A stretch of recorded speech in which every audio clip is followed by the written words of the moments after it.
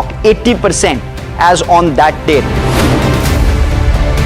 We have requested the management to come and speak to us. They asked us, what questions will you ask? We've sent it to them. They don't want to answer it, so then let's put it to our viewers as well.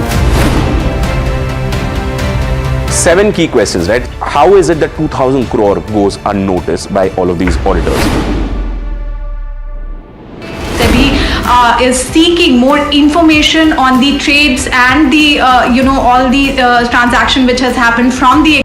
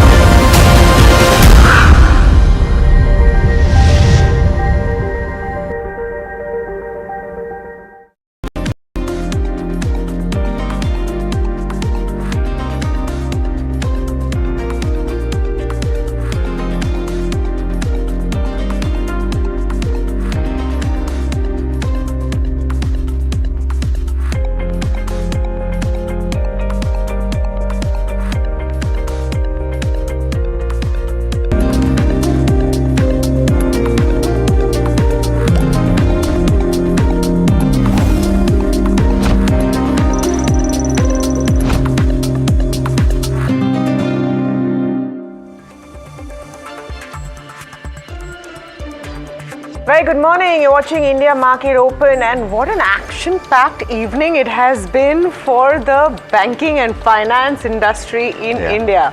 I mean, our teams and our desks were on their toes, working overtime. You had the Bain Manappuram deal coming through. You had Rajiv Jain, in a position in Bajaj Finance where everyone's happy. All is well as far as Bajaj Finance goes.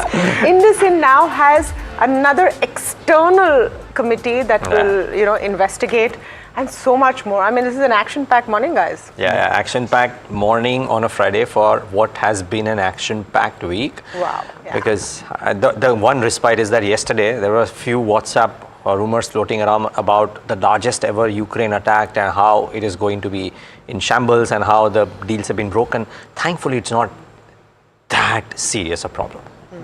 And things might just be turning on the flows front as well. I don't know how durable that is. Oh, yes. Oh, so how did we forget? By the way, Navroz Mubarak to everybody. Okay. I thought Navroz was yesterday. So there's a bit of a dichotomy here. I wish somebody, and they say, oh, I thought Navroz is tomorrow. And then somebody said, oh, Iranis are celebrating post-4, Parsis are celebrating it today. So then I said, let's play safe. Irrespective, you're safe saying it today. To everyone who is celebrating. Navroz Mubarak to everyone celebrating. But yes, flows have also turned. Okay, so setting up like a good day, will we continue the kind of momentum we've seen is the question. I'm going to pull up the implied open before we get to the rest of the global setup for you.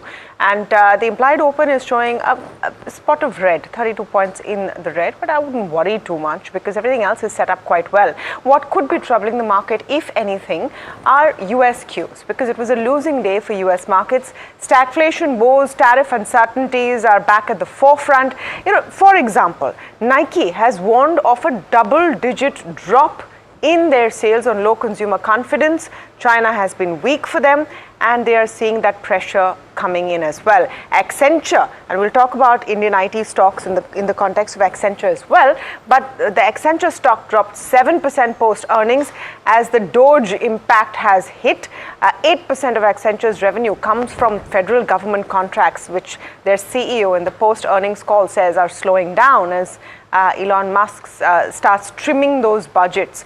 The 10-year has slipped to 4.23% as the economic concerns grow. So that's the picture on Treasury yields. You can see the dollar index doing okay. Crude has jumped after US has targeted Iran with new sanctions. So Ukraine rumors might be on one end, but what has happened in Iran is very, very clear. Just one interesting bit on this. The US in its sanctions has also now included Chinese vessels that are importing crude from Iran. So this is one that we need to watch, which is why perhaps you're seeing NYMEX jump, Brent above the $72 mark as well. It's been a mixed kind of an open for Asian markets because the global cues that are setting up are not that great. You've seen the Nikkei in the green though, Hang Seng in Shanghai in the red today. But Marco Papich is joining us, macro and geopolitical expert at BCA Research. Marco, always a pleasure to speak with you here at NDTV Profit. Yeah, and welcome back. All right, I want to start straight off the bat with economic concerns in the US and stagflation, low growth, high inflation. That's the recipe that the Federal Reserve has been talking about. But are those concerns real? Because we've seen this act before, or we've seen this story play out before, concerns about the US economy, and then the data doesn't follow through.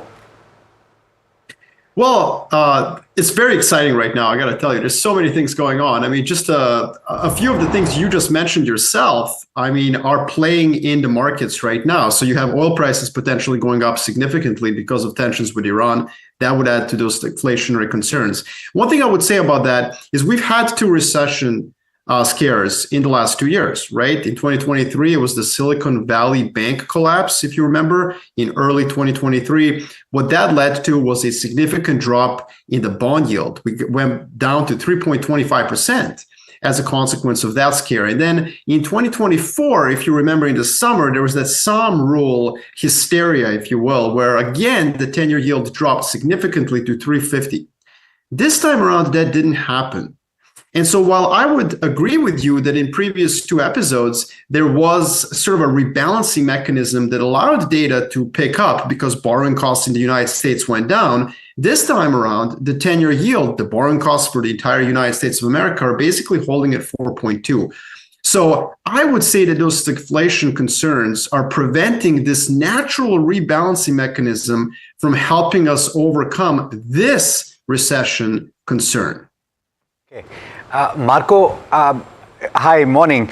And I do want to give you credit because you were, at least on our program, one of the first people to call for the dollar to have its last hurrah when it was around 108, 109, and it's at sub 104 right now. The question is, where does it head going forward? What are the moving parts that you see that could influence the dollar's move further lower? And what implications does it have for flows into emerging markets, which, by the way, for the first time have actually been reasonably sizable in yesterday's session in the Indian equity market? Flows into. I think you're being perhaps too kind, because while I have a very secular bearish view on the dollar, if I remember correctly, in January, I think we talked and I said, it's more of a Q2 story, maybe end of Q1, call me then. And what happened was, no, it was a January story. The dollar peaked right away. And I'm very excited about that as well, because I think that what's interesting about that is the market doesn't need any more confirmation, that the dollar is overvalued. And then I would argue many US assets in particular are overvalued. So it has moved very, very fast. Now, of course, the DXY, which I believe you're referencing, the DXY is really focused on the euro. And I think that there is part of this dollar weakness story right now that's really overemphasizing the German fiscal story, which I'm sure you've covered as well. So I think maybe the dollar move has gone a little bit too much that even I was, at this point, a dollar bear, thought possible. Nonetheless, what I would say to you and your viewers in India, but also in Asia broadly, is while there could be a temporary pullback, I would just ignore that, because I think we're in a 2 to 3 year trajectory for the US dollar to decline quite significantly. I wouldn't be surprised by a 30% decline over that 2 to 3 year period. And that's obviously very good for emerging markets. And the reason for this is that both some of the policies that are being affected are dollar bearish. I think it also has to do with the fact that we've had a bull market in America for 15 years. But finally, I don't think the White House would be too mad if the US dollar declined 30% over the next 2 to 3 years. I mean, if you think about it, that is a 30% across the board tariff on everybody else, but one that's kind of diplomatic and doesn't really make anyone angry. Okay, Marco, did I hear you say 30% decline in the dollar index? Over the next 2 to 3 years, yes, 30%. I would say that. Yeah, look at what's happened just over the last 6 weeks relative to the euro. It's like it's down 8%. Yeah, agree. Okay, one quick thing. The geopolitics is kind of not coming around as people would have thought it would post Trump coming in, right? Israel doing what it is doing right now again, and that whole ceasefire agreement, but also Ukraine, Russia. So would you believe crude, which had completely sobered down, could have a flare up as well, or is the larger trend lower? Because even during the worst political news in the last 6 to 9 months, crude has not gone above $85 a barrel. You know, it's a great question. I mean, I speak to a lot of hedge funds in New York and just investors broadly. And it's interesting. Many of them saw the Ukraine-Russia ceasefire agreement as somehow bearish for crude. I struggle. I don't see it. I disagree. Russia is not going to export any more crude. As we know, and especially your viewers, India and China have been buying Russian crude. It's been getting out. There is no real sanction against that. There are no secondary sanctions. You mentioned in the introduction segment, you were talking about, for example, going after Chinese buyers of Iranian crude. That actually does not exist for Russians. So I'm not really sure why anybody was bearish oil because of that agreement, right? Now, I can see why recession risk and recession probability rising would make people want to be bearish crude. That's fine, and that's appropriate. But if we are looking at kind of netting out the geopolitics, the Iran situation is pretty concerning. Iran has started actually moving some of its enriched uranium into the higher enriched uranium category, which is used for, really only weapons production. And we've heard some bellicose rhetoric out of Israel.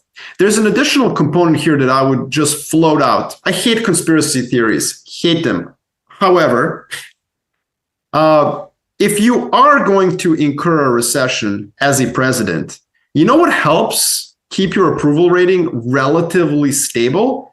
Ask Bush Sr. and Bush Jr. Both were aided in terms of approval rating because of a geopolitical calamity related to the Middle East. So that is something that I would point out there as well. It may serve President Trump well politically if the situation in Iran were to get a little bit more problematic, and if I dare say, kinetic. So we've got lots of takeaways from this conversation. Marco, as always, thanks so much for joining us this morning. Pleasure speaking with you. It's a real pleasure. Thank you. All right, let's talk about what happened in trade yesterday, and what a day it was for the equity markets. And we might be starting off a little bit in the red today, but it's been a fantastic week, and your portfolio certainly will thank the markets over the course of the last 4 days or so. And you've had the benchmark Nifty 50 gain over 1%. But what happened was you saw buying in heavyweights and likely foreign institutional buying, because there was a net flow into the Indian equity markets to the extent of 3,239 crore rupees from foreign institutions, and domestic institutions sold a similar amount for the first time, I believe, in about 29 sessions or thereabouts. So there is an interesting takeaway from that. Let's talk about the broader markets though, because you had a move away from broader markets towards the end of the session. It eased out a little bit, some steam being lost. But you had the story was really about the heavyweights. HDFC Bank, Reliance Industries, TCS participating and contributing as much as 90 points to the benchmark Nifty 50.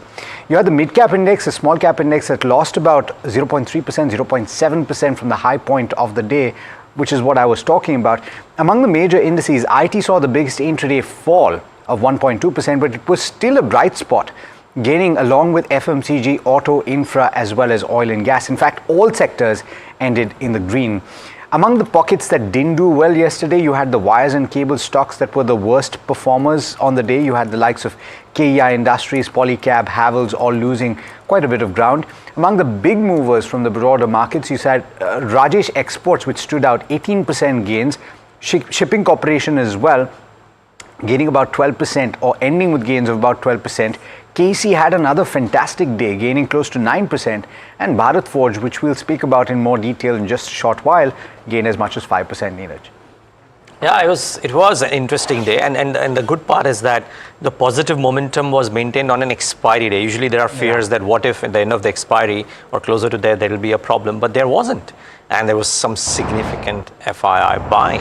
That number, I think, is important because you've had, I think, 3 market days when you've had 3 in 2025. In 2025, and they've all been piddly figures. Yes. I mean, at its heydays, even 3,000 crores would have been, not a big deal. Yeah. But right now, in relative terms, it's looking quite robust. Yeah, and 2 days on a, I think this is the first 2 day on a trot FI buying thing in 2025. No, it was day before yesterday. Day before so yesterday. you had a gap of a day. Break. Yeah. Thank you for correcting But me. there was a very large, so it was a very large number this time. time. Yes. Yeah. Which I think that's why, because probably the largest in 2025. So which is great, and a good part is it happened on the expiry day. Most people are now lending immediate support at 23,000, which is the 50 DMA. So therefore, keep an eye out for that. And I wonder if now the slow movers start gaining momentum, because we've had a period wherein the stocks which are usually high beta bounce back very strongly. Now, does the market get the confidence that even the low beta stocks should start moving?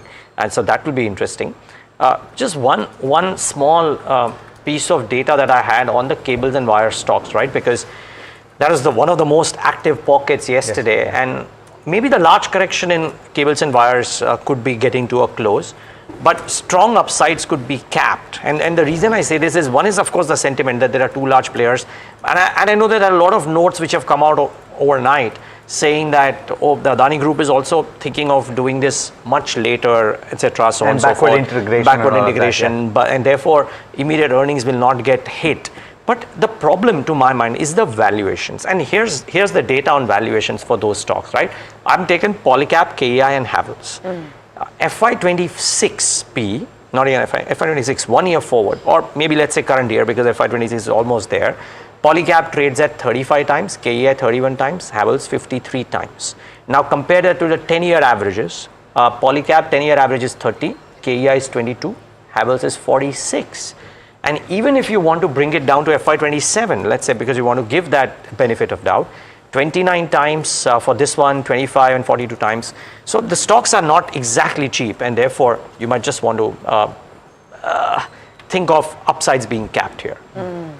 Okay, so valuations there, and I think the point about cables and wires is important, because maybe people jumped the gun. There is no clear intent which is known there, and that part of the story is yet to be unfolded. But maybe upsides capped.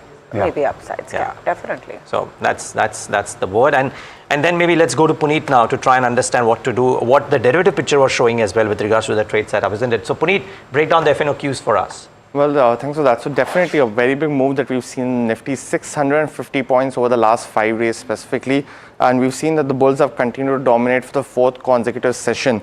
Now, this is of course the longest winning streak over the last 2 months, specifically on the Nifty. And now the resistance level is at roughly about 23,200. So it'll be important to see if we can maintain this level going into next week as well. Something that a lot of traders had anticipated a move, but this is a very decisive move over the last 5 days. Specifically, the next levels would be 23,800, which is some time away now. But it's going to be a positive bullish momentum. That's what most brokerages are anticipating. While the support levels have also moved now to 23,070. The first time it has moved about 23,000 over the last couple of months. When you look at some of the stocks as well, and the open interest was lower because of the expiry yesterday. But when you look at some of the open interest distribution, when you look at the call option data, the maximum was seen at 24,000. And it's moved up from 23,500 yesterday, while on the put option side, we've seen the maximum interest at roughly around the 22,000 level, essentially meaning an out of money contract. Now, just in terms of open interest gainers as well as losers, we saw roughly about, some stocks seeing short build up like Titagarh Railway as well as KEI because of the cables and wire segment. And we've seen that huge change of over 100% in open interest. While, the other ones such as Polycab and Oracle, Polycab specifically is also on the similar news. But on the open interest loser side, we have seen a short covering across stocks yesterday as well. BSE is one of the key ones. It's been in a similar trend of short covering over the last, so whatever bearish sentiment was there has been wiped out. But overall, it'll be interesting to see how do we start specifically and how do we end the session, because yesterday it was a very positive bullish momentum that we've seen across the index. All right, thank you for that, Puneet. So overall cues look good. Let me just set up on the stocks that are going to be in focus today, and quite a few of them. So the first 3 on my watch list, of course, the first one being Manappuram.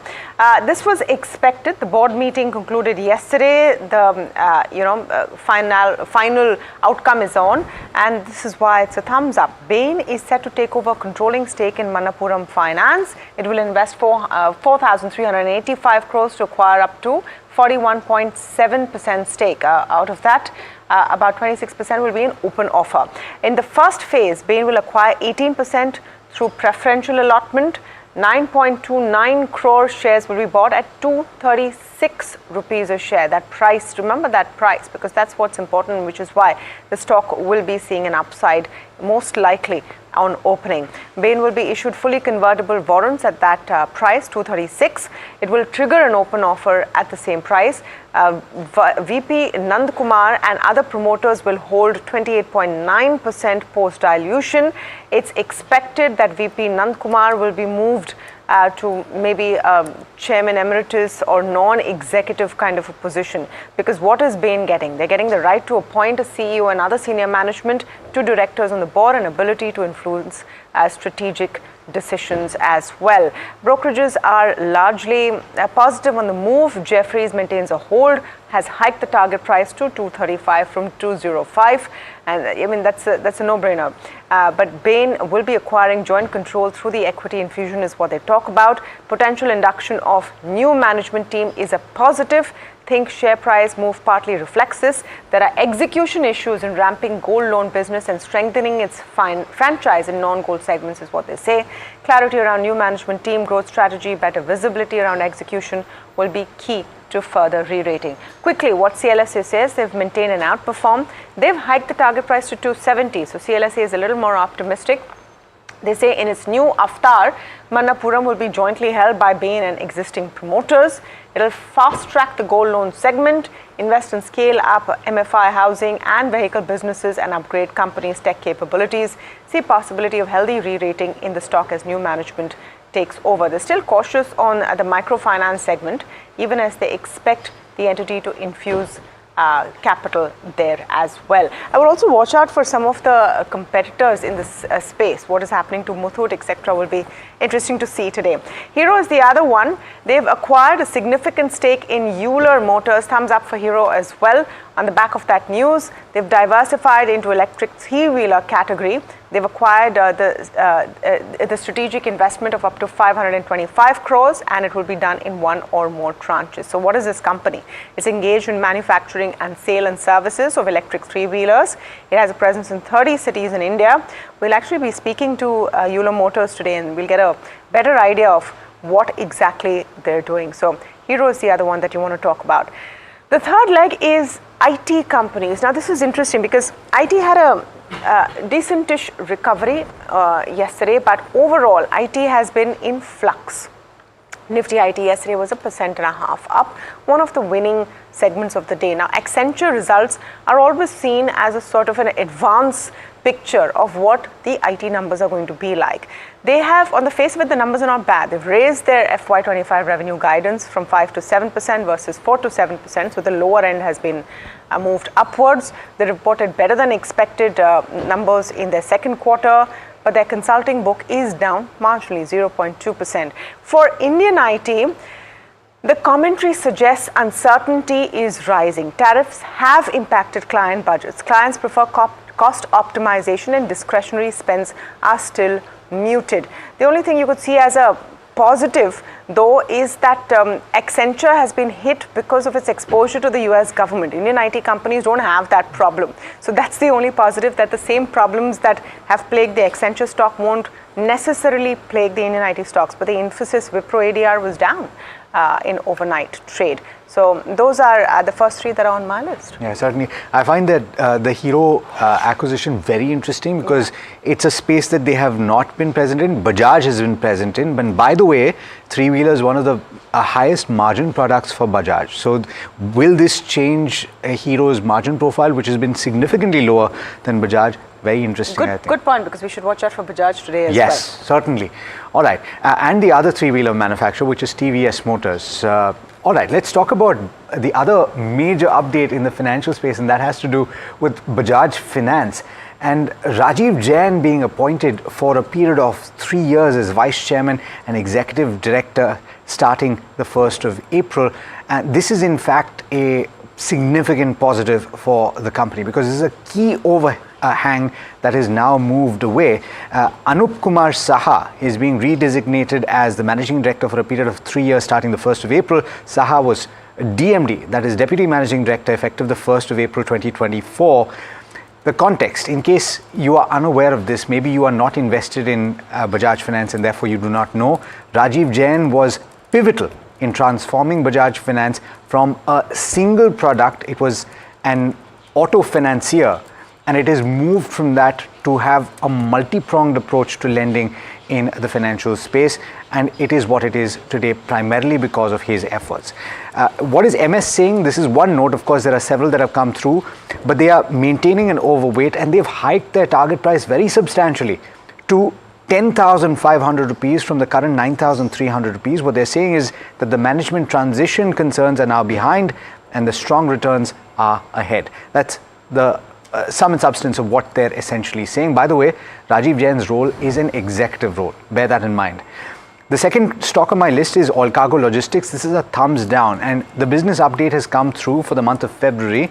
The less than container load volume, and there are two types of volume when you're talking about logistics companies: less than container load and full container load. Both have fallen. LCL has fallen to 604,000 cubic meters from 679,000 and 741,000 in January. This is a negative. They're saying that this is on account of an early New Year, Lunar New Year, but they've actually seen a decline in all markets except Latin America. So that's important to bear in mind. The full container load volume has also fallen 2% on year and 11% sequentially. The last stock is Bharat Forge. This is a thumbs up. UBS has maintained a buy with a target price of 1,460. They are alluding to media reports to talk about a cabinet committee on security, which has approved a deal to acquire 307 ATAGs. What are they? Advanced Towed Artillery Gun Systems. The execution of that order is likely to start in the mid of FY27. And Bharat Forge was L1 bidder, and so will manufacture 60% of the order. Remember, the stock was up over 5% in trade yesterday, Tamanna. I just want to quickly add two more, Vishy, before we get to a deeper dive on the Bain Manappuram deal. So stay tuned for that. CG Power. Watch out for it. Interesting, I thought, because the company is now entering the air cooler market with a launch of a new range featuring some jet chill technology, but a new entrant right bang at the time of summer, I thought is interesting. Watch out for CG Power. Signature Global, the company's arm, has executed a deal to purchase land of 8.39 acres in Gurugram. Real estate tends to be hot when the market is on an up move, which is why Signature Global is something that you should watch out for as well. But let's get to the, one of the big stories this morning, and there's several.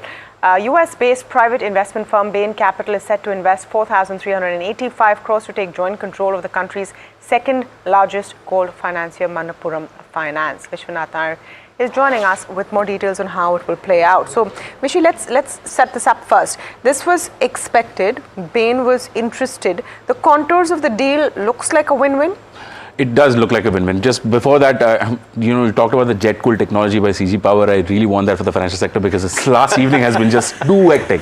But let me. I think we need the jet cool. let me start with the Bain and Manappuram deal. Now, of course, the transaction.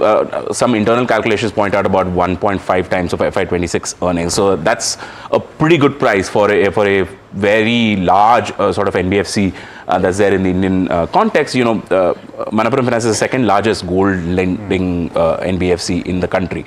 Gold lending NBFC. Of course, banks are much larger than that. But it's an important sort of a deal. They'll take over close to 42%. The 4,385 crore is specifically for the preferential allotment and the warrants that will be issued to them, all of them at 236 rupees a share. On top of that, they're likely going to invest close to 5,300 odd crore as part of the open offer, which will get triggered. Now, one question that came out was 18% le rahe hain. Why is there an open offer? Because open offer usually comes after 25. It's important because controlling stake comes in. They will be controlling partners along with the management and the promoter group at this point in time. Therefore, there's an open offer being triggered even at 18%, and they will take over a majority stake. Interesting to note that the promoters will continue. They've made it very clear in their statement that we remain invested in the company and that we will continue to hold 28.9, roughly 29% stake in the company even after the dilution, after these shares are being issued to Bain Capital. what are they getting? 43,000 crore, 43,500 odd crore, 44,500 odd crore of loan book consolidated. Of that, gold loans is roughly 24,000 crore.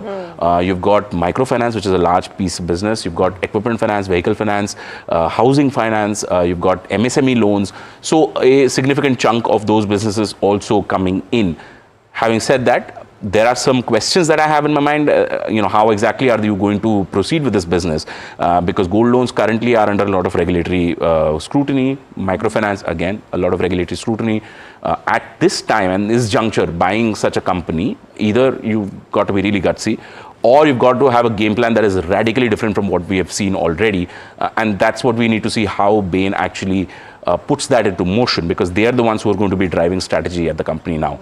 The existing promoter group is only there as part of an advisory consultancy sort of role. Even though they have presence on the board, they will have 2 members. As long as they have 10% stake, the promoter group can still appoint 2 members on the board. So have to see how this works out. Private equity deals in the past have not really given very good financial services companies, especially in a business like gold loans, which is very community driven, driven by people with local knowledge, like Manappuram Finance. So we'll have to see how the private equity ecosystem looks at it. But it's clear VP Nandkumar is not at the helm anymore. He's not going to be running things, but he's going to be in an advisory role for sure. Yeah. So Chairman Emeritus or something like that. So then I suppose the first question I want to ask Abhishek Jain, Head of Research, Arihant Capital Markets, who's joining us, is exactly this. Does the new management and the new chief become very crucial to see how this goes forward? Good morning, Tamanna. Definitely it is important, and I believe there will be some kind of cleanup is also expected.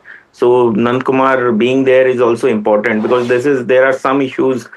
There is a reason why there is a valuation difference between Manappuram and the largest player in the industry. And it will take, I believe, at least two or three quarters for cleaning up the balance sheet or kitchen sinking. So it will take Bain also to understand the processes and what they are doing going forward. So being Nandkumar is important right now. However, the Bain is likely to take the head once the open offer will be there right now.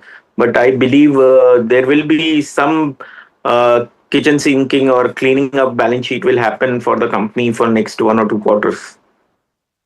So I want to get a quick question in about the broader sort of regulatory viewpoint as far as the gold loan business and the microfinance business are concerned. These are the 2 large businesses under Manappuram Finance.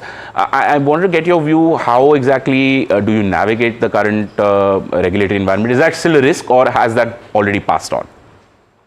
I personally think most of the risk has been passed on, and this is something which the gold loan side people, you have seen one critical support which we have seen is especially on the gold loan side, there has been a increase in the gold prices, and which has actually impacted LTVs and all thing right now. Strategic side, there has been a consolidation right now. One important thing happened in industry right now. One of the key player in the western side of the country has which has been sanctioned by RBI, has been back in this business right now. For Manappuram also, it was key challenges right now. I personally think there will be some challenges will be faced, especially on the microfinance side, where with the book is close to 9,000 crore. And I personally think next 2 quarters and will be important to look out how they are going to ramp up or how the activity happen, especially on the gold loan side, on the microfinance side, because I believe there are challenges. You will see challenges, especially on the microfinance side for the company, and there will be some regulatory announcements are there right now. However, they are just out of from one regulatory recovery approval for disbursement of further disbursement of MFI book just recently only. One other question, you mentioned the gold prices, that affecting the LTV at the company, but gold prices could reverse that trend, and if the prices were to fall even by say 10%, you would still see a sharp sort of change in the LTV ratios for these borrowers, which will then require the company to sort of take back some money so that the LTV ratio gets balanced again. Do you think that risk that risk exists for Manappuram Finance? Definitely, there is like gold prices. I personally in current environment, definitely it can, if it corrects by 10%. What Bain is money is doing, that is giving the capital to bolster to strengthen his balance sheet. So at any point of time, if any gold loan reversal also happen, so it will help. This money is going to help company to improve its balance sheet. Any reversal of if the gold loan happens, it will help to improve its uh, uh, largely improve its balance sheet also. Also, there are, as I mentioned, also there are some kitchen sinking is possible. So it's some of the asset quality issues which we were expecting should happen, or if this is going to happen, this will help this balance sheet. This money will help company to improve their balance sheet going forward.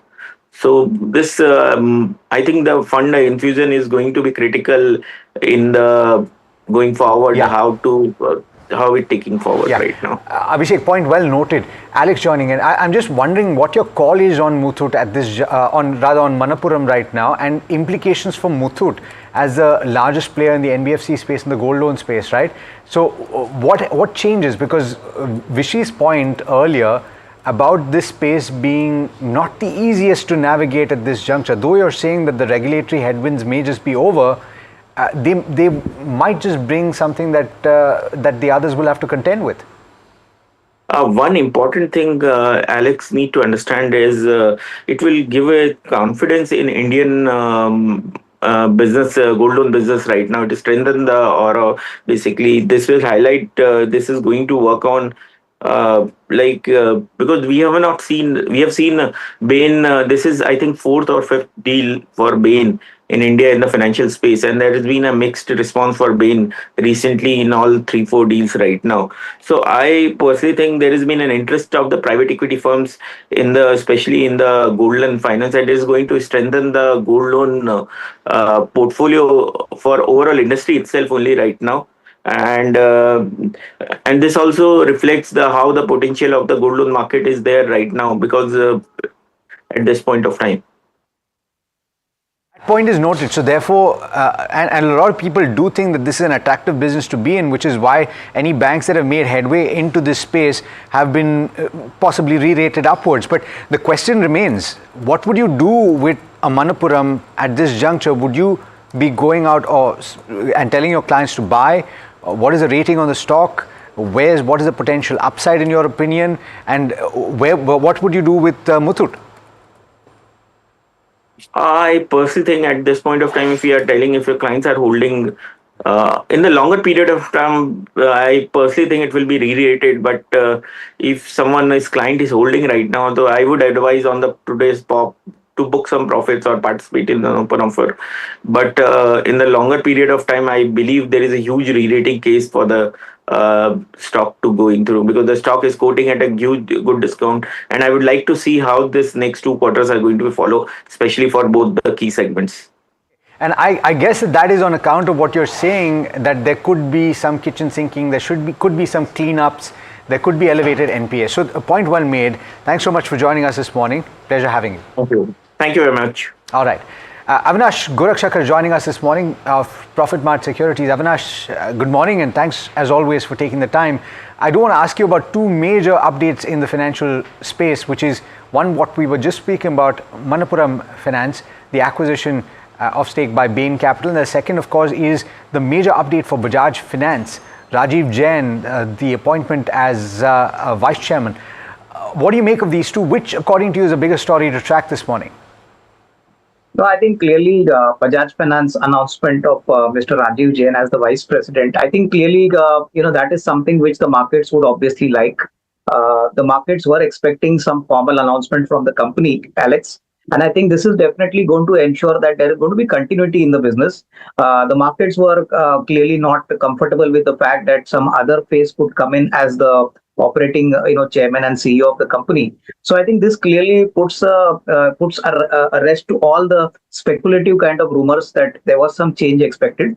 I think clearly after the Alliance buyout, I think the next phase of growth is now something which I think will be clearly watched out by the market. So I think net it's a good positive. The stock should open positively, considering that now there is no uncertainty in terms of the management change. Okay, so Bajaj Finance, and an important, distinction there. Avinash, hi, good morning. I was just wondering how you look at FinServ now, because there were so many different permutations and combinations that people were figuring out, right, when it comes to Rajiv Jain. One was that will he continue with Bajaj Finance, will he be moved to Bajaj FinServ? That might have been seen as a negative. But now this, when you look at both Bajaj Finance and Bajaj FinServ, are they looking attractive to you right now at these valuations? Yeah, I think Tamanna, from a longer term perspective, I think within the NBFC space, Bajaj FinServ is very well capitalized. In fact, Bajaj Finance is a subsidiary of FinServ. So I think, net, the entire consolidated entity, according to me, FY26 should be a very strong year, considering the fact that, I think hopefully once the rate cycle starts coming down, and most importantly, the consumption kind of cycle which is expected, from the first quarter of this financial year, I think clearly once consumption starts increasing, you're going to see NBFCs like Bajaj Finance definitely doing well. And on the insurance side, as the management spoke to on your channel, I think the growth propensity in India is quite tremendous. And there are unlikely to be any new players. So I think the existing players are going to consolidate their presence. So net, I think over the next, say, 12 to 18 months, one could expect a stronger earning traction, for the company going forward. Okay, so, that's the view of Bajaj Finance. Avinash, I was wondering what you were making of IT stocks after the Accenture read-through. The fact is that Accenture has improved the lower end of its guidance, though the deal pipeline seems soft. After the kind of recovery in IT stocks, do you see that trend continuing or perhaps reversing today? No, I think Accenture numbers have not been very comforting, Tamanna. And most importantly, we have been also telling our clients that it's better to wait for some time. The April 2, deadline for the tariff issue is now very nearby. Once this tariff begins, I will actually get to know what is going to be the impact of manufacturing companies in the US. And typically, unless and until we see very large order wins for Indian companies, from the US market, it's very difficult to believe that growth will continue very strongly. So I think it's better to wait for a couple of quarters. I think the situation could get little more clearer post the September quarter. So I think today I would not be surprised if IT continues to be under pressure. Yesterday there was a bounce back on IT. My sense is that these are largely companies, which have got very good balance sheets, but the growth quotient is still missing. So I think in this kind of scenario, it's better to wait and watch. I think March quarter numbers also will be out very soon. So I think the commentaries, from the top management would be very important to hear. Okay. I believe that we've got Puneet joining in. Accenture is something we're talking about. Of course, we've just heard Avinash weigh in on the implications for Indian IT. But let's talk about what happened overnight. What exactly is the fine print that we're talking about, and why is there perhaps a little bit of concern? Puneet joining in to tell you about that. Puneet, what stands out? Well, thanks for that. So while the company has raised its lower end of the guidance now, but I think the main news which impacted the stock by almost 7% yesterday was that the government contracts were cancelled, some of them for Accenture specifically. And we've seen that because of, DOGE coming in, and which is the Department of Government Efficiency, and looking at some of the key contracts. Now, we've had some key brokerage notes that's come on this morning. The first one, CLSA on IT, and they mentioned that, 8% of Accenture's revenues is coming from the US public services, which are seeing significant cutbacks. And one of the other key points they highlighted was that the headwind was not there for Indian IT companies specifically, because the Indian IT companies don't have any kind of business dealing specifically with the US government or majority of those contracts. So while there is negative feeling specifically because of Accenture, and that generally does translate to the Indian IT companies, it'll be interesting to see what kind of move and where do these stocks open, because we don't have a direct dealing in terms of the Indian IT companies as well. So specifically they have mentioned that CLSA based on earnings remains optimistic on the Indian IT sector, and it is one of the few brokerages that is optimistic. They have also reiterated the outperform rating on TCS, Infosys, Wipro as well as Tech Mahindra. On the other hand, Nomura is slightly more cautious. They mentioned that The Accenture's result as well as performance is ringing caution bells on US federal contracts and all those companies that might be part of that.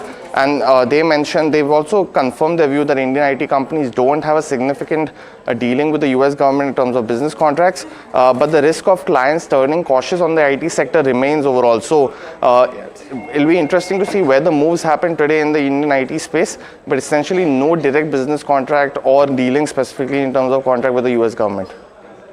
All right.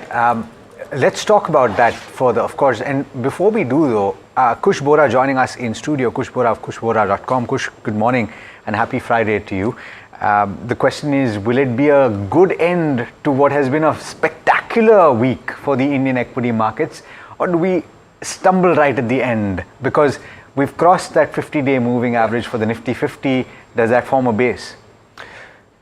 It's been that all is well kind of a week, hasn't it? I mean, yeah, I did catch that in the morning. All is well is for Rajiv Jain and Bajaj Finance. We have to see at the end of, I think 3:30, we'll see if all is well or not. But even minus whatever happens today, so far this month has been fantastic, right? Yeah, so you can't complain. In fact, the data also points to that.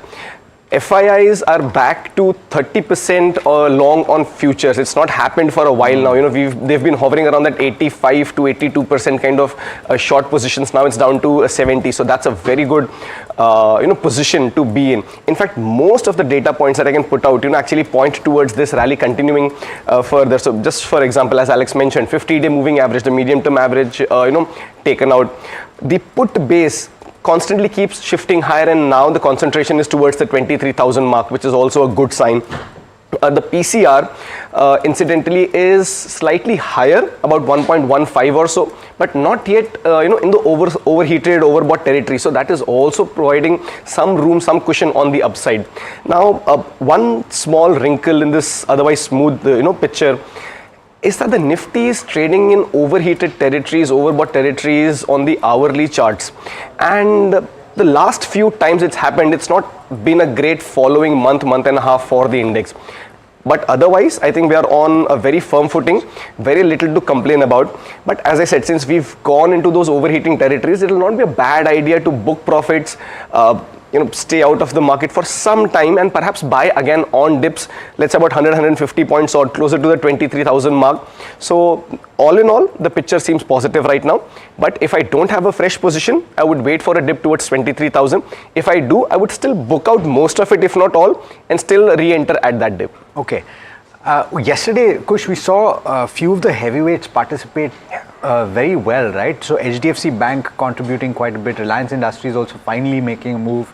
What are your picks today? Would you stick at the broader end of the spectrum? Of course, Bajaj Finance also should be very interesting today. So I will stick to the broader end. The reason being that we've seen this kind of a move in the heavyweights, but for the index to go up, some of these stocks had to participate. Also, you guys were talking about the IT sector a bit. One very interesting data point is that the FIIs have been net sellers worth about 7,000 odd crores in the month of March so far in the IT sector. And that's the highest selling that they've done in any particular sector. Second, I think, being FMCG, if I'm not mistaken. So that is a big number. So if IT is not pulling its weight, then you have to have something like an HDFC Bank and and the entire banking pack and Reliance chipping in for the index to move higher, and we are seeing that happening. But if you still want to make that big money, I think the mid and the small cap spaces are still the place to be. I still believe that there is still a lot of room, in those spaces. Going forward, for now, my picks are Torrent Power and HEG. Torrent Power is something that we discussed yesterday. It was actually Manappuram, but I think there is going to be perhaps a big gap up, and there'll be that lost opportunity this morning. So Manappuram stays out. Torrent Power for targets of 1475, 1495 with a stop loss around the 1435 mark. And HEG also has had a good run, and the volumes on the way up are also picking up. So for levels of 435 and 445 with a stop loss around the 415 mark. Okay. So top picks over there from Kush. What I find interesting, the other interesting stock to watch out for today is Hero. Avinash, I wonder if you looked at the foray into the three-wheeler space and what came in there. Is auto something that you would look at more closely and strategically? Do you think this is an important shift? Because through all the rocky kind of last couple of years that the auto pack has had, three-wheelers have been relatively steady. Yeah, I think Tamanna, three-wheeler is a more stable space, and where it's a more margin accretive kind of business. And I think after Bajaj Auto, which is the market leader in this space, TVS has also entered this space. My sense is that this is definitely going to be a space where there could be a lot of volume growth opportunity, both on the petrol as well as on the electric side. And most importantly, the kind of price point which Hero Motor finally decides to offer to customers is going to be very important. They already have a very large rural kind of network, and I think they could possibly either use the existing network or possibly set up a new one. But I think the opportunity to scale up in the next, say, 3 to 4 years is quite huge, considering that both passenger as well as the intra transit goods segment is growing quite rapidly. So I think it's a good move, but I think we'll have to see how the company positions its product in the domestic market. Okay. So that's the view on Hero MotoCorp. A very interesting space to track. Be sure to check the volume data once they start, of course, incorporating three-wheeler sales as well. IndusInd Bank, though, is a stock that we've been tracking very closely over the course of the last 2 weeks in particular. And it has come to light that the bank has appointed an independent professional firm to investigate accounting discrepancies. This will sound familiar, but it is actually different. Harsh is back to tell you more about this. Harsh, there was already a committee that was studying. This is a separate thing, isn't it? Well, yes, absolutely, Alex. This will actually measure who was accountable to actually try and ensure that all of the accounting happens in a fair and transparent manner, and therefore this will actually measure where has the lapse been and who has to be held accountable for the lapse. That's essentially the goal of this. Independent firm appointed. They're going to comprehensively investigate the accounting discrepancies. They're going to assess the correctness of the accounting treatment of derivative contracts. My guess is that this will in some form or shape allay any concerns of any other accounting discrepancies as well, which could have crept in, and double down with regard to the impact of this 2.35% of net worth is the current established impact. But the RBI has guided the bank to establish by Q4 exactly and quantify it and account for it, the impact I mean. And they will also guide and identify lapses to establish accountability. So where have the lapses been? Where do you plug the loopholes so that such lapses don't happen in the future? And who should be accountable for these lapses? All of those will likely get determined as a result of this. What I find interesting is that this is over and above what IndusInd Bank has already announced. So is this additional scrutiny that's coming in? What has happened to PwC, which was looking into it? A lot of questions there. Avinash, just on IndusInd, we did see recovery after the first set of drubbing, but we should pull the 1 month chart. I'm just wondering if fears are allayed, in your view, with an external committee now coming in, or, I think people would wait to watch and see what comes out of this finally. No, Tamanna, I think it's better to wait and watch, because clearly, from the higher levels, the stock has corrected sharply. And I think now the most important data point would be the fourth quarter numbers. The management has gone on record saying that it would be a profitable quarter and growth will resume. I think the numbers would be more important to quantify, these kind of decisions which have been taken as of now. So I think these are process changes which I think the markets would observe, for some time. But I think the key number to watch out would be the, the March quarter and the April to June quarter, because if there's no negative surprise, then I think the stock should stabilize. But if there are any further negative surprises, from the numbers which come out, then I think it could further, put the stock under some pressure. So I think net we are positive on the stock and constructive, but we would say that, somebody who is going to be an extremely conservative investor would prefer to wait for the March or maybe the June quarter. Wait for the March or June quarter. Quick take from Kush on IndusInd Bank before I move to Charu, if you can. Avoid. Very clear. Yeah, avoid. Okay, avoid right now. on the charts. All right, an exclusive coming in from NDTV Profit. Charu, the securities regulator has now come out saying it's investigating the misuse of rights issue funds. Charu, give us more details. So some sources that NDTV Profit spoke to told us that SEBI is currently investigating 4 to 5 entities and is also examining the issue broadly. They said what happens is that whenever there's a pump and dump sort of a scheme going on, people see it right in the charts that there is a price manipulation, and it is very easy to identify for the regulator and also for the investors. But in rights issue preferential allotments or methods used to basically raise money, it becomes very difficult to track what is happening and an immediate impact is not seen. So they are seeing a rise in activities where small and dormant companies basically go ahead with rights issues which are of very small amount, usually lesser than 50 crores. And then they see that a lot of money is raised through these repeated issues and preferential allotments and then siphoned off between the promoters and their family members. So in order to curb such practices, SEBI, after seeing an increase in these activities for the past year or so, is going ahead and investigating them. It has also been said that it is very frequently that something like this has been seen now, and SEBI wishes to end in a way this sort of a practice, and is also saying that it is finding such practices to be very difficult to curb because it also has to heavily rely on investor complaints and whistleblower mails to deal with such practices. It does not have a sort of an alert system to deal with them. Hence, proper long-drawn investigations are being carried out. Thanks, Charu, so much for bringing us those details. And indeed, regulatory scrutiny on the space continues. Let's talk about a pocket which we mentioned at the start of the show, which was under pressure yesterday. And the question I want to ask Avinash Gorakshakar is, if you are in some of these wires and cables companies, if you bought in perhaps after that initial jolt that these companies took when Ultratech Cement announced its foray, and you are stuck right now and you've seen a battering in trade yesterday, what do? Do you try to get in? Because there are a few question marks that still remain about what the implications are for second player coming through, Avinash. Yeah, I think, Alex, initially when Ultratech entered and made an announcement to enter the wire and cable sector, we saw a sell-off in prominent players like Polycab, KEI. And I think now with Adani Group coming in this sector, I think the competition is going to heaten up further. See, whenever you find companies which are operating in a very concentrated space and where they dominate the market, I think very clearly what happened in the paint sector is going to get repeated in the wire and cable sector. Of course, the near-term implications will not be felt in the financials of these companies.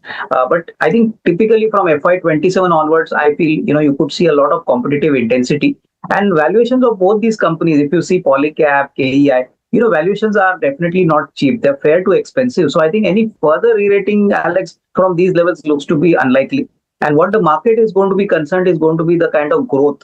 Whether growth will be stunted for these companies, whether it will be profitable, whether these companies will also have to cut down their prices, because there's definitely going to be another round of disruption from both Ultratech and Adani. So this is definitely not good news for the for these companies, but maybe good for the customers because they would obviously get better products at more competitive prices. So I think it's better to avoid these companies for the time being. Although the numbers for FY26 may not be all that bad, 27 is definitely going to be a shootout year where you could see a lot of margin pressure. I like that term. 26 could be a shootout year. Hope it's a wonderful year for portfolios, but we still have to get through 2025 right now. Stay on, Avinash. Stay on, Kush. We'll take a very short break. But before we go into the break, Hindalco has announced a 45,000 rupee crore investment, primarily in metals such as copper, aluminum, and specialty alumina. My colleague Agni Dev caught up with Satish Pai, MD at Hindalco Industries, where he talked about the company's FY26 outlook. This phase of the 45,000 crores that we announced is going to be largely upstream as well as some downstream projects. So we're going to expand both aluminium and copper smelting. We have already broken ground on a new alumina refinery in Odisha.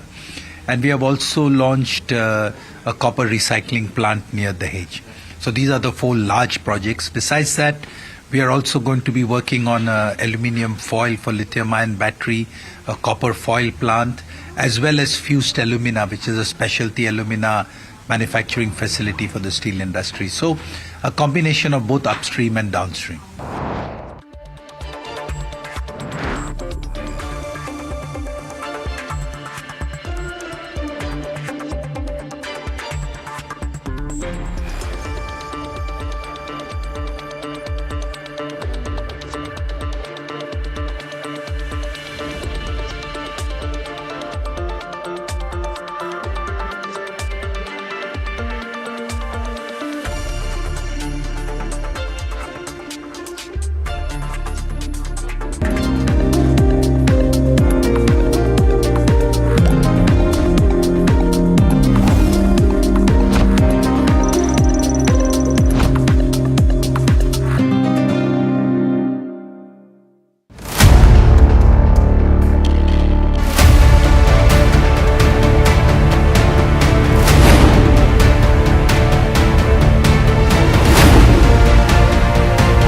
He sold most of his stock, 80%, as on that date. We have requested the management to come and speak to us. They asked us, what questions will you ask? We've sent it to them. They don't want to answer it, so then let's put it to our viewers as well. 7 key questions, right? How is it that 2,000 crore goes unnoticed by all of these auditors? Is seeking more information on the trades and the all the transaction which has happened from the exchanges, both NSE and BSE. The Reserve Bank of India's supervisory officers, they are seeking compliance reports on their foreign currency borrowings by these banks. The DSS is actively engaging with the Reserve Bank of India to sort of ensure the thorough examination of the matter. And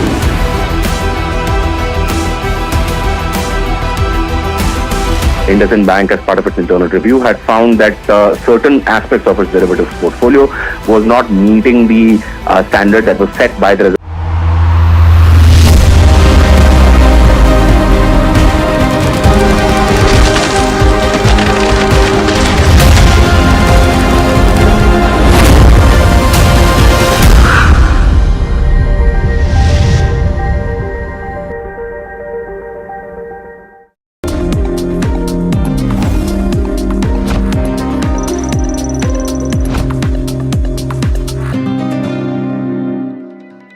Welcome back. All right, as we wait for the pre-open rates to hit, the big mover perhaps this morning will also be Bajaj Finance. Their long-standing managing director, Rajiv Jain, has now been appointed as the vice chairman of the flagship lending arm of the Bajaj Group. Vishwanath Nair joins us now. This was the suspense point, wasn't it? Because his term ended as MD, and then everyone wanted to know where Rajiv Jain would sit on the board and in the larger scheme of things. I think Vishi, you should start by talking about why everyone was so excited about Rajiv Jain continuing. Right, Tamanna, so his term was actually ending, on the 31st of March, and this doubt was there in everybody's mind who's going to take over. Remember, he's taken over as CEO, Rajiv Jain has taken over as CEO of Bajaj Finance in 2007, then 2015 he takes over as managing director of the company. And it's under him you're seeing that Bajaj Finance has risen to the heights that it has. He's turned around the company from just a two-wheeler financier to now the largest, or one of the largest consumer financing companies in India, and that's essentially why there was a lot of interest in knowing who is going to take over from Rajiv Jain and whether the new person coming in is going to continue what he was doing. Now, interestingly, the person who's going to be taken over is his deputy, right? Is Rajiv's deputy, Anup Saha, and he has been working with Rajiv for a very long time. So obviously there's policy continuity, there's that strategic intent is going to more or less remain the same. Plus, remember that Rajiv is taking over as vice chairman of Bajaj Finance, but he's also an executive director, which means that he has some say in the way that the company's strategy plays out in the coming days. So that's obviously going to be a key monitorable how exactly this transition happens. Of course, most analysts are believing that this transition is going to be smooth because these two people have worked with each other for a very long time. So there is likely going to be some amount of continuity, and therefore business will be better. But I'm going to bring in Shweta Dapdar, Vice President of PFSI at Elara Securities. Shweta, welcome to this conversation. The first question I want to ask you is, are you seeing that strategic continuity with Anup Kaur Saha coming in place of Rajiv Jain as the MD of Bajaj Finance? Good morning. So definitely, as you rightly mentioned out, the strategic intent, the big shoes which were supposed to get filled. And on the brighter side, Rajiv Jain continuing with Bajaj Finance board, as against the earlier speculations of he might being associated or getting elevated to the parent FinServ board.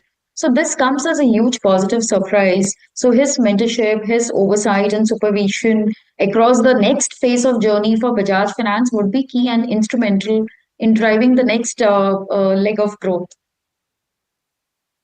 So the question then is, what are the targets that you might have? And quite a few of those are floating around, Shweta. People have upgraded their targets because that key overhang, as a lot of people are pointing out, is now out of the window. So are you saying go out and buy?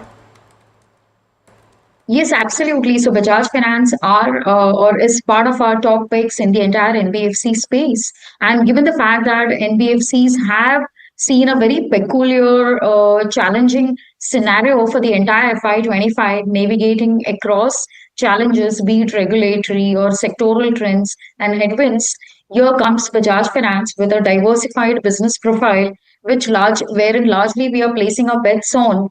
And given the fact that the valuations have been lurching for over 2 years now, currently the way we look at Bajaj Finance is one, a diversified play, two, 25% business CAGR for next 3 years, and three, despite factoring in slightly higher or elevated credit cost, still we see the company delivering over 20% plus ROEs and closer to 4.7 plus kind of ROAs. So definitely a very strong return profile there. And with this news, the long-standing overhang is also behind. Definitely puts up a very positive and bullish stance on the name. So Shweta, Bajaj Finance, a buy in your view at this point, one assumes. How would you compare to peers and in the larger pack? Yes, so we rightly said, NBFCs have been navigating challenges, but currently what we are seeing is while the challenges have not fully receded, but at least stabilized. So be it in terms of asset quality and business growth, FY25 continues to remain slightly challenged. But as we move ahead in FY26, we definitely see recoveries coming in for unsecured and personal loan businesses, followed by gold finance and secured lending. And last but not the least, microfinance, wherein the recovery is at least few quarters away. So against this backdrop, and like mentioned earlier, we like Bajaj Finance. We are positive on Shriram Finance. We certainly believe that auto loans and CV cycle recovery is also underway, although there are divergent trends across sub-segments on this vehicle financing side. But definitely, if the rural cash flows and the monsoons ahead pans out really good, then I think auto should be back. And third, we continue to like Muthoot Finance in the gold lending space. We believe the market leader continues to, and given the fact that he complies fully with the regulatory stands and norms, we believe he will certainly deliver over 18 to 19% returns. And last but not the least, our preference and inclination for PSU financiers still stay because we believe CAPEX story is still not behind. So we continue to like PFC. I cannot not ask you about Manappuram since you mentioned everything, and that's the other stock that is in focus. We'll look at what the pre-open rates are looking like, and of course they'll settle. You think this Bain acquisition is good news? Obviously, the stock will do well today, but in terms of a slightly longer term picture? Yes, so this is definitely a turning point in the journey of Manappuram Finance, and post a lot of speculations and negotiations, Bain Capital bringing in this 44 billion much needed funding for bolstering the balance sheet growth as well as correcting the deficiencies, and it's coming at a very opportune time, especially after Manappuram facing the higher regulatory scrutiny on a couple of counts. Mostly, this will instill confidence in the minds of the investors as to the future scalability and professionalization that it will bring in the management of Manappuram. Well, and that's also corroborated by the fact that the deal has been priced at over 30% premium vis-a-vis the 6 months past price of Manappuram. So definitely long way to go still. We certainly believe this is positive, but execution remains the key. And as the entire transaction unfolds by Q2, Q3 FY26, we believe there will be certain 1 or 2 quarters of kitchen sinking as well as the deficiencies and operational efficiency corrections happen. All right, Shweta, thanks so much for joining us this morning and pleasure speaking with you. Thanks so much for the clarity that you provided.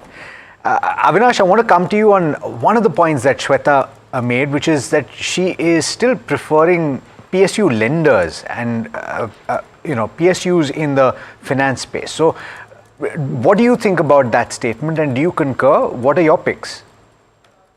So I think, Alex, I would say that within the basket of financials from the PSU space, apart from the lenders, we are also positive on the PSU banks. I think clearly, the banks as of now have got much stronger balance sheets. Asset quality is much under control. And I think once deposit rates start stabilizing, I think there's a large CAPEX program the government has announced. So I think you'll see a lot of action, from the second half of this financial year. So my sense is that many public sector banks are now trading below their book values.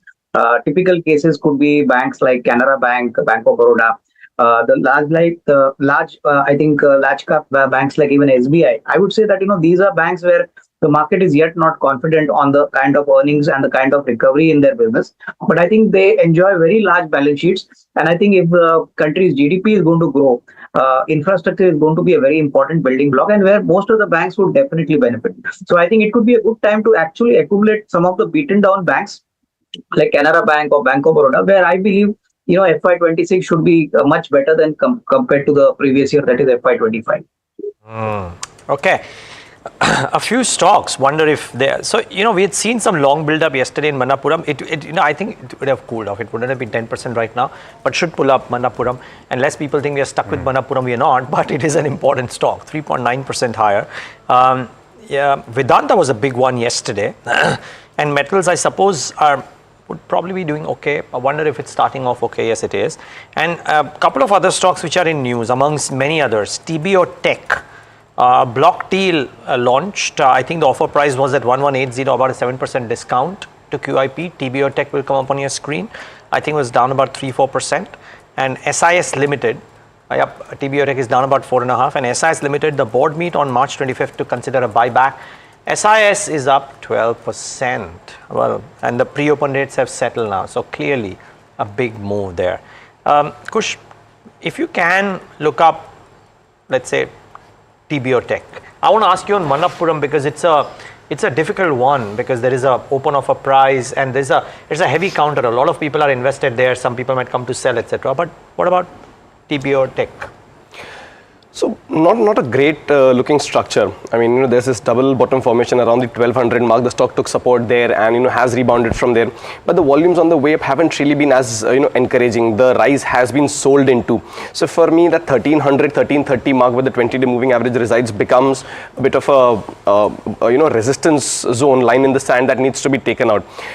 Then on the way down, it's 1180. If that level is broken, then once again the stock could resume the downturn that has been going on ever since early September. So I wouldn't really venture into it just yet. On the way up 1330, on the way down 1130. These are the 1180. I'm sorry. These are the key levels to watch for.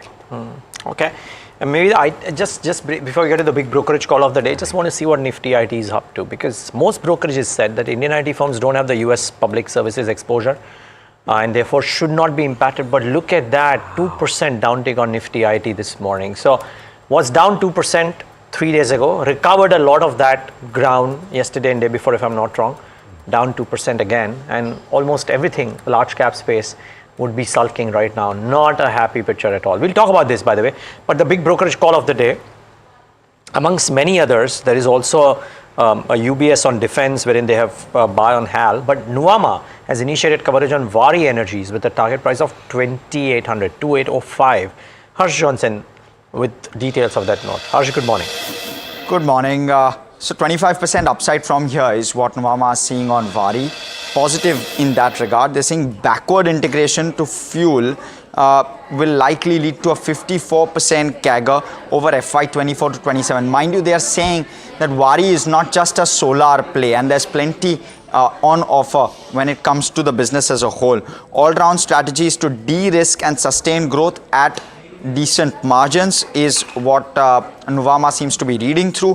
The Y2K like early stage multi-decadal opportunity is what they are seeing Vari staring at, given the push towards renewable and given India's deficit with regard to energy. Well, also in terms of what they are expecting, FY24 to 27, revenue and EBITDA CAGR of 30% and 54% respectively. So revenue CAGR of 30%, EBITDA CAGR of 54%. They're saying that the cell plant startup would fast charge the EBITDA by around 2,000 odd crore in FY26 alone. They're modeling in around 800 odd crore in that sense from from this particular segment. In terms of margins, they'll moderate over the medium term, but comprehensive integration would lead to better margins going forward. So overall, positive on Vari. Yeah, Street's not buying it so far, at least with the pre-open rates, but we'll wait and see what opening looks like. Thank you for that, Harsh. There with a big brokerage call this morning. Avinash, I want to draw your focus to IT though, and we started our conversation where we spoke about the Accenture read-through. You said you're telling clients IT is not working out. 2% down on the Nifty IT just in the pre-open session. Any saving grace or any finds here in your view? Or if someone's holding these stocks, what would you tell them to do? So I think, Tamanna, we are very positive on the mid-sized IT companies, typically companies like KPIT or Persistent. Our sense is that the larger companies could basically find a growth little more challenging. So I think, we have been telling our clients to be very selective. KPIT and Persistent seem to be quite well positioned considering the kind of, the job profile they do plus the kind of order book they enjoy. So I think after the March quarter and possibly after the June quarter, better clarity would come in on the earnings numbers. And obviously one could listen to the management commentaries as to how the year looks forward. Any trigger, from the US market could be an additional bump up, but I think these companies are well positioned, compared to the big boys. I think it's our sense is that the smaller IT companies would be well positioned here, from now on. Okay. All right. Let's talk about whether or not any ideas are emerging, because despite the big crack that you're seeing in IT, it may not be such a bad picture in terms of the breadth. At least the initial read-through is what I'm seeing. We'll see when the markets open. Kush, tell me if I'm wrong. And also, any other ideas that are emerging based on the pre-open rates? So, PG Electroplast, I mean, this stock has done rather well over the last, 2-3 months or so. Last couple of sessions, you saw some kind of profit booking, but otherwise, if you see on good, a good footing, the, the volumes on the way up have suggested that, there is consolidation. So I wouldn't be surprised to see it move further. The targets there are 960 and 1000. Strong supports are around the 890 mark, so that should act as your stop loss. About 1% and slightly higher opening.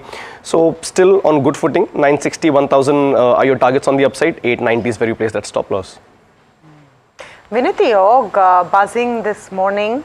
Bajaj Finance, of course, the big one to watch out, about 4% up in the pre-open session. Bajaj Finance is a buy at, you're going to look at an upward of 90.39, possibly 90.40.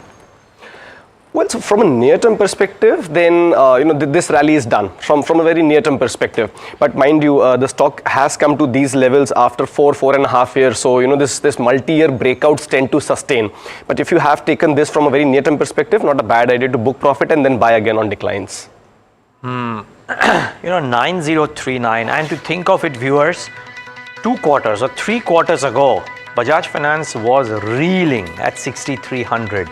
But that's what bull markets in individual stocks could look like. And it's not that all quality stocks have moved up, by the way. This is a very Bajaj Finance specific move. HDFC Bank, Kotak Bank still there. This one from 6,300 to 9,000, nearly 50% move in less than a year. Quite a stellar rally in this one. Okay, let's and by the way, the rupee is opening strongly as well. 18 paise stronger versus the dollar at 86.22. So an important one to watch out for. Here's how the markets are starting off this Friday morning. A bit, bit of a red, but I must tell you what the last 4 days have done is bring out a bit of Teflon coating. People will not get too perturbed with this small red. Otherwise, the preceding months were very, very weak. IT though is really struggling, 2.5% lower now, despite the fact that Indian IT companies don't quite have a connection to the US public services bucket, but maybe tough spending. Mid caps mildly in the green, small caps mildly in the green. Let's get the heat map up on the screen. See the red here, IT. Infi, TCS, HCL, Wipro, Tech, Mahindra. I'm sure the LTM entries of the world, etc., are all reeling under pressure. Maybe we'll just get the nifty IT losers here, but we'll do that in a moment. First, top 5 names, IT stocks losing.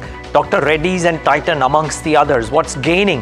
Bajaj Finance, not quite the 4% mark, but still 2.5% on news, which a lot of people would have believed is largely anticipated, but not quite done. And that shows the power of Rajiv Jain, the man. Shriram Finance, Nestle, Bajaj Auto, ONGC, Sun Pharma bring up the rear. But I'm just very quickly, before I hand it over to Tamanna, if you can get the nifty IT losers list here and look at that. Infi, TCS, Persistent, LTI, Wipro, LTTS. The market is making no distinction between ER&D or otherwise.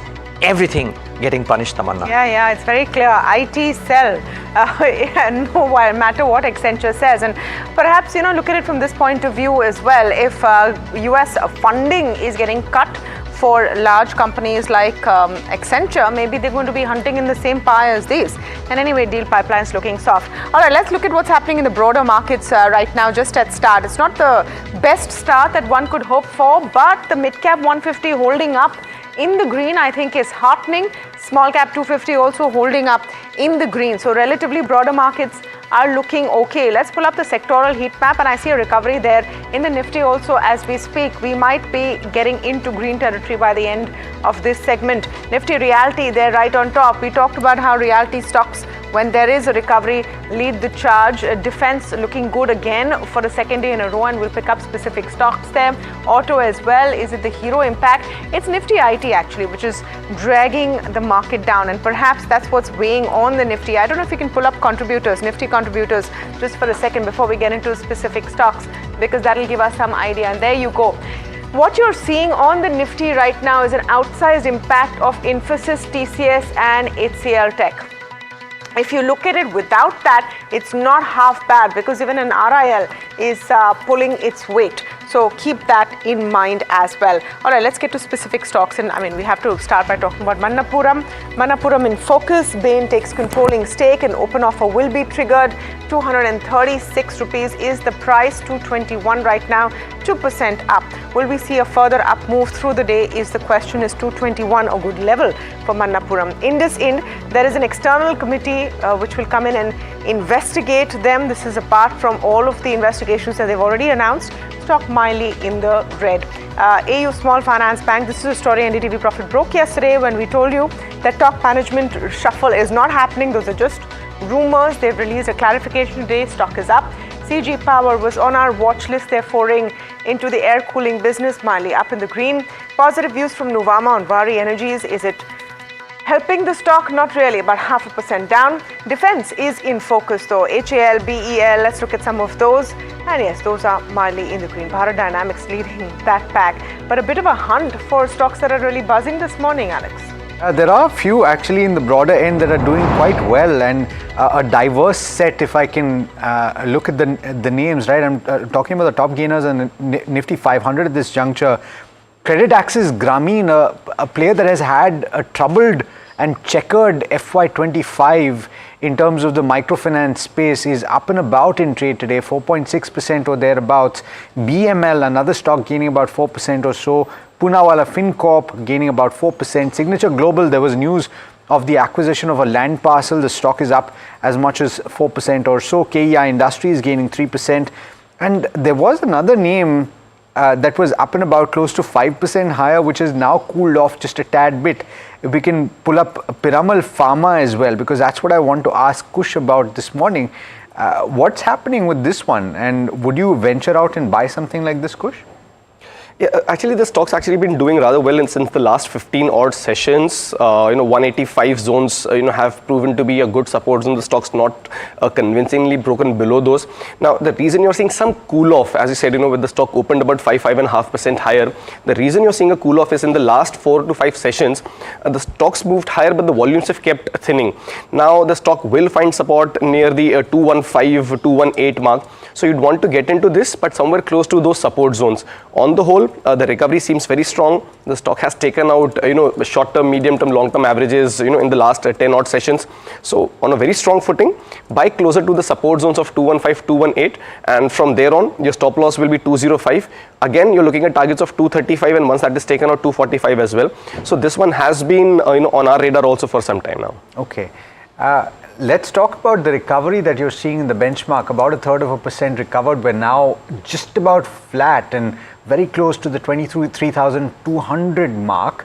But having said that, there are more declines than there were at the open. So there are 21 stocks, 22 stocks that are now declining, and it's a wider pack than the IT pack that is now down. Titan is also losing about 8-10, not very big moves, but still you have stocks like Titan, which is down about 0.8%, Dr. Reddy's Laboratories losing about 0.5% or so, Ultratech Cement down close to 0.5%, Asian Paints. On the winning side, on the gaining side, you have obviously Bajaj Finance on top of the list, but something like a Nestle is standing out today. It's gaining about 1.5%. Shriram Finance is gaining another % or so. Quick view, Kush, on some of these names. Shriram Finance in particular has been marching upwards and upwards, right? Would you book some profits at this point? Do you think it's a little overdone? To the contrary, Alex. In fact, if you'll recall, Shriram Finance has been one of our top calls, along with something like an ICICI Bank and Aavas Financiers. In the within the financial services space, some of these names have stood out. Now, Shriram Finance yesterday, fell from the highs of about 695, saw some cooling off. And there, then today again, it's on its way up. So this dip actually should be taken as an opportunity to create fresh long positions on Shriram. If you have a long position, not a bad idea. Continue holding on to those with a stop loss around the 660 mark. That's your trailing stop loss now.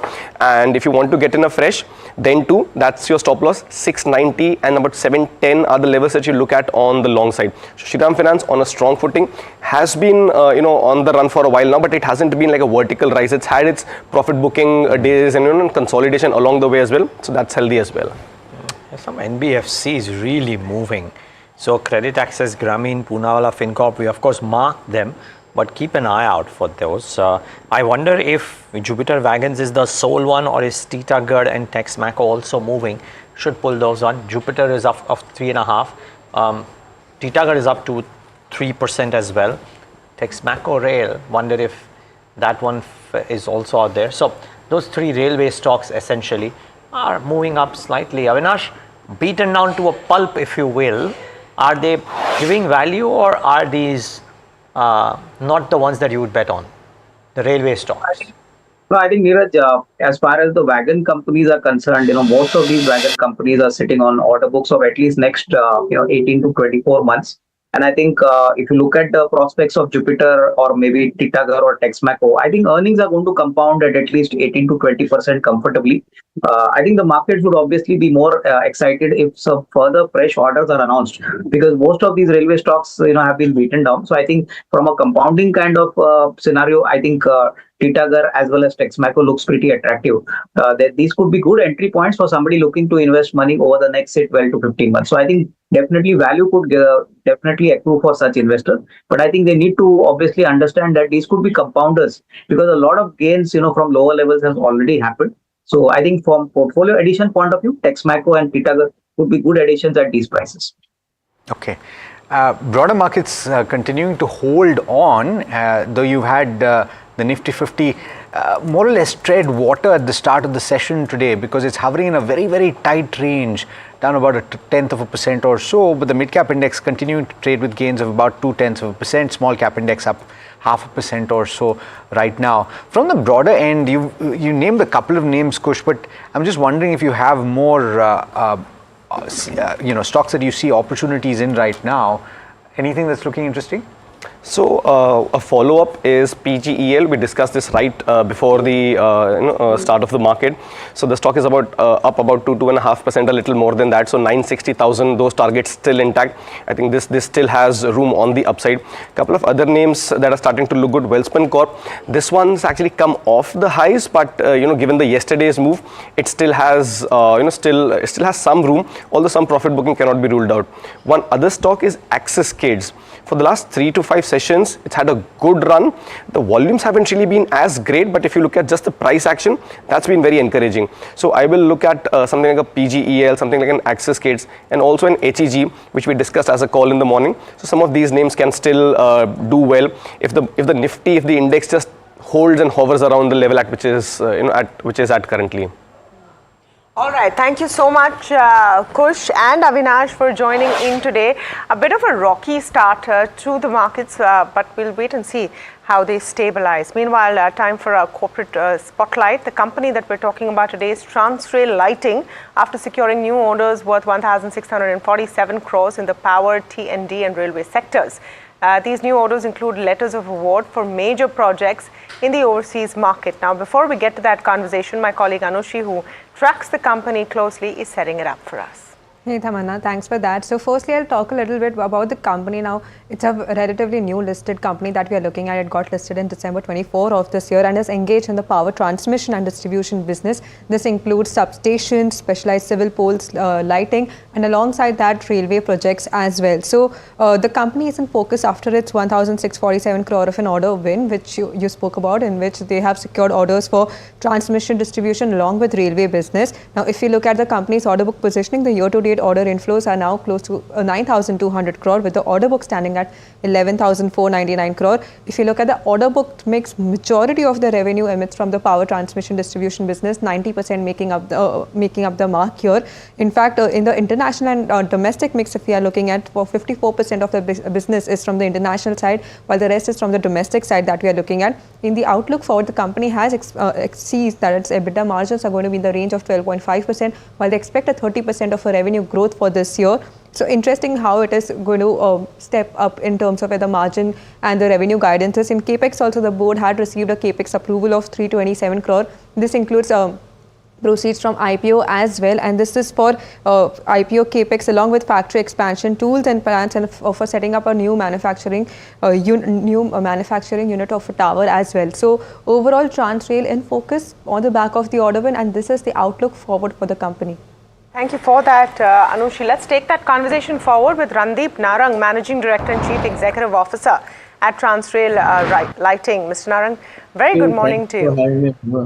Thank you. Thank you for your time with us here at NDTV Profit. Let's start talking about the order wins, 1,647 crores in all, split between railways, T&D, etc. What is the breakup? What are the detailing that you can give us on the components of this cumulative figure of about 1,600 crores? So this is predominantly T&D, 95%, and we have a railway electrification order in India. The rest of it is from international markets. And if you recall, we have also announced 2,700 crores last month. So in this quarter, we've taken orders worth 4,400 crores. Okay.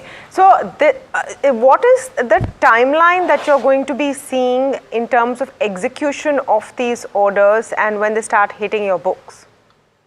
So keeping in mind the general engineering approvals and the process of startup, it will take us 24 months, 2 years to complete these jobs.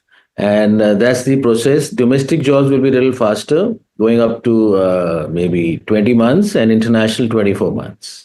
How much of this pie is international and how much of your entire order book is international? So today, out of this 4,400, 60% is domestic, 40% is international.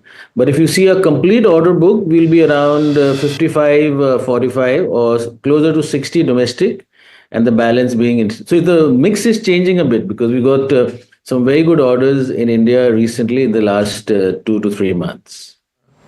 Mr. Narang, good morning. Neeraj here. So, would the book-to-bill ratio be at around one times? Would that be a fair assessment? 9 months, you've done what, about 3,400 crores of revenue. So, is the book-to-bill around 1x? It should be a little more than that because the way the order book is coming in, it's going to help us improve this. So, which is what I was going to try and understand, because a lot of your peer sets might have a slightly higher book-to-bill ratio. Now, are you in the process of building it up, or are you being very picky with the kind of orders that you're winning because they might have better margins or more predictability? Fill us in on that. I think it's a very good question. As a EPC player, we're very careful. We have a risk matrix. We figure out what is the right job for us, what is the margin profile we need, the geography, the funding agency. So we are picky, and we believe that the quality of the order book is very important as we go forward. So we're not in a race to pick any order. We are in a race to look at a quality job, quality order with the clear mandate to complete the job within 2 years. But I stand corrected, right? Because your total order book, I mean, the order inflow would have been 4,400 crores, sir. The total order book is northwards of 15,000 crores, if I'm not wrong. Yes, so 9,200 fresh order intake we have taken. And overall, it will be around 15,000 with the execution happening in this quarter. We also have some L1s around 1,200 to 1,400 crores. So we are in a steady state so far. Got it. Yeah. So I stand corrected. Of course, the book to bill is much better than the one times that I was thinking of. Okay, fair call. Now tell us, when I look at quarter 3, for example, Mr. Narang, and we didn't get a chance to talk post quarter 3, phenomenal jump. One, how has quarter 4 been? Has it been as strong as quarter 3? Because that would take your annual performance much higher, because the 9-month performance relative to quarter 3 looked a bit muted, right? Because your quarter 3 was phenomenal. How has quarter 4 been? We are almost at the end of quarter 4. Yeah, so as you know, our industry, the first H1 is normally slow, and H2 is really where the execution happens post the monsoons. So that's been good for us too. And we believe, as per my earlier guidance, we did 4,000 plus crores last year. So we will look at a 28-30% growth this year, and we are on track for that. Okay, sorry. So just one follow-up before I hand it back to Tamanna. So if you do about 28-30, which would mean your quarter 4 numbers could also be about between 25 and 30% growth, or maybe around that period. We're looking at that range, kind of, because that's the trajectory we have to maintain to achieve what we have set up for. Okay. Mr. Narang, I just wanted to come back on the point of the international focus, because you talked about how domestic orders have been bumping up. But previously, you've also said that international is something that you want to focus on. I want to understand regions and whether that outlook has changed, whether you're going to, in light of everything that's happening around the world, whether you're going to focus more on domestic orders, and whether you see that order flow then keeping up consistently domestically. Ma'am, that's a good question. So principally, we still maintain that our focus internationally will continue. Again, as I said, we pick and choose our orders based on the margin profile and the geography. So the international focus will remain, but we see a very healthy trend in domestic infrastructure opportunities. And again, these are focused margin-led jobs with good quality clients. So we are balancing both, and we are very happy that if we can execute well and we have a good margin profile, we will prefer whether domestic or international. But the international focus is not going to change. It continues as it was. But what geographies then are you focusing on? And then my core question about, whether you're seeing any impact from what's happening around the world. Not really, because we basically work in Africa in a big way, Southeast Asia. We are not in Middle East right now, so we are, picky choosy there. Fairly, and India, of course, we are there in a big way. So both Africa, Southeast Asia, India markets are growing. And we are predominantly focused on T&D, which is 92% of our revenue. So we believe that this is where we are good at. We are good in engineering. We are good into execution.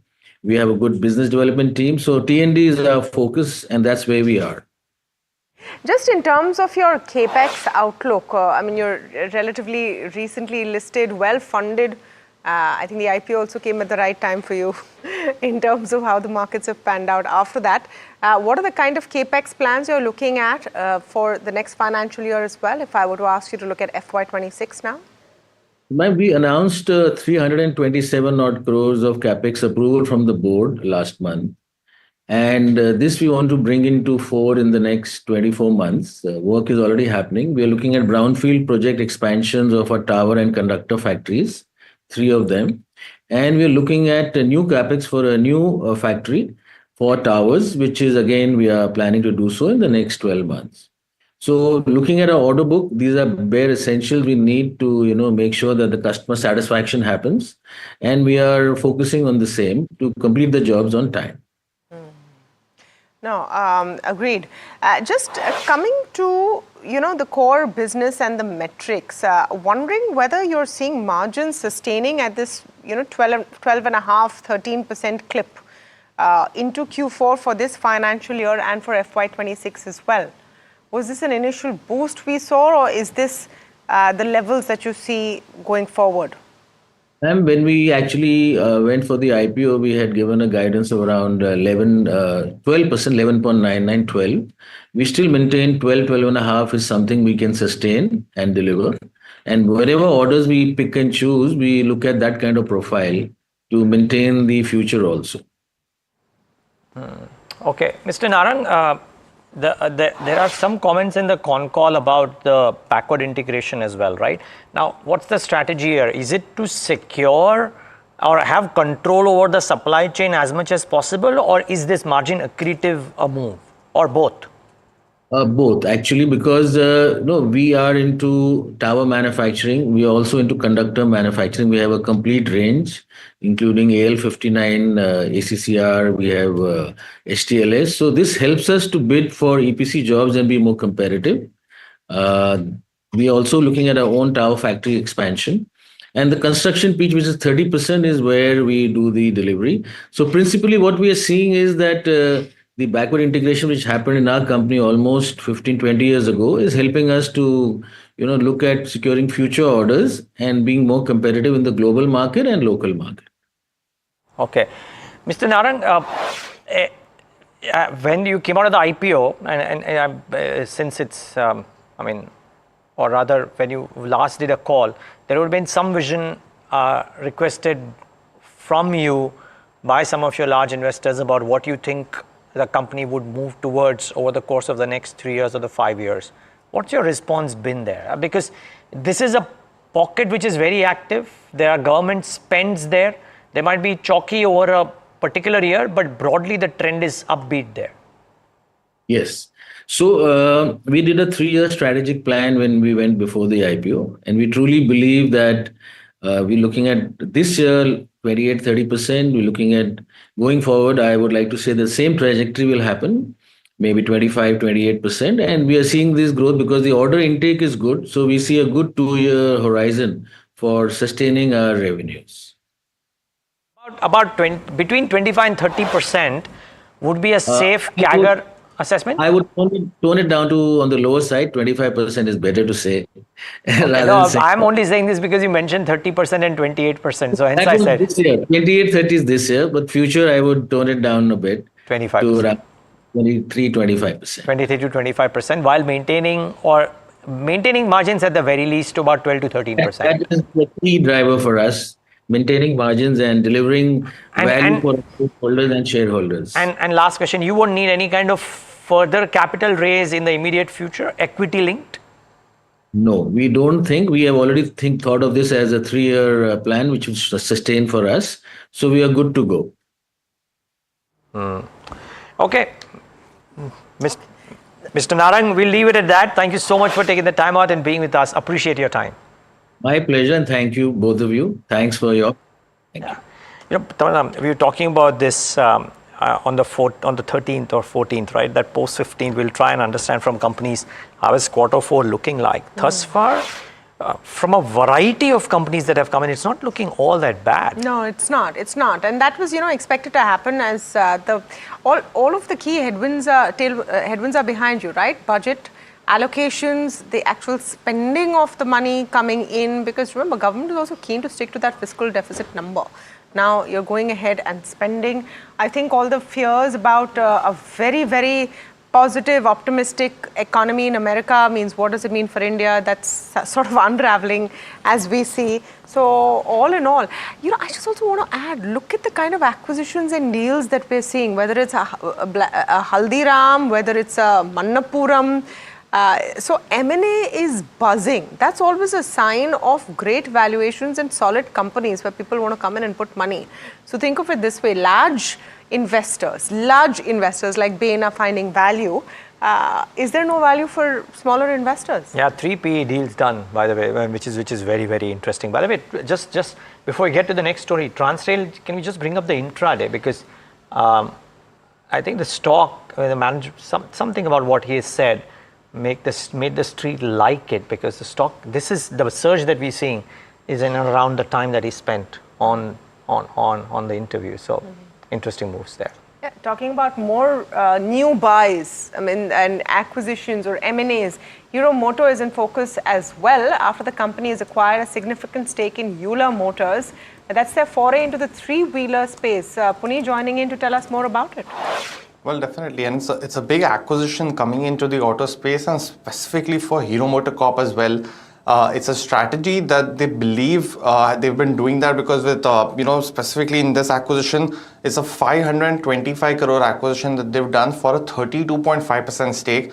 And Euler Motors is a big name in the electric three-wheeler space. So it generally does small commercial vehicles between 1.5 to 3 tons. And it's a big acquisition because it gets Hero MotoCorp a direct entry into the electric three-wheeler goods carrier space specifically. Now, what does Euler Motors, of course, engaged in electric three-wheelers, and they have already a presence in 30 cities, and they reported a revenue of 172 crores in FY24, and that was a jump from 49 crores, so a 3x jump from the previous year to come at 172 crores in terms of revenue. While they've not mentioned too much about the margin profile, it should be currently a bit negative because it's an investing phase specifically.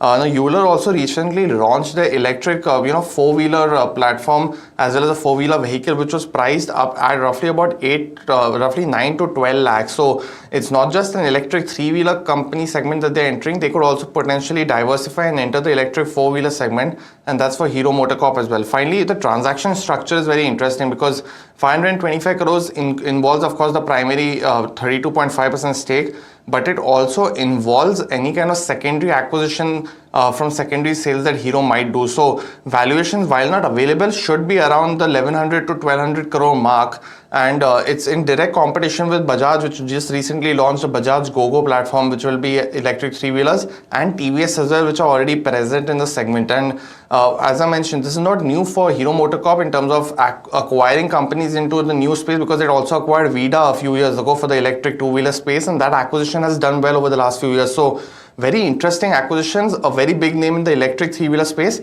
and some more commentary in the Q4 will be something to watch out for. And an interesting strategy to get into the EV space. So we're seeing that with Ather as well, now with Euler. So they're looking at it in a slow and measured manner, perhaps. So Hero Motor in focus. I just want to pull up Bajaj Auto as well and see what's happening there. Markets have rebounded quite smartly.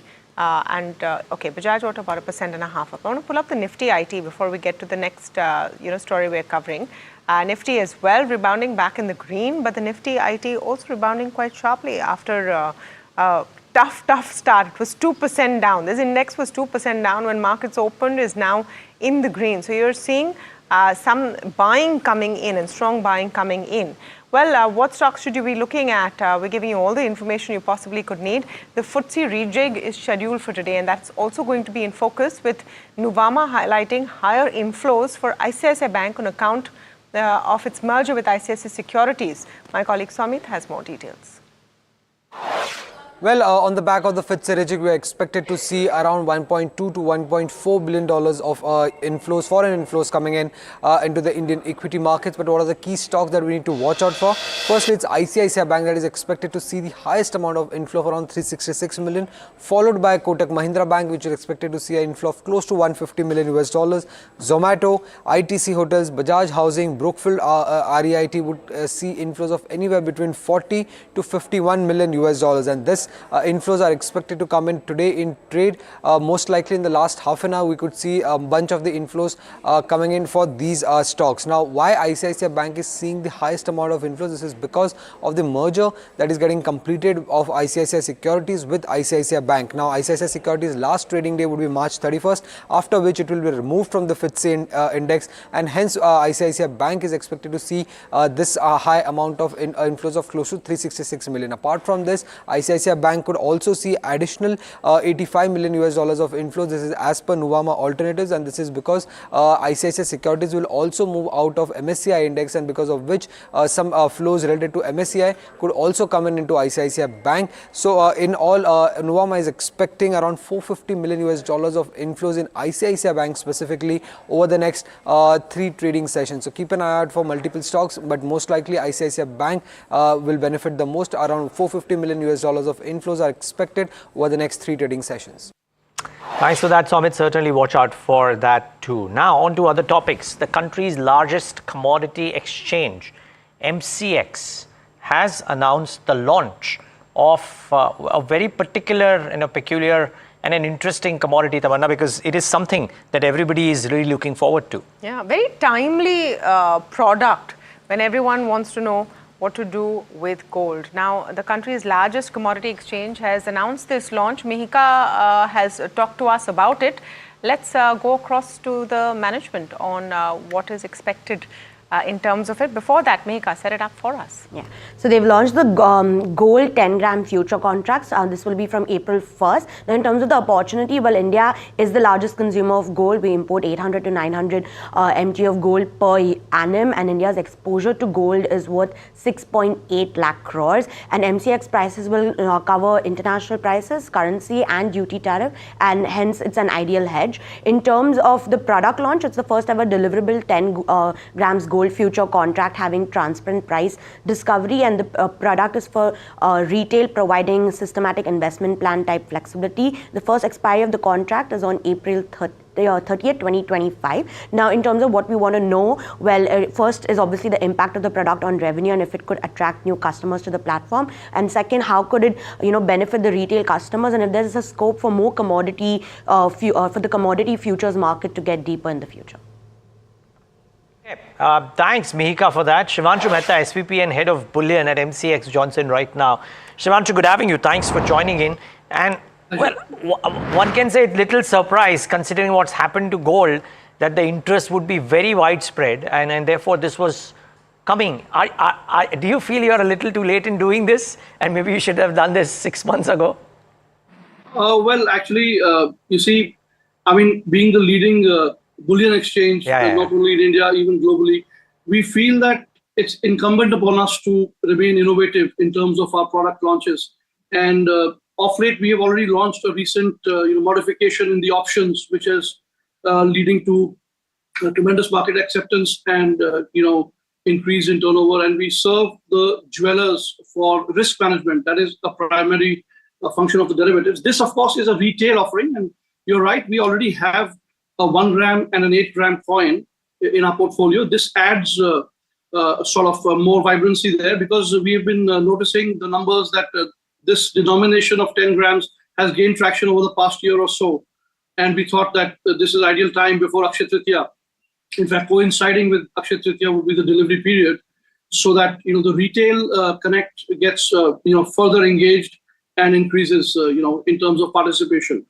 That is the idea behind doing this. Okay, Shivanshu, just trying to gauge the retail interest currently, because when one looks at the globally, right, the price of gold and the ETF action usually is parallel. This time around, that hasn't quite happened relative to the price of gold, right? ETF holdings haven't quite moved up in the same fashion. Do you expect retail interest to pick up? And maybe it is a global factor in India might have been different, so would love to know that. Well, absolutely. That's a keen observation. Yes, you see, the macroeconomics is something which affects the gold, fundamentals, and also does the geopolitical scenario. So our, aim as an exchange is to make everything available to the investors as well as traders in terms of armory. So whichever way the prices go, we basically want to ensure that two aspects, one is risk management and the other is developing this as an asset class. So in line with that, yes, retail interest in terms of open interest, in terms of volumes and turnover is what we go by. So on all those fronts, precious metals has seen this year, an increase, a clear-cut increase over the previous year. In fact, options as an instrument has taken ground, very strongly from 9,000 crores to around 32,000 on a YTD basis. This is the average daily turnover. So there we feel the usage of these products for dwellers to hedge their inventory, to launch flexible pricing schemes, etc. That has sort of picked up critical mass. As far as retail is concerned, yes, liquidity itself sort of proves that if on one side there are hedgers, then on the other side there is, ample retail. I would say that, yeah. Mehta, good morning. Tamanna here. So I'm just trying to understand, and I think you hit the nail on the head by getting a 10-gram gold product as well, because that's very identifiable, with retail buyers. And right now everyone's wondering where gold prices can go. I wonder if you have a take on that as well. But what are the kind of volumes you're expecting for this new product? Yes, well, I think on a volume basis, while I can't make any forward-looking statement, one thing is clear that this has salience in terms of, we already have a 100-gram contract and then we have a kilogram contract, and the various hedging strategies for smaller and medium-sized dwellers between these three contracts are possible for risk management. And the coin products that we already have, the gold petal is again a 1-gram contract, the only such deliverable contract, the first one in the world. And then we have the guinea. So I think volume-wise, our focus would be more on the larger contracts, the gold kilogram, the 100-gram, and the options. This, of course, is a way to keep the retail market engaged and participative. Well, about 56 crores is the number, if you were to ask me, for the coin products that we have on an ADT basis. Yeah. No, so what is your retail participation right now? I'm just wondering if this is, a significant enough fraction. You want to grow it? How much this will help? Just give us some color there. Well, see, there is basically a risk management hedger profile, then there are traders and arbitragers, and then there is retail. So in terms of the client connect that we have, in terms of what reflects in terms of the open interest and what reflects in terms of volumes, all of these numbers, and also the delivery, because this comes with the advantage of an SIP type of a functionality based on our e-warehouse receipt management software that we have. You can hold it electronically. You can actually, it's transparent. Only 300 rupees are the making charges, and it is the price discovery is completely secular, and you get a tamper-proof, quality-assured product. So those are the advantages for retail, and it is evident in the delivery numbers of such products that we have already seen, that people latch on and they hold on and take delivery and hold it electronically, and even take it. What kind of delivery numbers you've seen for 1 gram and 8 gram then? Just to give us a sense. Are you seeing that extent of retail participation of your entire base? Yes. What would be the percentage of retail participation? Yes, I'll let you know that. So overall, firstly, in gold, we've seen more than 140 tons of gold delivered successfully since inception. We've seen more than 5,600 tons of silver also delivered. And more importantly, your question is about the retail. So yes, about more than, close to 3 tons has gone in terms of coins. And very recently, about 4 years back, we launched the silver 1 kilo bar, which has picked up as a retail, product, and it has seen, to our own surprise, more than 450 tons delivered in that 1 kg format. So definitely there is a retail appeal there, and we would like to serve the retail segment with instruments of investment which are helping to organize this asset class. That is what the real journey of MCX as well as the industry of bullion and jewelry is, that we are partnering with the industry to help them organize themselves and get into the exchange ecosystem and use best practices, yes. So last question to you, Mr. Mehta, and I don't know, maybe you can answer this or you can't answer this, because everyone's conversation point right now is, will gold prices go up any further and how much? Any take on that? Well, I'm not supposed to have a price view at all being on an exchange. one thing is very clear, that gold and silver are portfolio diversifiers, and that is something which all investors need to be armed with. That is what experts have always said. Interest in it right now because of the kind of returns gold is giving. Thank you so much, Mr. Mehta, for speaking with us. So this Akshaya Tritiya, if you're looking to buy that token of gold, this is one more option that the MCX is offering. Stock about 1% up. We'll take a very short break, but we're coming back with a lot more. All the top stories at this point, and of course, our special conversations.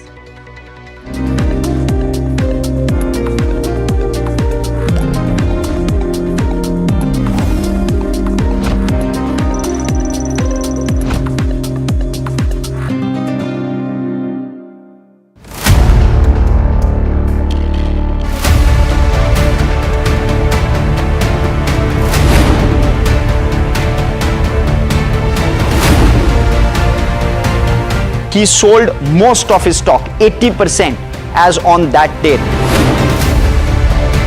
We have requested the management to come and speak to us. They asked us, what questions will you ask? We've sent it to them. They don't want to answer it, so then let's put it to our viewers as well.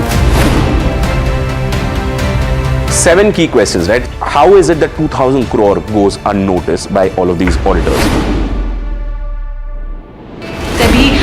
Is seeking more information on the trades and the all the transaction which has happened from the exchanges, both NSE and BSE. The Reserve Bank of India's supervisory officers, they are seeking compliance reports on their foreign currency borrowings by these banks. The DSS is actively engaging with the Reserve Bank of India to sort of ensure the thorough examination of the matter.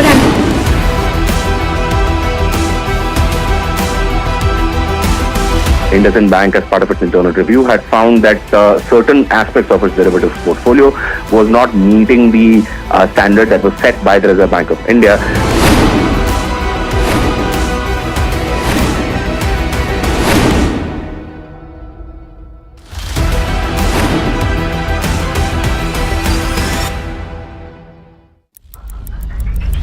Headlines you start your day with.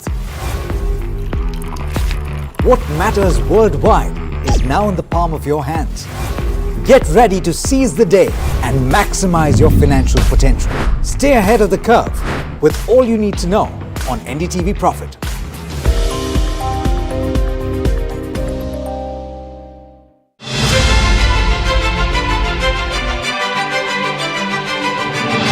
Very warm welcome to you all for this NDTV Profit Conclave, which is themed on Vixit Bharat.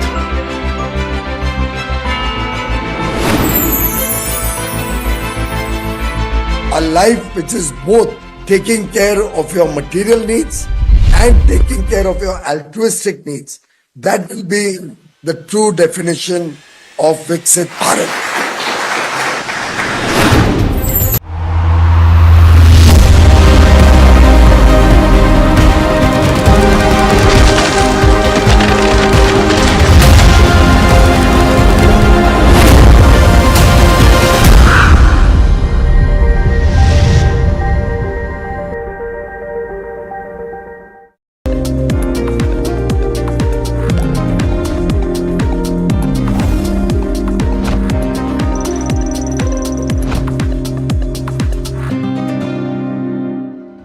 Welcome back. It's a morning of smart recovery, including in IT stocks, which landed being quite beaten up after the Accenture numbers came out.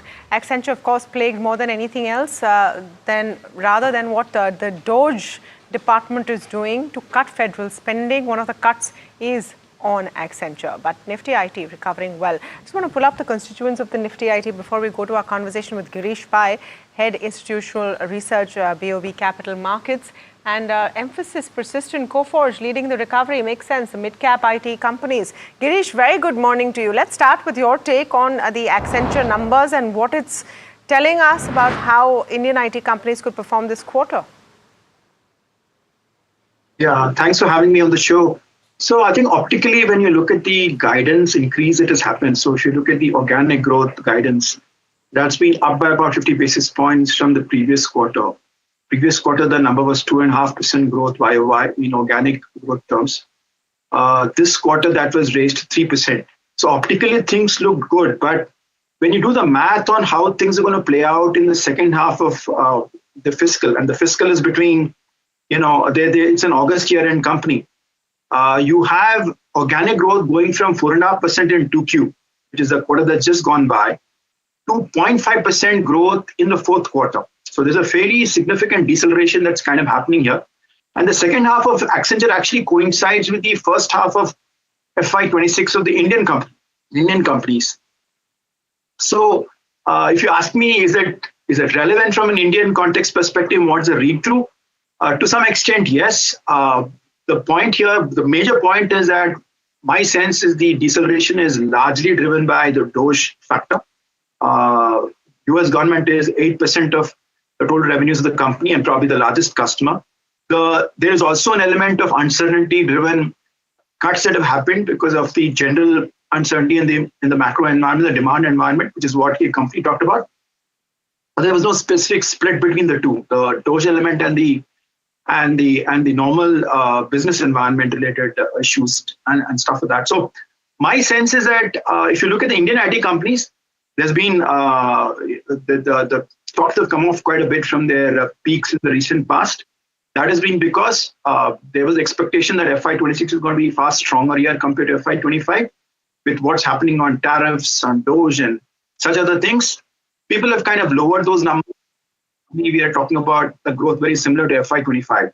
The question is it going to stop there or is it going to kind of decelerate even from there?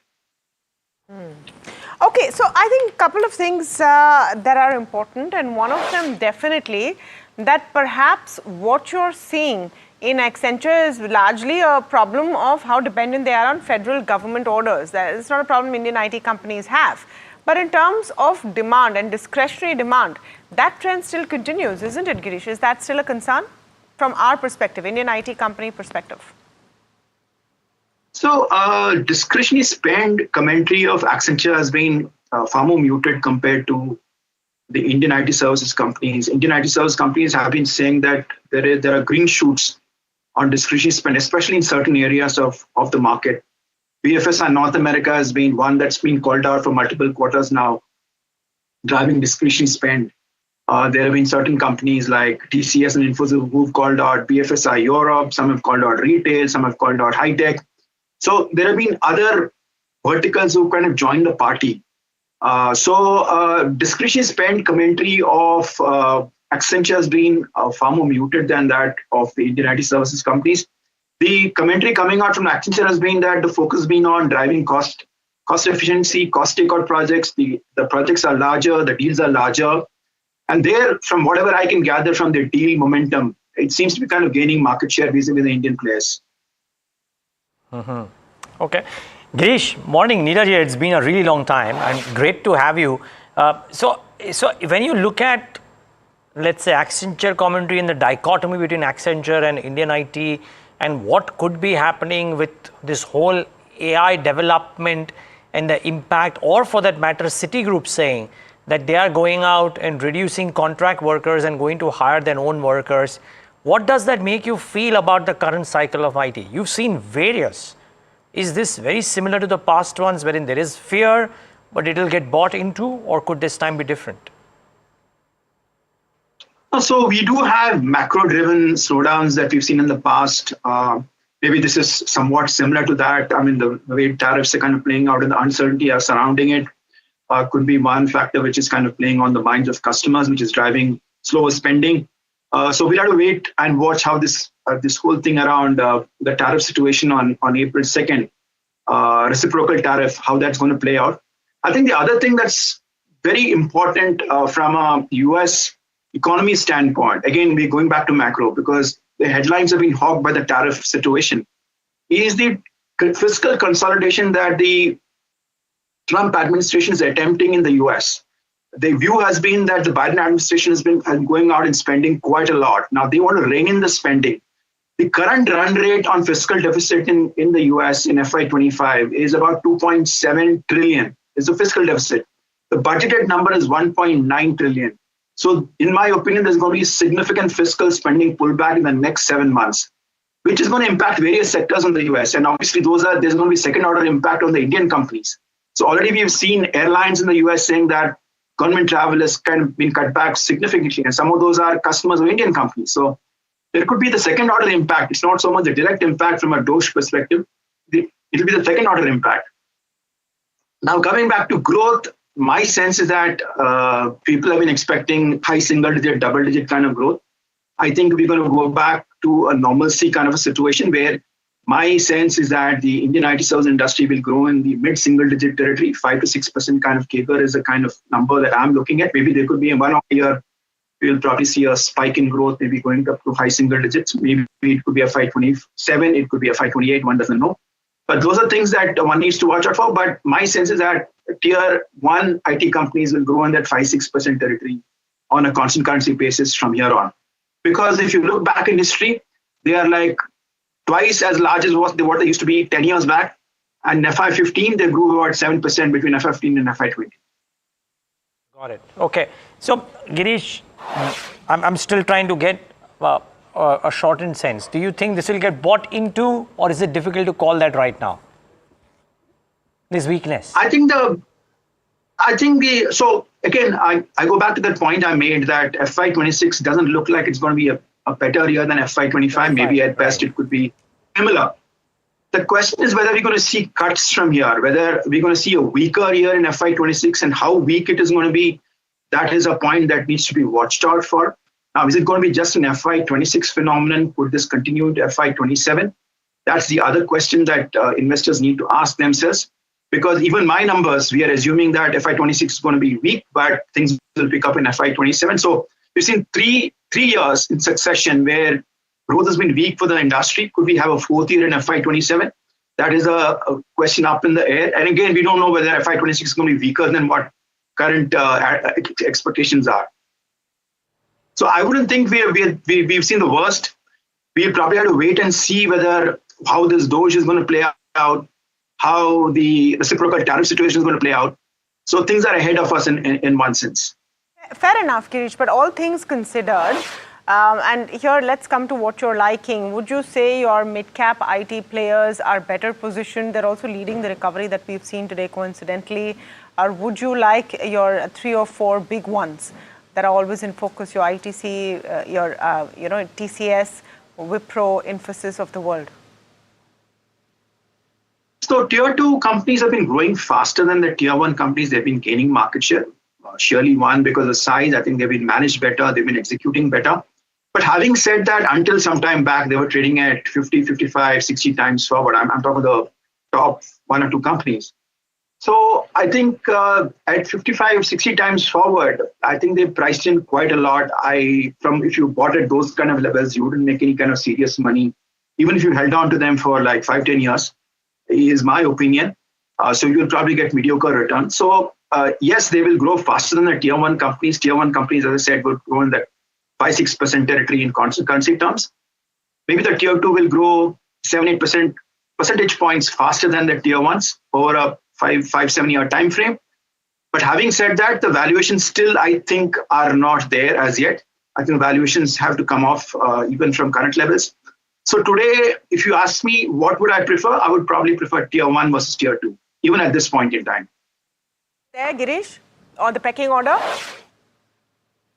Yeah, so while we have holds, we don't have any buys right now. We have only holds and quite a few sells. If you would ask me a pecking order in the tier 1 side, I would probably look at buying Tech Mahindra. I think there's going to be a margin mean reversion situation that's going to play out despite revenue growth being weak. That will be my top pick. In the tier 2, I would pick up a BPM player called First Source. Those will be the 2 stocks that would be at the top of my list. Okay. Tech Mahindra and First Source. Interesting. Thank you so much, Girish, for speaking with us. Always a pleasure. All right. Quite a few stocks that are buzzing in trade this morning, and United Spirits is one of them. Citi has upgraded the stock to a buy with a target price of 1,650 rupees. The stock is about 1.5% up. Mahima, what is Citi liking as far as United Spirits is concerned? Right, so they've turned bullish now on United Spirits, and they've given a couple of reasons as to why they feel that United Spirits is poised for a good growth. First one being that there's continued near-term growth trends that have been seen in prestige and above category for the counter. The scale-up in Andhra Pradesh for the next 3 or more quarters is something that they're bullish on. There are policy tailwinds in Uttar Pradesh because of lower working capital and increased outlet reach. The fourth one being premiumization opportunity in spirits is still intact, and fifth one being that initiatives around productivity and revenue growth are being done, and management is kind of taking initiatives to offset commodity cost pressures overall. What they expect is they expect revenue to likely to grow in double digits, which will be led by structural drivers that could include rising disposable incomes, favorable demographics, as well as a shift in consumption patterns. And lastly, they think that potential easing of regulations in Delhi could also further aid growth for United Spirits. So these are the couple of reasons as to why Citi has turned bullish on United Spirits. Okay. Citi is bullish on United Spirits, UBS is bullish on defense companies, and those are truly buzzing today. In fact, Hindustan Aeronautics is their top pick of the day. Let's go across to Anushi for more details on what they're liking. What is UBS liking on defense? Right. Before I come to what UBS is saying, it's an important update that we have to be seeing for the defense sector in general. Now, Defense Acquisition Council, they've cleared 8 capital acquisition proposals, and these are worth about 54,000 crores. So with this, the year-to-date FY25 AONs, that's the acceptance of necessities, we see have been approved in the range of 2.2 lakh crore, and these proposals are to enhance defense capabilities. Now, this is towards Indian Army, 1/3 HP engines to be enhanced for T-90 tanks, along with this, which brings stocks in focus like Bharat Electronics and PTC Industries.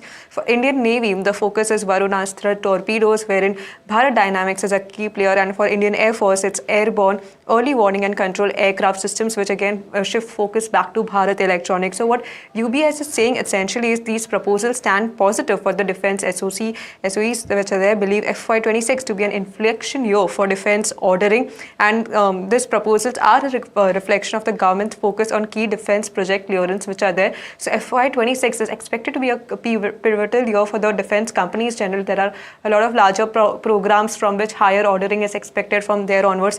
In fact, even Antake was saying that they believe defense PSUs have strong growth opportunities in the near to long term, and they're seeing tremendous ordering opportunity for Indian manufacturers like PTC Industries, Mazgaon, Hindustan Aeronautics, BEL, and Bharat Dynamics. So this is the overall development, a big update that we are looking in defense sector. Do note that defense sector has been buzzing in the last couple of sessions, and these are a couple of stocks that should be on the radar on the back of the same update. Okay, Anishi, thanks a lot for that. And, very interesting that UBS has gone out and said that FY26 will be the inflection year. The other very interesting note was Nuvama's call on Vari Energies. They've initiated the coverage on the company with a buy rating with a target price of 2805. Mihika Johnson with more on this. Mihika. Yeah. So it's a buy rating, target price at 2,805 rupees, which offers a 26% upside to the previous close. Due to be noted that Vari Energies has not done very well since its listing. However, Nuvama states that the company is not only a solar manufacturing company, and it's strategically pivoted across a multi-decadal renewable energy as well as green hydrogen opportunity. They expect their revenue EBITDA CAGR of 30% to 54% over FY24 and FY27. And the company is expanding capacity as well as realizations will help the financial performance.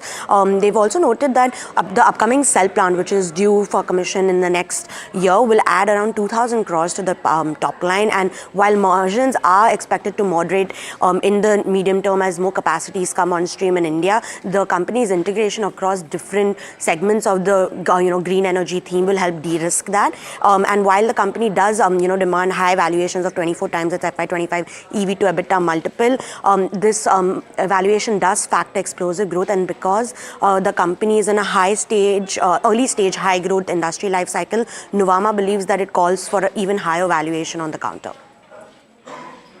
Okay. Thank you for that. Vari Energy is not really moving though. Ola Electric though in focus. Now they have reacted to claims of decline in February sales data, and have said that false narratives are being spread about them. So clarification has come in after a whole host of a lot of negative news coming through. Tushar joining us with more details. Tushar, let's start with the clarification. So essentially, the company has clarified that yes, it's in receipt of a couple of letters from the Ministry of Heavy Industries as well as the Transport Ministry and is in the process of responding to it. The company has also confirmed the reports that we did yesterday, that there were multiple raids in Mumbai, Pune, Jabalpur as well as Indore. Those have also been confirmed by the company and said the company is also in the process of responding to those inspection reports that we reported yesterday. Two more states the company mentioned, that is Rajasthan as well as Punjab, where inspections have supposed to have happened. Now this, the company says, is actually, if I quote them, it says that it's a false narrative being spread about the FY 2025 data. The company claims that its daily registrations are exceeding 50% of the 3-month daily sales average, and 40% of the February backlog has been cleared so far in the month of March, and the rest will be cleared by the end of this month, which is also the end of the fiscal. Remember, this is happening because the company severed its ties with its vendor Rosmerta and started processing the vehicle registrations in-house, and so the company says that such a delay is only natural in such a circumstance. It's also worth mentioning here that Rosmerta has filed 2 insolvency petitions against the company to recover dues to the tune of about 25 crore rupees. But Ola Electric has informed the stock exchange of only one of those insolvency petitions. But let's rewind a bit and see what has actually happened. First of all, 26 raids were conducted in Mumbai and Pune in the last week or so, starting Monday. These stores were found to be operating without a trade certificate or with one trade certificate among several Ola Electric stores. The inspection reports were issued to Ola Electric, and Ola Electric now says that will respond to these. We spoke with the Transport Commissioner of Maharashtra today. He said that this matter, the Ola Electric matter, will come up for discussion in the Maharashtra Assembly later today. The session begins at 10 a.m. The Transport Minister, Mr. Pratap Sarnaik, will bring up this issue in the Vidhan Parishad. Now, the letters that have also gone, basically the Ministry of Heavy Industries has asked Ola Electric to explain what the mismatch in the actual sales reported as well as the vehicle registrations that have happened. So Ola Electric came 25,000 units sold in the month of February, but only about 8,600 were registered. Okay, so that's what they're saying. They're saying that there's a clarification to that. There's a false narrative, etc. going about, and 5.5% up on the stock today. All right, let's turn our attention to what the market mood. Nirav Sheth, CEO of Institutional Equities at Emkay Global, joining us this morning to tell us what he thinks. Nirav, very good morning to you. You know, this week has been, I think, that relief. Almost like you're in the middle of a drought and you get some, relief from rains. This has been the relief that the market has been waiting for? Yeah, so markets tend to overextend on both the sides. So we obviously overextended a bit on the upside, and when the correction happened, you overextended on the downside, which is nothing unusual. I would go out and call out that we've already seen the bottom. So a lot of the stuff that was holding you back, right? So we ran an unusually tight monetary policy. If you just exclude fruits and vegetables, the core inflation was 3.2%, lowest in about a decade.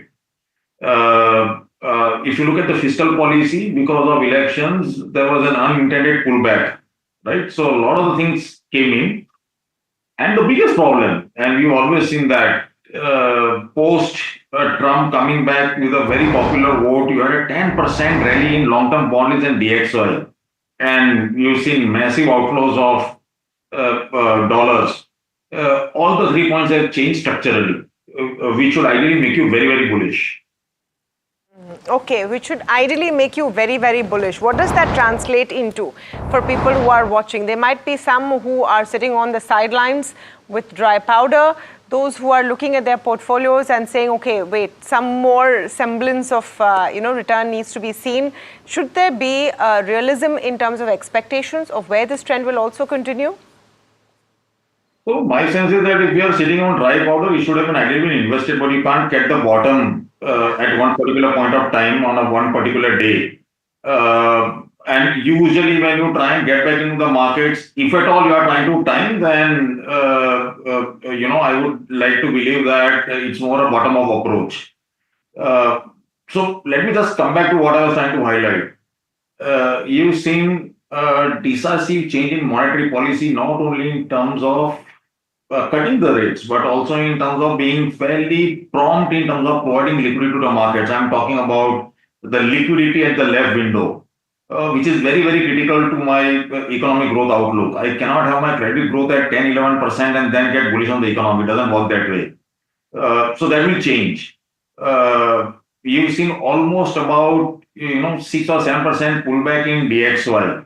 I'll probably go that into detail later on.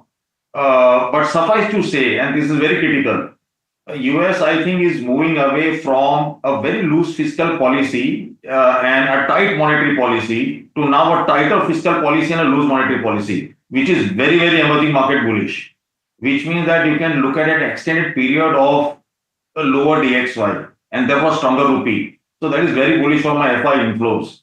And obviously my fiscal spending is starting now. It's not going to come back with the same engine because there is capacity in terms of how much the government can spend.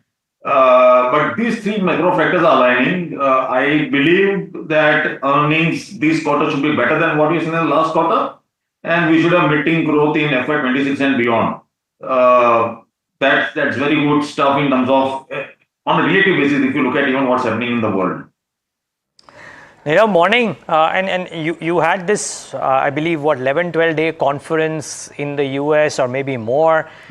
Do you sense from global clients that money will come back because we've started to see the first signs of it?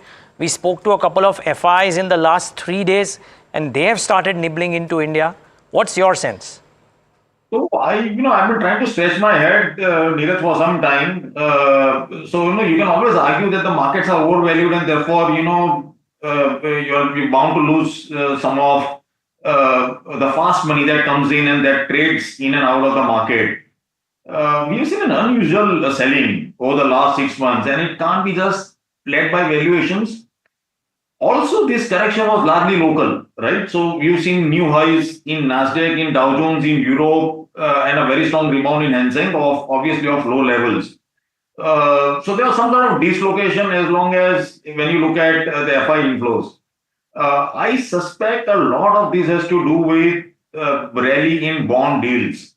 That sucks away the dollar liquidity in the world, right? So to me, and we'll see as we move forward, all of us are learning. But I believe that if my hypothesis is right, that US is likely to see lower bond yields going forward. The Trump administration is very vocal about having a weaker dollar because they want to insource manufacturing. Then I think this last 4 or 5 years of big headwind in terms of strong dollar, I think will change. That changes the narrative. And that should lead to a very, very strong inflow of dollars. That's my view right now. Yeah. I mean, you kind of reiterated. I mean, I can see how strong you believe in that, right? Your view on DXY and the resultant flows for emerging markets as well. Nirav, just what the question only is that we've seen a Europe which is strong. We've seen a China which is strong, both of which were largely weak in 2024. Arguably some part of 2023 as well.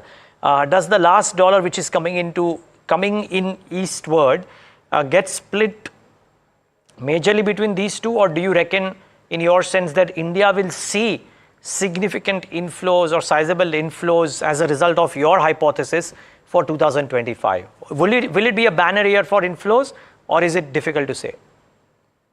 No, I would like to believe that we should recoup what we have lost over the last 6 months. My starting hypothesis, Neeraj, is that there is a global saving pools, right, that keeps on increasing at 2 or 3%. Let's say my global GDP growth is about 3.5%, which means that my savings keep on increasing at about 3.5%. Now that logically that money should come, India should have its share of that incremental flows. It's like you don't argue that your deposits grow at 9 or 10% every year. You just take it for granted because my savings are increasing at the same proportion. We lost a large part of the share over the last couple of years, and I think that will change. China obviously was better down, but I still believe that there are structural problems in China. It's a trade market. It is not a structurally investable market. They have got scale at the expense of ROE, right? So you don't have those kind of. There are very few tech companies that you would like to own over there. Europe, I think, is seeing fiscal stimulus, which is you can be bullish on Europe. I concede that. And they need that. They're overtly conservative in terms of trying to run very tight fiscal policies at the expense of growth. And maybe because, their background is the Hitler era and hyperinflation, so you get psyched by that. It's not very easy to take that off the back, but they're changing because you're forced to change. Nirav, you're sounding cautiously optimistic, if I may say that. If I ask you to stick your neck out and tell us where you think the Nifty is going to end 2025 with, what would you say? And which set of stocks are going to be the big booster? Is it going to be banking as everyone's betting on?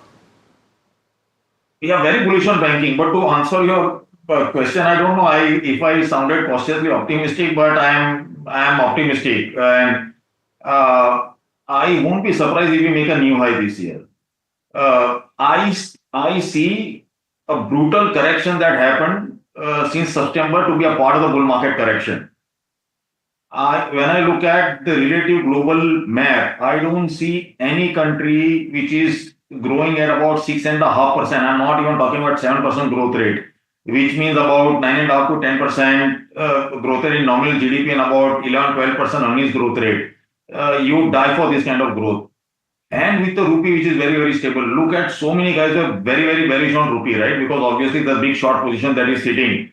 But I think we've done a phenomenally good job. Why do you need $700 billion if you can't defend the rupee? Okay. So I'm very bullish. Okay, very bullish. No, I'm just saying that because I've heard how bullish you can get and it's unfettered. Today you were, hedging. But yeah, what you've ended up with is great. If you're saying you can make new highs, and the last highs for the Nifty being 26,000 upwards, then you're seeing a sharp recovery from here. May not be in one year's time frame. I think by the time you start looking at FY27, you're in FY26. In 3-4 months, market will start discounting FY27 earnings and lower interest rates, and we'll see new earnings. Oh, wow. So watch out for the next 3 months. That's the word coming in from Nirav Sheth. Thank you so much for speaking with us, Nirav. Always a pleasure. That's all the time we have, though, on India Market Open, and it's been a good morning. Started off a little shaky, but the recovery, especially in IT. Has been good to see. Quite something. I'm hoping Ask Profit gets a lot of questions on IT because that sector deserves it. But yeah, to all our friends, once again from Tamanna and me, Navroz Mubarak for everybody who's celebrating, and have a great weekend. We'll of course continue with market action on NDTV Profit, but we'll see you with India Market Open on Monday morning.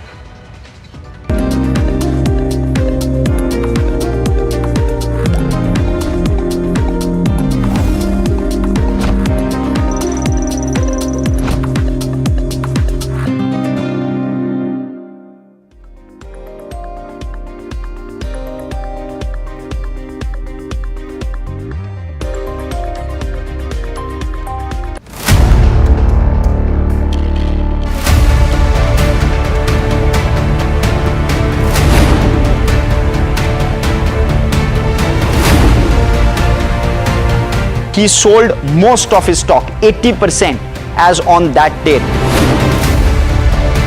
We have requested the management to come and speak to us. They asked us, what questions will you ask? We've sent it to them. They don't want to answer it, so then let's put it to our viewers as well.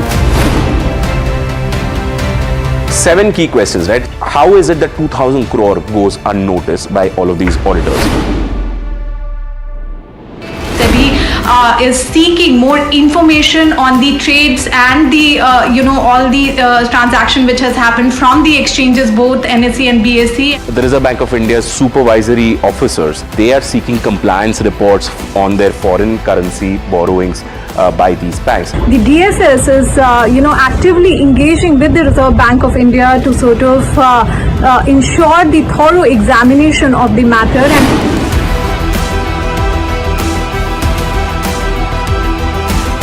And IndusInd Bank, as part of its internal review, had found that certain aspects of its derivatives portfolio was not meeting the standard that was set by the Reserve Bank of India.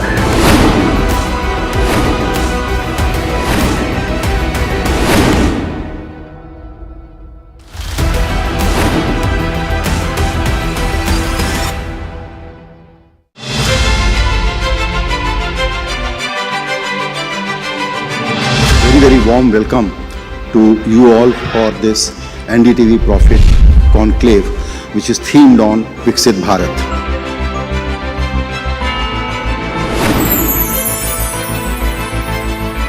A life which is both taking care of your material needs and taking care of your altruistic needs. That will be the true definition of Vixit Bharat.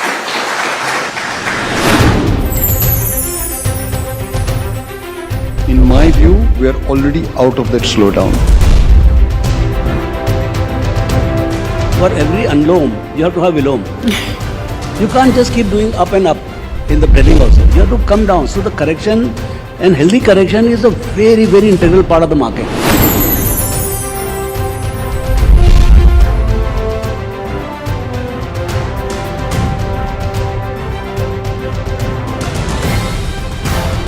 The private capital expenditure, from where I sit, I see that private capital expenditure is happening.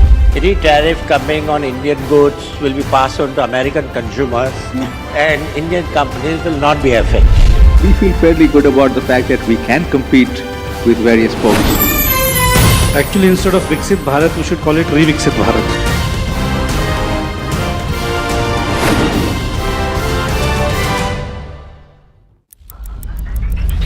Headlines you start your day with. What matters worldwide is now in the palm of your hands. Get ready to seize the day and maximize your financial potential. Stay ahead of the curve with all you need to know on NDTV Profit.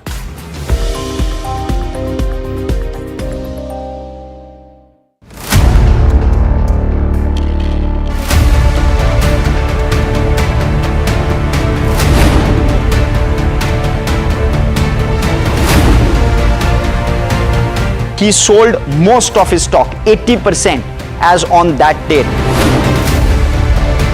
We have requested the management to come and speak to us. They asked us, what questions will you ask? We've sent it to them. They don't want to answer it, so then let's put it to our viewers as well. 7 key questions, right? How is it that 2,000 crore goes unnoticed by all of these auditors?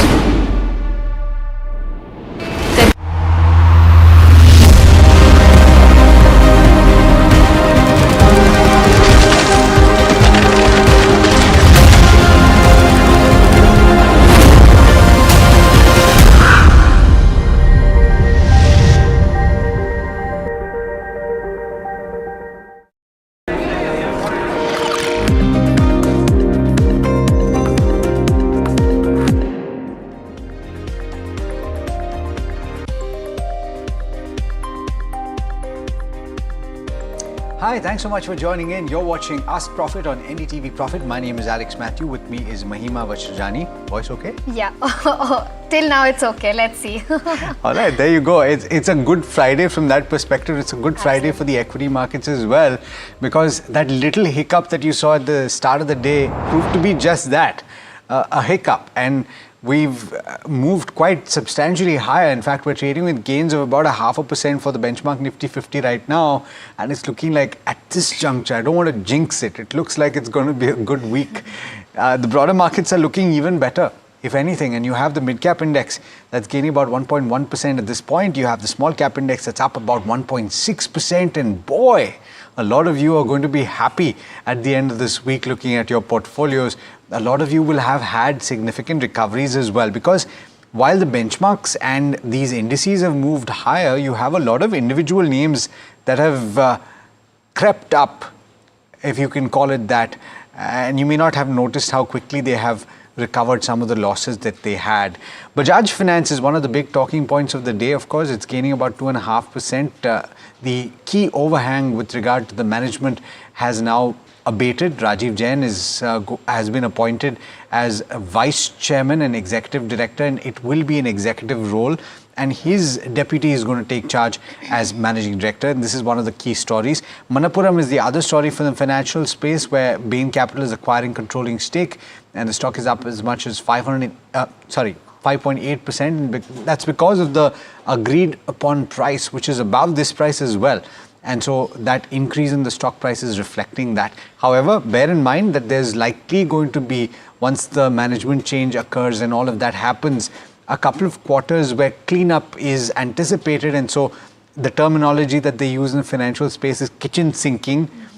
Because the word comes from, by the way, you throw the kitchen sink at something, right? So you basically are getting rid of certain assets that you don't like, and that usually occurs when there's a management change in a bank.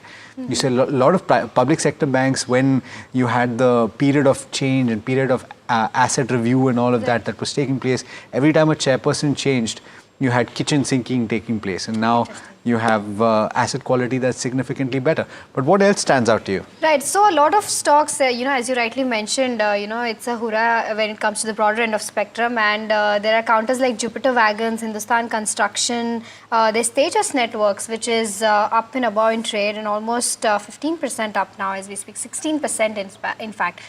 Jupiter Wagons is another counter. JM Financial, buzzing on the back of news, up 10%. There's Nuvoco Vistas, which is also up by around 10-odd%. Raymond Limited is seeing an upswing in trade today, up by about 8-odd%. There's Titagarh Rail. A lot of rail counters, in fact, are buzzing today. There's Jupiter Wagons, there's Titagarh. All of these counters are picking up. Railtail Corporation also buzzing in trade.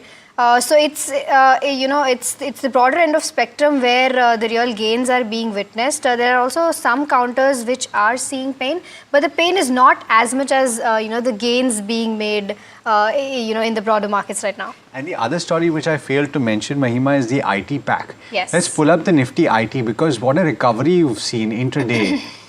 It started off with sharp gashes of 2% or so on the benchmark level, but it's trading with gains of about 0.4% right now. And everything from I would actually say the smaller cap IT names, Persistent, Emphasis, have made a sizable comeback. The only stock that is trading in the red on that index right now is Infosys. Sameer Dalal is with us this morning, Sameer of Natwarlal and Sons Stockbrokers, and we will soon be joined by Jatin Gedia as well of Sharekhan. Sameer, good morning to you. And before we start with the questions, a couple of very key stories today, right? There's IT, there's Bajaj Finance, and there's Manappuram. I want to focus on the first two. Would you be a buyer in Bajaj Finance, and would you still hold your horses? It may not be as bad as some people had anticipated this morning on account of the Accenture update because of the issue that they're facing with the government contract. But it's not a rosy picture either, right? So we've not been positive on IT for some time, not because of the fact that Indian IT companies have exposure to the US government, but the fact remains that if we are looking at US maybe going through a bit of a slowdown phase, I'm not saying they'll go into recession or anything, but if they go through a bit of a slowdown, the easiest way we've always said for companies to cut some of their spends in these difficult times is to reduce their IT spends in the short term. So that would affect companies in India who are doing the offshoring business. And we felt that, anyways, companies that are growing the top line anywhere in mid to high single digits and trading at 30 times valuations was unjustifiable. So we've been holding a slight negative view, and that view doesn't change because the negativity regarding growth still persists. Plus valuations, yes, they've come off, but they're still higher than what, we are trading above PEGs of 2 even as of today. So from that perspective, the probability is that even though they may not correct much now from here, from these levels, because the stocks are already down, you will probably see a period of pain where the stocks underperform the broader markets. So from that perspective, I'd much rather buy something else. When it comes to Bajaj Finance, which is a completely separate entity and business unit and business model, so I think the India opportunity, especially the model that Bajaj Finance is working on, is still got a huge opportunity to grow.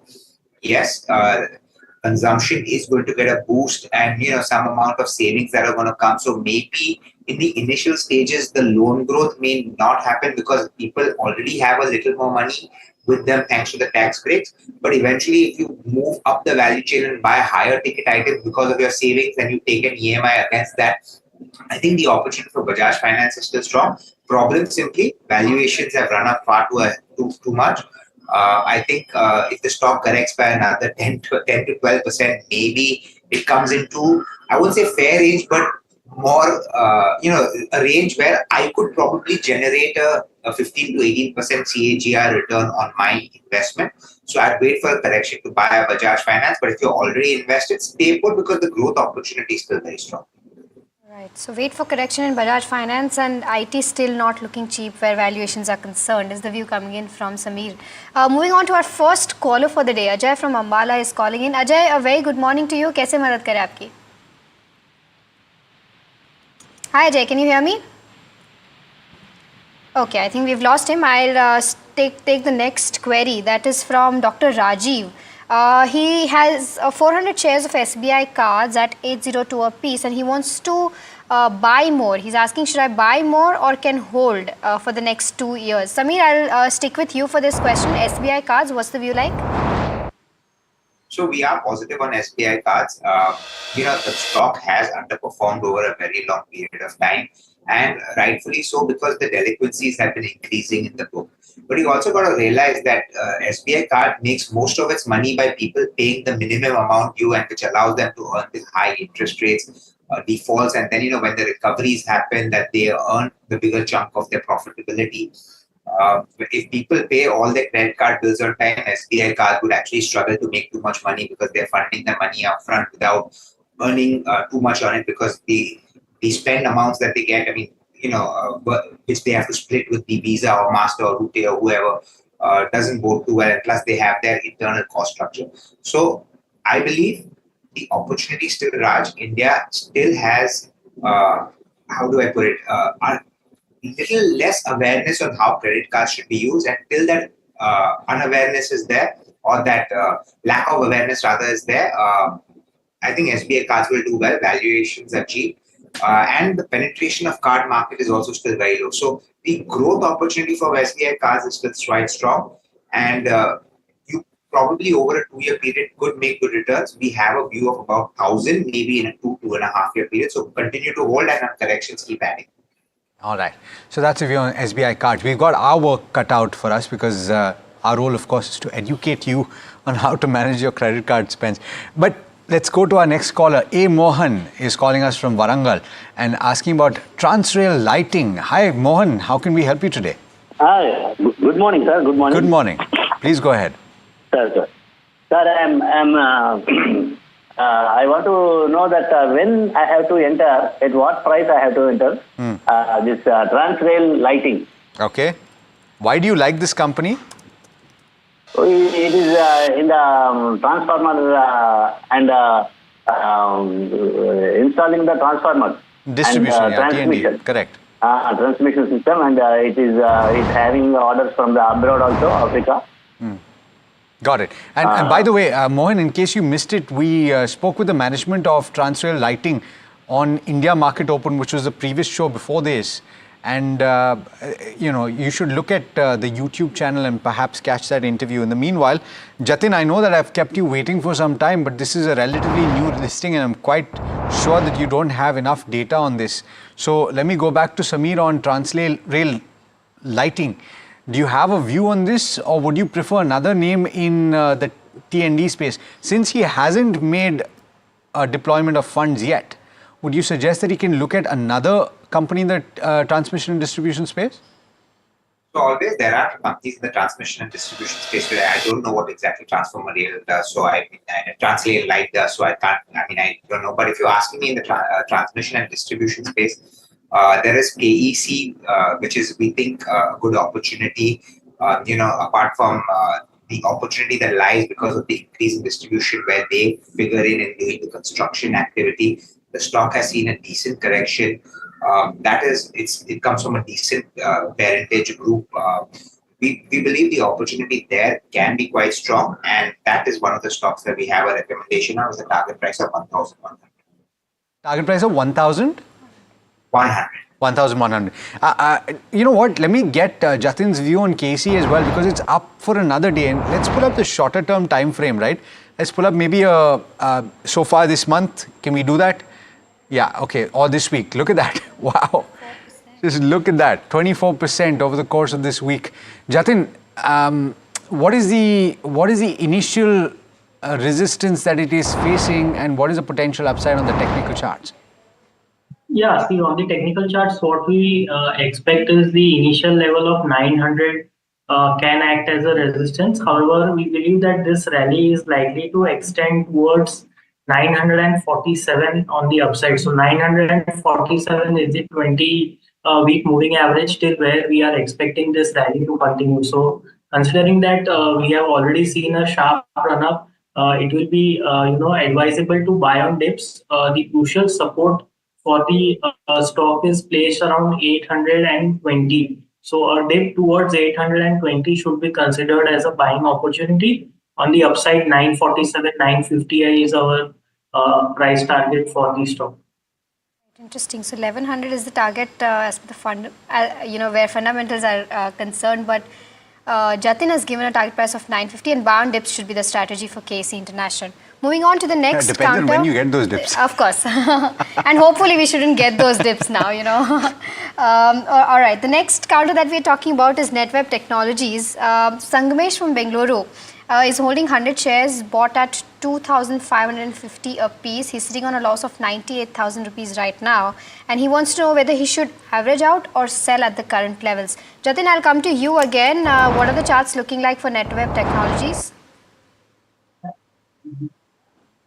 See, in the case of NetWeb, I think there has been a base formation in process between 1400 and 1500. I think that process is complete, and now the stock is poised for a move towards 1800 to 1900 odd levels. So I think current levels are good levels to even add to the existing position. I think there is a scope for a sharp up move towards 1900 from a short-term perspective. So yes, you can continue to hold and even add more at current levels. Hold at current levels is the view coming in on NetWeb Technologies. We have Dheeraj calling in from Hyderabad. Dheeraj, a very good morning to you. How can we help you? Good morning, ma'am. My query is regarding Titagar Rail. Okay. I'm holding 150 shares of Titagar Rail at 945 rupees. Right, okay. Yes, 945 rupees. Okay. So, could I add more at current level as there is a fresh breakout? Okay, so Dheeraj, just to get the question right, you've seen the technicals, if I'm not wrong, for Titagar Wagon. Actually, the share hit an all-time high of 2,000 rupees. Right. So it has almost corrected more than 60%. Okay. As of now, but as in recent budget, there is no proper allocation for railway. Like there is no increase, or as per the expectation, all the railway stocks corrected even more. Right. So is it a correct opportunity to grab it and add more at current levels? Is my query. Got it. Got your question, Dheeraj. Sameer, I'll come to you. It's not just Titagar Wagons, but we're also seeing an uptick in trade today where railway counters are concerned. Jupiter Wagons is also buzzing in trade. There's also a question that we have on RVNL. What's your view with respect to railway stocks? Because these have been beaten down in the past few months. Do you think this is the right time to enter, or valuations are still looking expensive? So valuations have definitely corrected, right? So valuations have probably become absurd during the run-up, on expectations that there would be a continuous spend by the government which would keep increasing. And let's be honest, it's not like the government, the person asking the question asked that there's no specific target to the railway. I think there is. They have given an increase to the railway spends. So we believe that the opportunity is going to be there. The government is going to continue to add more rail lines. They're going to keep adding more trains, more routes. They're going to improve the safety mechanism. So the entire opportunity of the railway still persists. This correction has been sharp, and Titagar, like he rightfully said, has corrected by about 50%. I think the high was around 1800. I don't remember it at 2000, but it's corrected quite sharply from the top. Even after this correction, valuations are about 30 times trailing earnings. And if we take some amount of growth, I think the stock is trading at about 27, 28 times current year. And if we go 1 year forward, it's trading at probably close to 24 times, which is not expensive. So I would advise the person asking the question and your viewer that go ahead and add some stock at these levels. I think the correction is good. I think the company is doing well. The fundamentals are strong. And over the next 2 years, you will see the railway spends continue by the government. Government infra is not going to slow down. And you will ensure that the stock will probably see an up move, probably not to 1800, which was unjustifiable. But yeah, I mean, definitely you can expect a 15% CAGR returns from here, or 15 to 20% CAGR returns over the next 2 to 3 years. Okay. Ordinarily, I would ask about RVNL as well, but we've got a caller from Michigan in the USA. Ram is calling us. Ram, thanks so much for calling, and I don't want to keep you on the line too long, so tell me what your question is. Hello, Mr. Alex. Good morning. So, my question is, I hold 1,000 shares of MSTC, that is Metal Scrap Trading Corporation. I got it at 500 rupees per piece. I have 1,000 shares. Okay. My question is, should I add more? I'm planning to add more. I just want to see whether it's a good idea. Okay. Can you very quickly, Ram, tell me what the thesis is and how long do you intend to hold it for? I can hold it for a couple of years. The thesis is it's a less capital intensive, high profit business, I guess, and it is owned by government. So I thought it's a good idea. Okay. Let me go across to Samir on this one. Samir, coverage on this, it's about 3,700 crore market capitalization view. So I'll request you to go to Jatin. I don't have coverage. Okay, fine. Okay. Unfortunately, Ram, I can't get you a fundamental view on this, but Jatin, can you give us some sense on what the potential upside is? He is in the green right now, so strategy for relatively long term? Yeah, see, MSTC is showing signs of a trend reversal on the daily charts.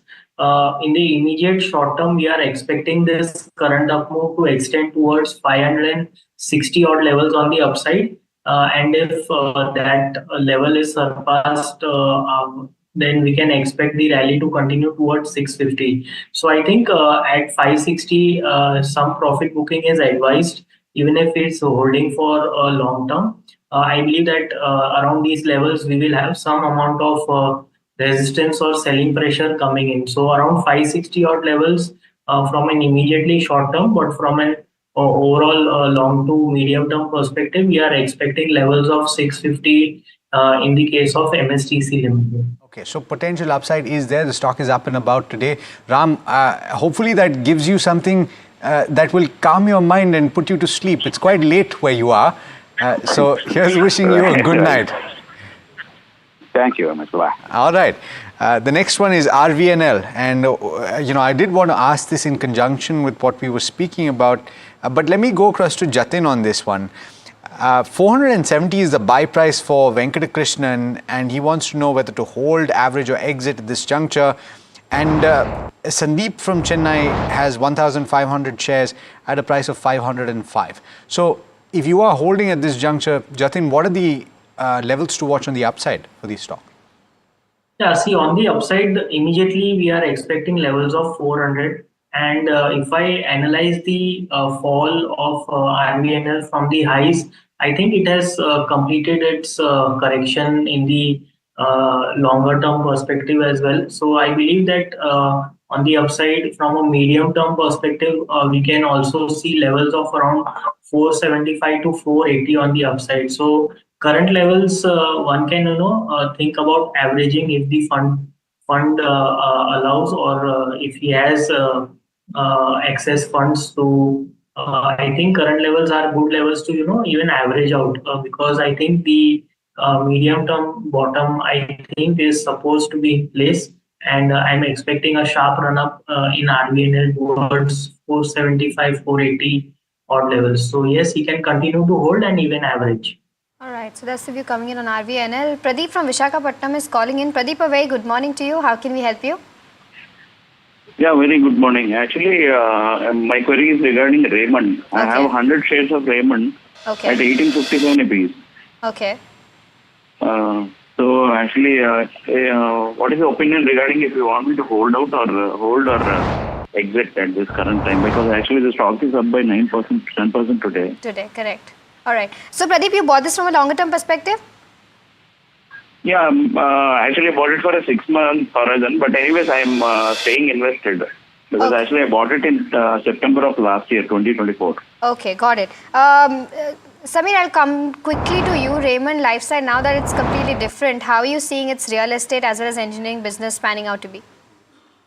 So the real estate business opportunity for Raymond is quite strong, right? Given the land bank that they have, the development that they're doing is all being done in phases.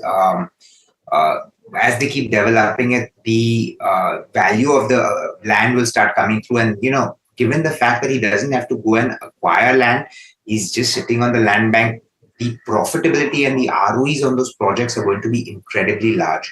So from that perspective, the real estate business for Raymond will do well. I think one can stay invested. I think the opportunity in the entire real estate space, so we are actually quite positive. We've seen a sharp correction in entire real estate space, be it the Godrej, be it Bombay-based Oberoi, be it the Bangalore-based Prestige, be it Delhi-based DLF, Macrotech, Keystone. All of them have fallen a huge amount over the last maybe 3-4 months. They're down close to anywhere between 33 to 50%. We believe growth opportunity is still strong. The consumer demand is going to come. We believe that housing is something that is going to keep growing over the next maybe 10 years. And these larger players with strong balance sheets will stand to benefit. So Raymond is one of them. So stay invested in it. Again, it's run up today, so I will not ask you to average. But I'm hoping it doesn't correct. But if it does correct, you can add some. Okay, all right. So that's a comprehensive view on Raymond. Up and about. By the way, there was a little bit of an overhang with regard to the management, and there was an update earlier in the week also that that put some of those. Nawaz Wife of has actually resigned from certain and stepped down from certain positions. But all right, I believe Jatin has to leave us. Jatin, thanks so much for joining us this Friday morning, and wish you a happy Friday and a happy weekend. And we'll be back on the other side to talk about more of the questions that you've sent, and I'm sure that you will call us as well. Do stay tuned. Lots more coming up on the other side.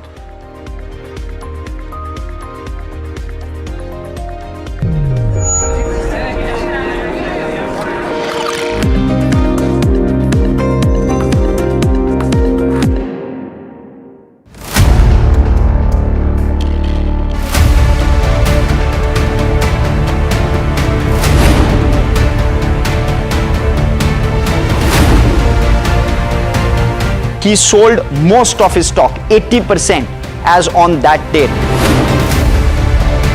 We have requested the management to come and speak to us. They asked us, what questions will you ask? We've sent it to them. They don't want to answer it, so then let's put it to our viewers as well. 7 key questions, right? How is it that 2,000 crore goes unnoticed by all of these auditors? Is seeking more information on the trades and the all the transaction which has happened from the exchanges, both NSE and BSE. The Reserve Bank of India's supervisory officers, they are seeking compliance reports on their foreign currency borrowings by these banks. The DSS is actively engaging with the Reserve Bank of India to sort of ensure the thorough examination of the matter.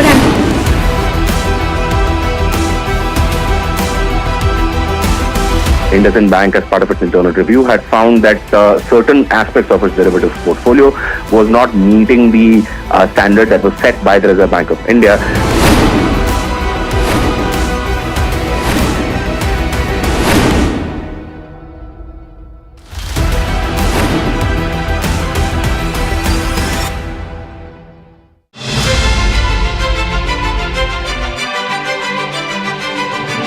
Very, very warm welcome to you all for this NDTV Profit Conclave, which is themed on Vixit Bharat.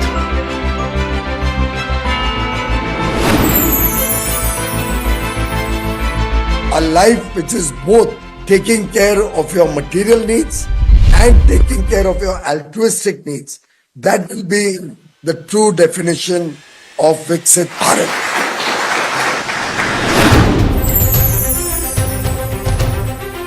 In my view, we are already out of that slowdown. For every unloam, you have to have vilom. You can't just keep doing up and up in the breading also. You have to come down. So the correction and healthy correction is a very, very integral part of the market.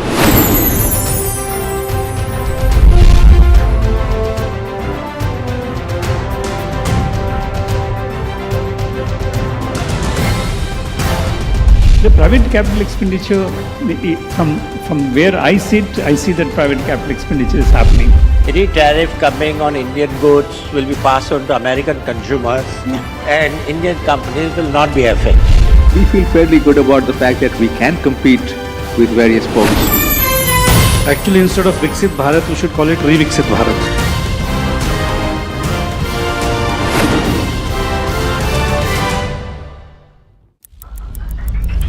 Headlines you start your day with.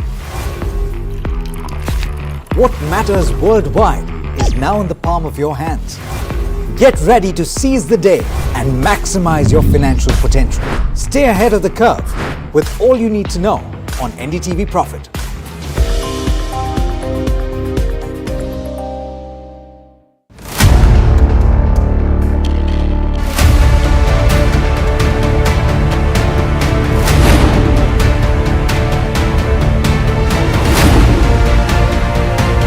He sold most of his stock, 80%, as on that date. We have requested the management to come and speak to us. They asked us, what questions will you ask? We've sent it to them. They don't want to answer it, so then let's put it to our viewers as well.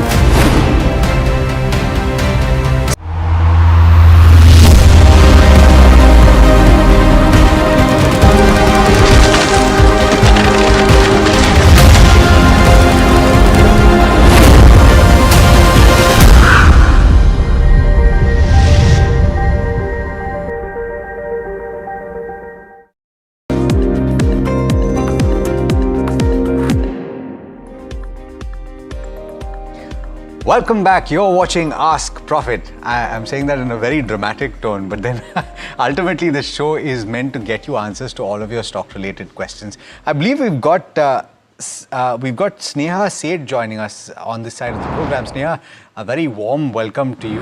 And we've already got Samir, and we've talked about a few stocks. I'm sure that we've got lots more to discuss. Alex is calling in from Kerala. Alex, good morning to you. And how can we help you today? Good morning, Alex. Yes. Good morning to you. And how can we help you today? I am having query regarding Blue Dart. Yesterday I seen regarding the interview with the Blue Dart team. Okay. That was nice from your side. It was quite informative actually. So, but what specifically? You bought at levels of 5,951, which means that you didn't buy too long back, right? No, I am keeping it for a long time, and I am keeping that range 6,000 to 9,000. I thought of I need a short-term view because I have 10 shares. I thought of buying 10 more shares and keeping 10 shares for a long time and 10 shares for to sell in 9,000. How is it that work? Okay, so let me go across to Samir on this one. Samir, we did speak to the management, but we didn't get any specific insights into the volume data. He did say that it was better sequentially and things are improving, and he's seeing green shoots. So, but how do you see the fundamentals? What does the business look like to you? So fundamentally, the business is still very strong. We believe the growth opportunity for the last mile delivery is only going to keep increasing in India as you have more and more people continuing to purchase online. Blue Dart figures in that. Of course, they have the corporate side and all of the other businesses also. But we believe the growth in volume will return as consumption increases. And all of this you're going to probably start seeing from Q1 of next year.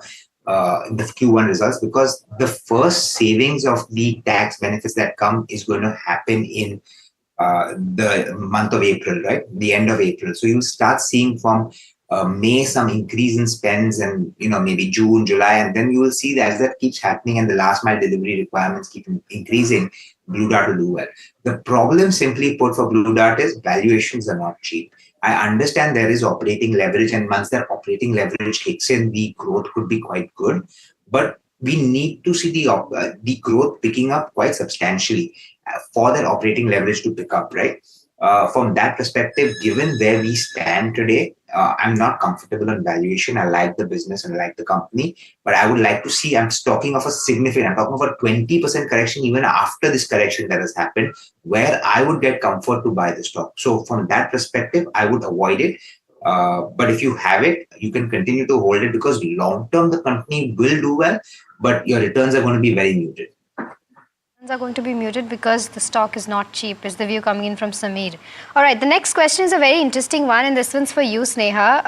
Nidhi is conducting this show and helping investors, and she's saying that she wants to invest 2 lakhs right now, and she wants an ROI of 20% in the next 6 months. She's saying thank you for conducting the show. And oh, sorry. Oh, my bad. Oh, I thought she's all right. I was wondering what you were talking about because right. I was just going to say if she's conducting a show, hey, Nidhi, we should be there.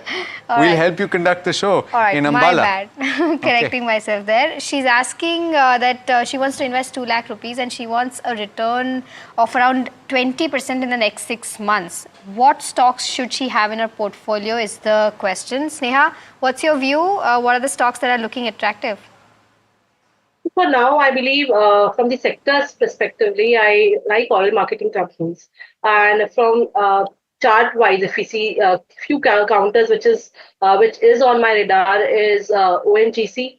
Apart from this, BPCL, these are the counters I am looking forward, and for the returns what she is expecting, I think this can be fulfilled by these both stocks by holding it for 6 months or so. So I think one can go ahead with oil marketing companies, and in fact, if you want a specific stock, then I would suggest ONGC and BPCL. All right, so ONGC and BPCL are the 2 counters suggested by Sneha. All right, the next counter, Rama Prabhu is calling in from Andhra Pradesh. A very good morning to you. How can we help you? Okay, I think we've lost the caller, but we have the query. Natco Pharma is the counter. He's holding 160 shares, bought at 990 a piece. What's the view like, Sameer, on Natco Pharma? So NATCO is continuing to launch new drugs and new products. So from that perspective, the growth opportunity for them remains quite strong. We believe the opportunity within India and internationally for the exports, and especially for the oncology, where the NATCO Pharma's focus to a large extent has been over the last few years, will continue to gain traction. Again, it's important to see what are the launches that they make over the next year and a half, and if there are any of them substantially large, which are drugs coming off patent, or even where they have applied for the ANDA and where the patent continues, but they can agree with the current patent holder to launch as this first individual person for 6 months, which they've done in the past also. If some of those go through, I think the company will continue to do well. Valuations are on the slightly richer side, but the NATCO has always traded at rich valuations, and pharma in general does trade at slightly higher valuations compared for companies that have these ANDA products. So I think one can hold on to NATCO Pharma. Utkarsh Small Finance Bank is what I'd like to talk about next. The stock is currently trading at 24. My goodness. So this is a stock where our viewer has taken a very large holding position. Vinay is our viewer, and he's got 35,000 quantity. He's bought at levels of 30. The stock is currently at 24 or thereabouts. So he's incurring a loss primarily because of the size of his holding in the stock. On the charts, Sneha, what is the potential for upside? Because the stock is up 5%. And what should the strategy be? Is there a possibility that he'll recover his buy price? Yeah, I think recovering the buy price won't be a very big task for this counter, but looking at the chart structure, because the chart structure or the overall data is quite limited in this counter. From now, I believe if in case it corrects, I think 22 should be acting as a support. On the higher side, any move above 26, 27 would be interesting. There we may see an up move towards his buying level and above that even. But for now, I believe one should be keeping a close watch on the 27, 28 zone. Once we see a strong move above this, then only we may see some buying interest coming in. Otherwise, there are chances that this counter can frizzle out at those levels around 27, 28. So need to keep a close watch around those with a strict stop loss of around 22. Okay, all right. Ola Electric is the name of the counter we're talking about next, and this is a company that is currently in a bit of a storm with regard to regulatory issues. Of course, the company has sent out a notification and a clarification to the stock exchanges saying that it's not really regulatory issues that it is facing, and we've been bringing you exclusive reports over the course of the last week or so. The question is from Mahesh. He's writing in from Vishakhapatnam, and he's asking about this because he's bought at levels of 98, which is elevated levels. The stock is currently trading up about 9%, but at 56 or thereabouts. What's the view here, Samir? Would you exit or would you wait for a recovery? No, I would not exit. We've had this discussion in the past on Ola Electrics. The growth opportunity that exists for the electric two-wheelers is quite substantial. It's a very small percentage of sales of electric as a percentage of total two-wheelers is very small, and it's only going to keep growing over a period of time. Ola does have the leadership position there. And what they're doing is they're doing the backward integration where they are going to be manufacturing the batteries, which will allow them to increase their operating margin. And as the volume uptake with the operating leverage with the higher margin starts picking through, the company will come to profitability. It will take time. Now, the problem is, I guess, why the stock is getting hammered as much as it is. Every third to fourth day, something or the other comes up with some issue with it was with not making some payment to one of their registering companies. Today is with the fact that the Maharashtra government has said that they've impounded certain number of bikes because of certain registration problems or regulatory problems. So because of all of these negatives, I think the stock has been under pressure. But we believe the growth is very strong. If they can address these issues and put them behind them, I think the stock has good opportunity to grow. So the fact that he's bought it at 90, I think one can probably advise the viewer to add some more at these levels and bring his cost down. I think you will see probably 70, 75 quite soon, maybe in the next 3 months.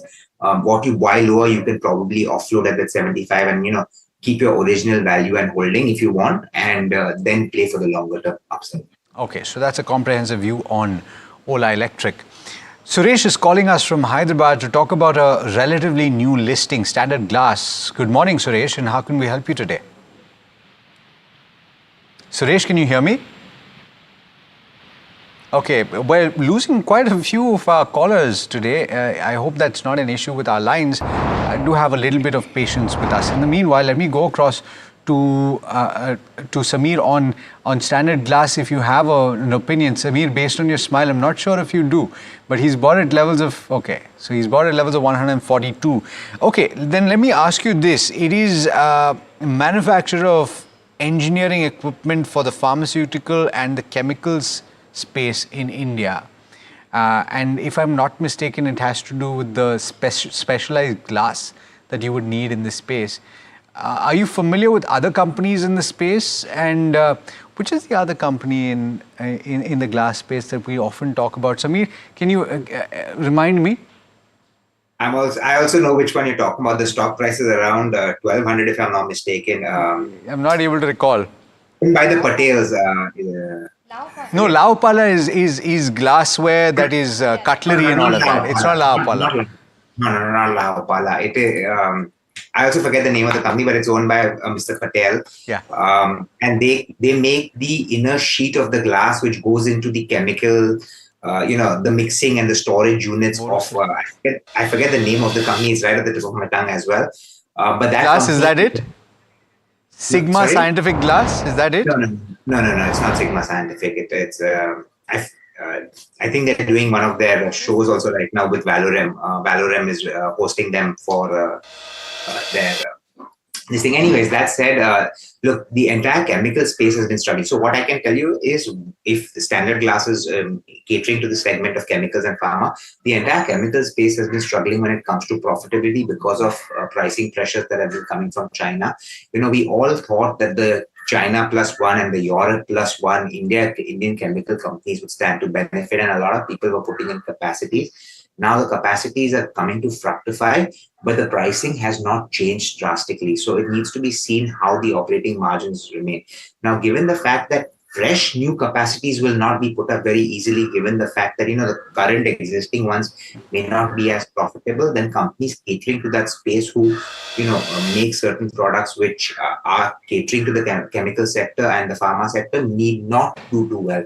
You might see a bit of a slowdown, or at least if not delay in orders, which could affect the profitability of those companies. Samir, there is Borosil Scientific that is also in the space. It got split from Borosil.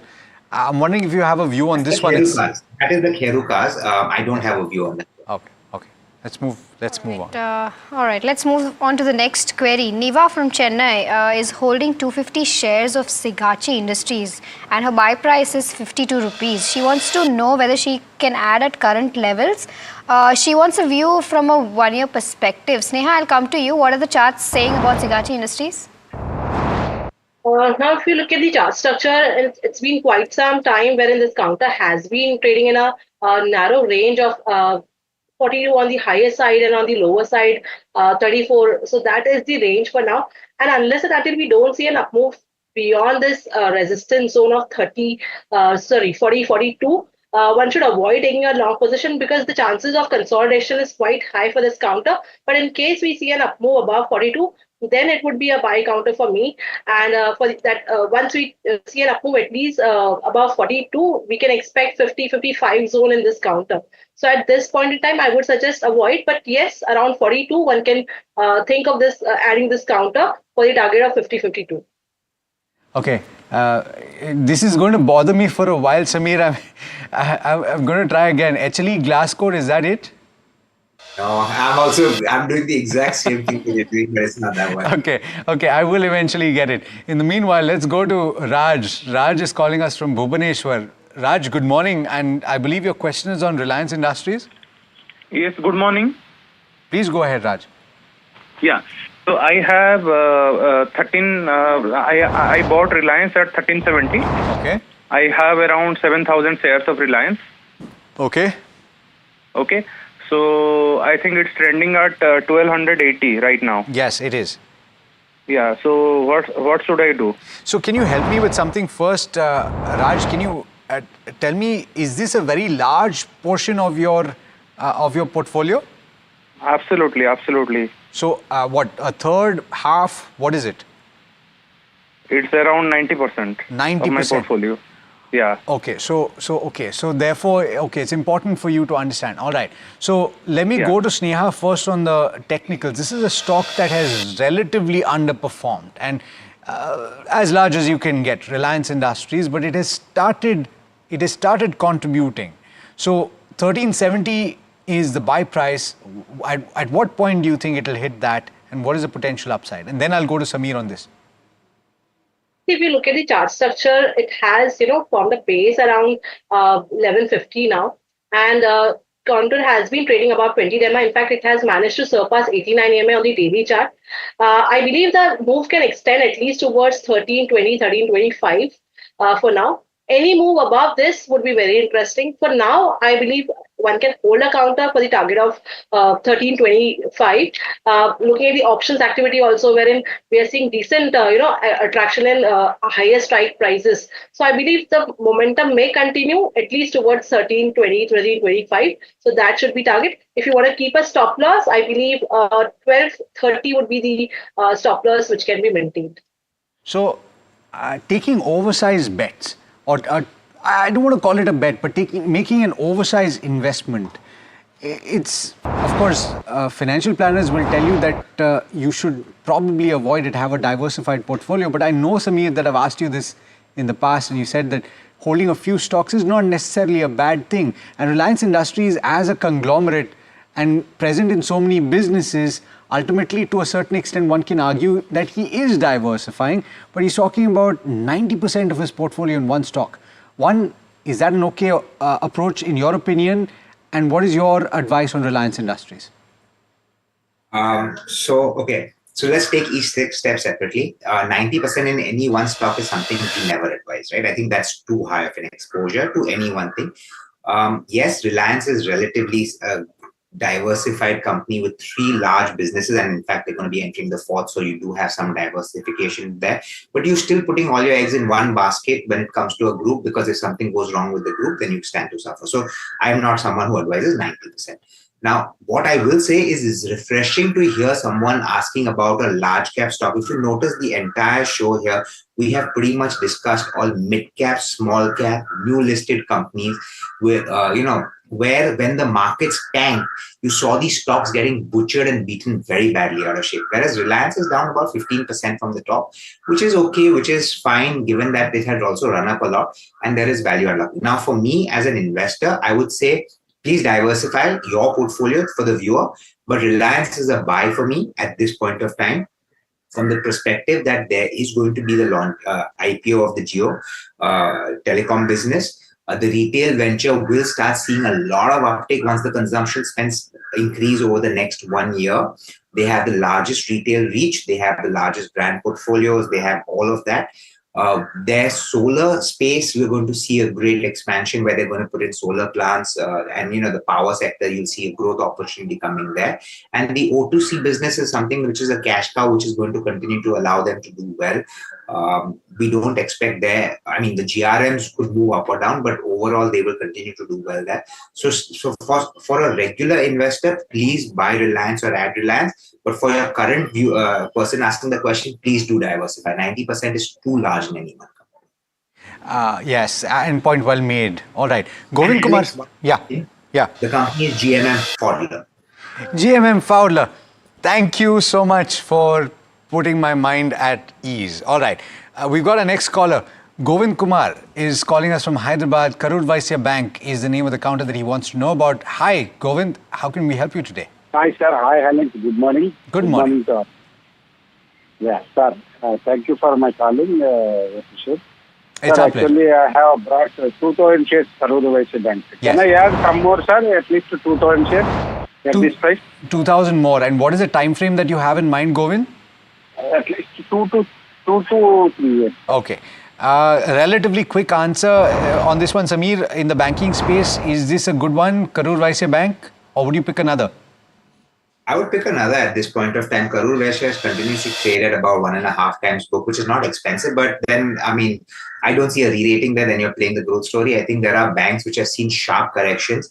So as much as everyone wants to tell me that IndusInd is something to avoid, I have a contra view. I believe that yes, this pain point is there for them. It will get over in the next 3 months. You will see them returning to profitability in Q1 and Q2.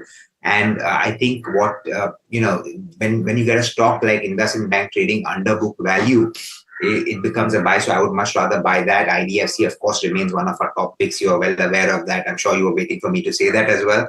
And then I like the HDFC Bank in the large cap if you want to go, and in the PSU, Bank of Baroda. These are the 4 that I would recommend. All right. HDFC AMC is the next counter. Muiz wants a view on that. How is it looking on charts, Sneha? If we look at the chart structure, we have seen this counter correcting towards the 89 EMA on the weekly chart structure. And this week, we have seen a decent move, nearly 8% up this counter is. I believe looking at the overall chart structure, the counter can head towards 4,300, 4,350. So that is the level one should be watching. One can maintain a fixed stop loss around 3,800 for now and stay with the long positions. Okay. It is time now for the rapid fire segment. Sneha, you will not be aware of this. I'm telling you right now, 2 minutes is what we have. And I'll throw as many questions at you and Samir over the course of that time. Do keep your answers as quick as possible. The first one is AU Small Finance Bank. It's for a time frame of 6 to 9 months. At the current market price, does it make sense to enter? This one's for you, Sneha. Sandeepan wants to know. Yes or no? I believe yes, one can hold it. One can buy it even. The target would be around 560, 570. Okay. Satya is asking, Wellspun Living, would you buy this counter at this current juncture? He hasn't specified a time frame. I'm assuming it's long term. Samir? No coverage on this one, sorry. Okay. IDFC First, Vishnu from Chennai wants to know, he is incurring a loss currently. He's bought at levels of 68. Should he continue to hold or book a loss? This is one of his largest holdings. Samir? Hold on. hold on. Larsen & Toubro shares bought by Gul, I believe, at a price of 3,327. Can more be added at the current level? Sneha. Yes, can be added for the target of 3,700. Okay. Capital market plays, and this is Amui's question, it's extended. I know you asked about HDFC MC, but he's asking about things like CAMS, KFintech, MCX, CDSL, etc. Samir, any of these stand out? BSE I'll throw in as well. So CAMS will be a top pick in that space. Okay. Vijay wants to know about Canara Bank at a price of 112. Canara Bank. Technical level is being sought. She's bought at levels of 112. Stock is currently at 87. What should she do? Is it for me? Yes, Neha, technical. So it is a hold for the target of 94 for now. Okay. Sami Hotel bought at levels of 194, 3,000 shares. Abhishek wants to know, should he hold or exit? Samir?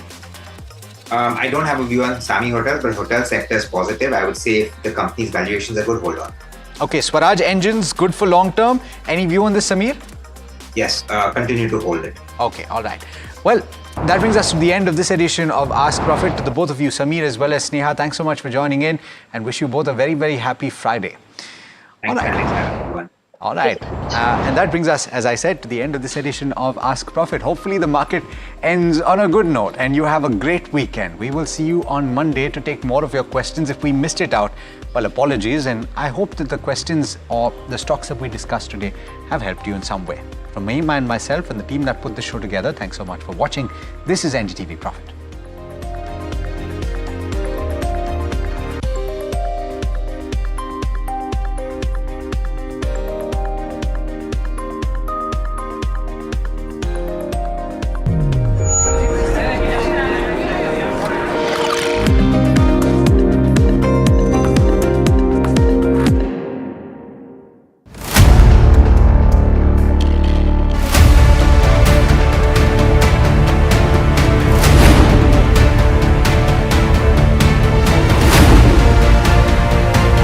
He sold most of his stock, 80%, as on that date.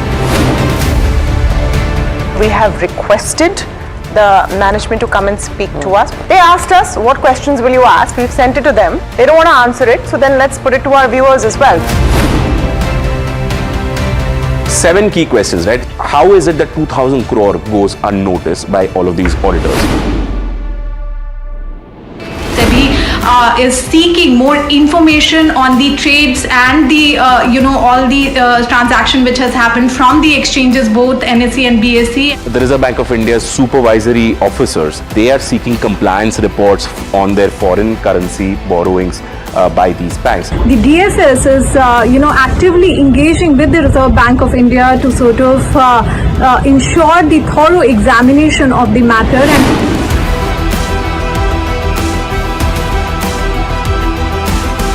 IndusInd Bank, as part of its internal review, had found that certain aspects of its derivatives portfolio was not meeting the standard that was set by the Reserve Bank of India.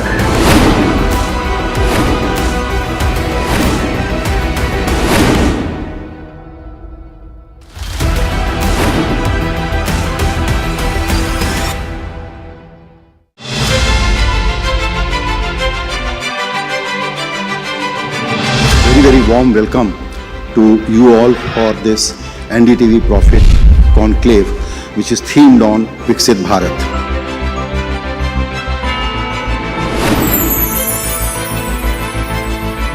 A life which is both taking care of your material needs and taking care of your altruistic needs.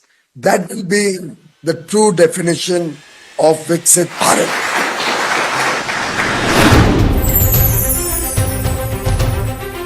In my view, we are already out of that slowdown. For every unloam, you have to have vilom. You can't just keep doing up and up in the trading also. You have to come down. So the correction and healthy correction is a very, very integral part of the market.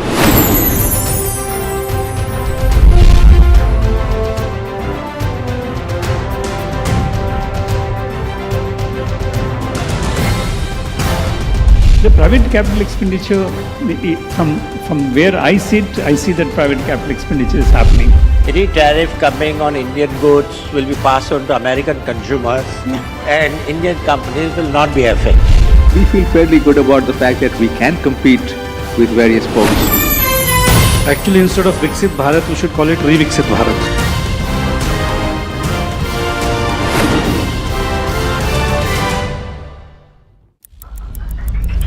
Headlines you start your day with.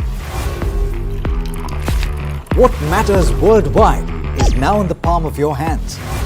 Get ready to seize the day and maximize your financial potential. Stay ahead of the curve with all you need to know on NDTV Profit.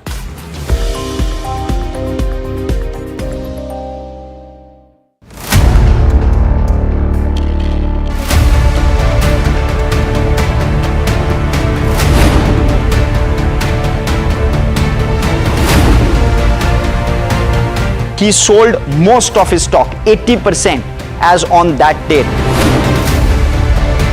We have requested the management to come and speak to us. They asked us, what questions will you ask? We've sent it to them. They don't want to answer it, so then let's put it to our viewers as well.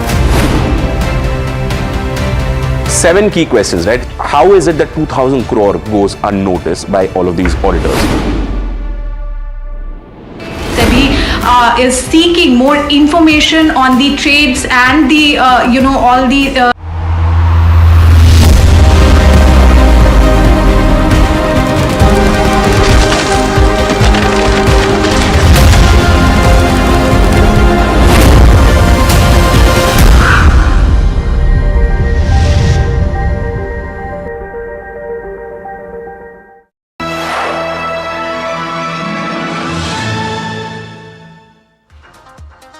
Know Your Company, a show designed to give regular investors powerful and actionable insights into the fundamentals of a single NSE listed company every day. What we do here is we pick a company and we go through a couple of parameters that we have designed for every company.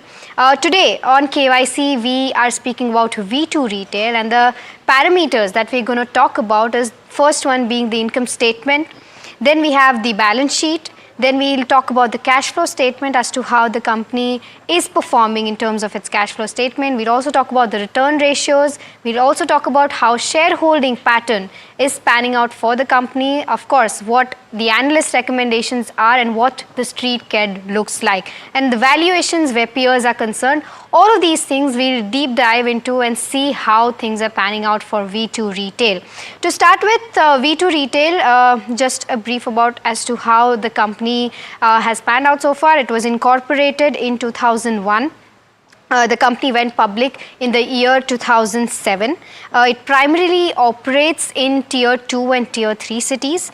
The company is a chain, it operates under a chain and the stores under the name of V2 Retail, and it offers apparel as well as general merchandise, and it's catering to the entire family. So there's menswear, there's women's wear as well as kids wear.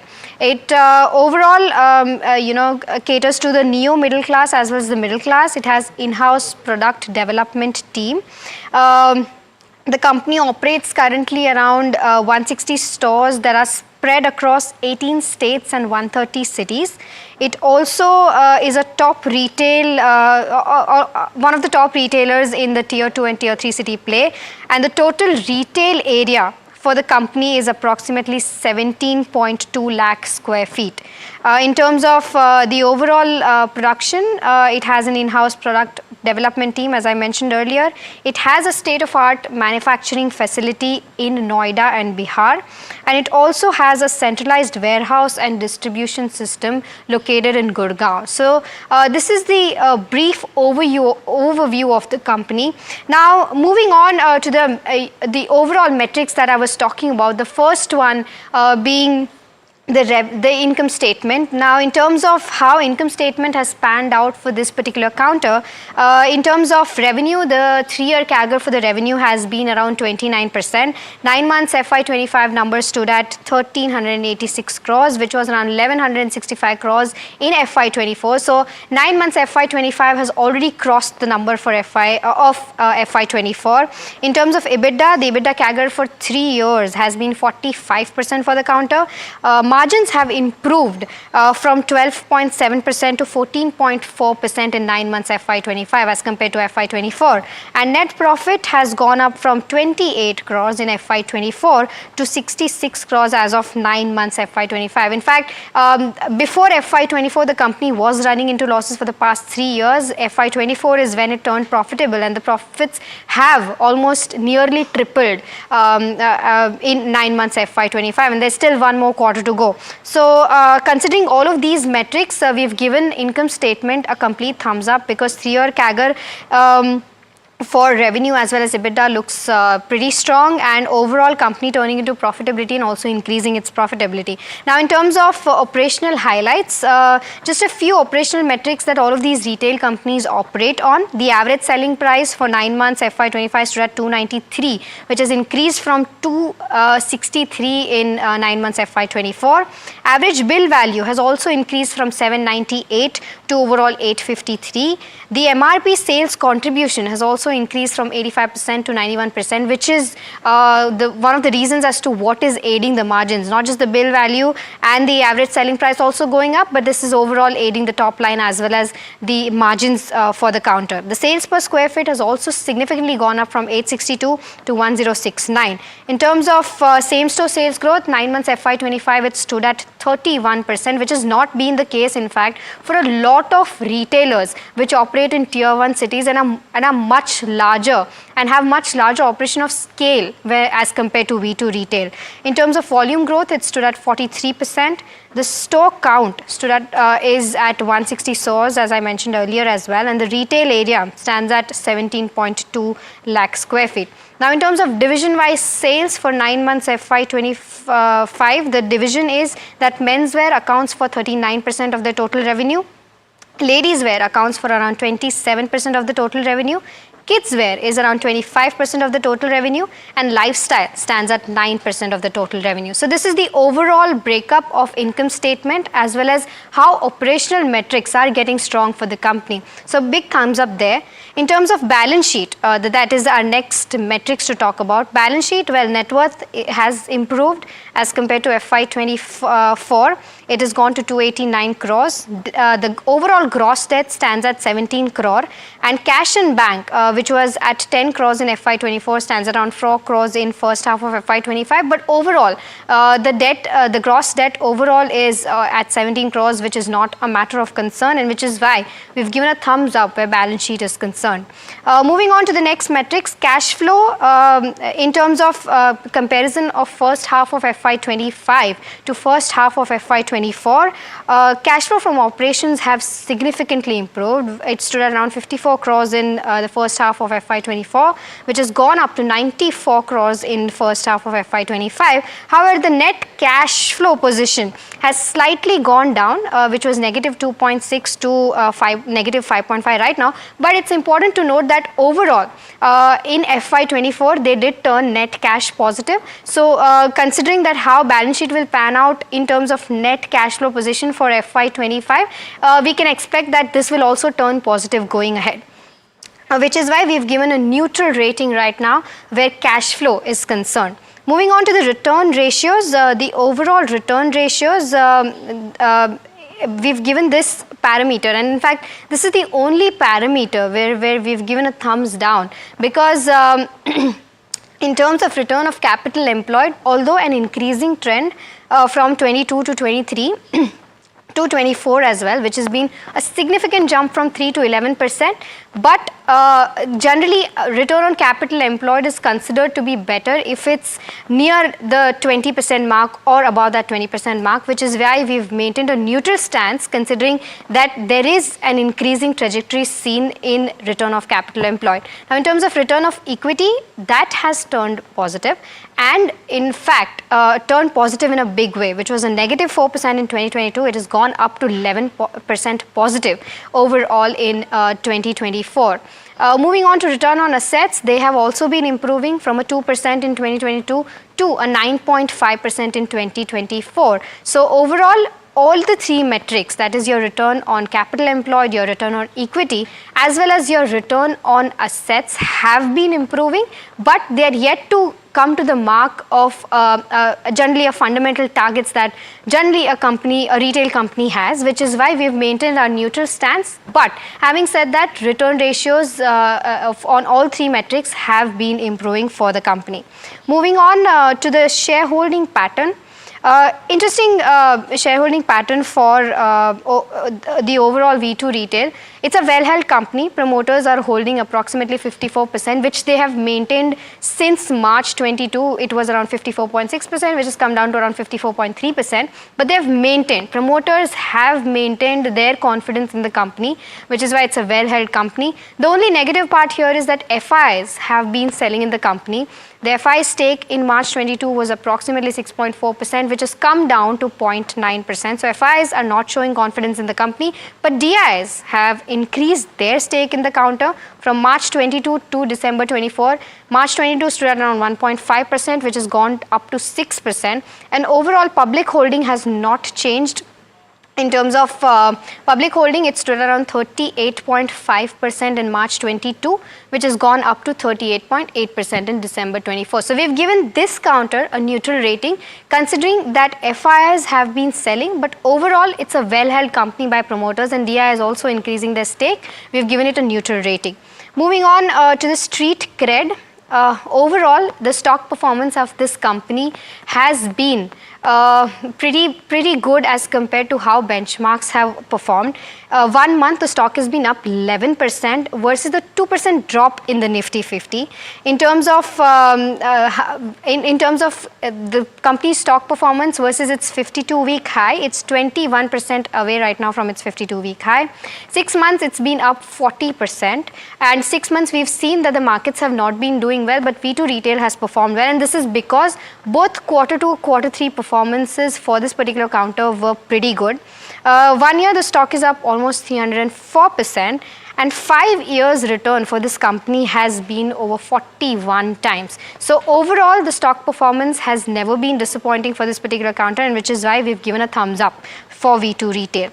Now, considering valuations and valuations versus its peers, in terms of V2 retail, the peers for V2 retail could be likes of V-Mart and Vishal Megamart, which also operate in tier 2, tier 3 cities.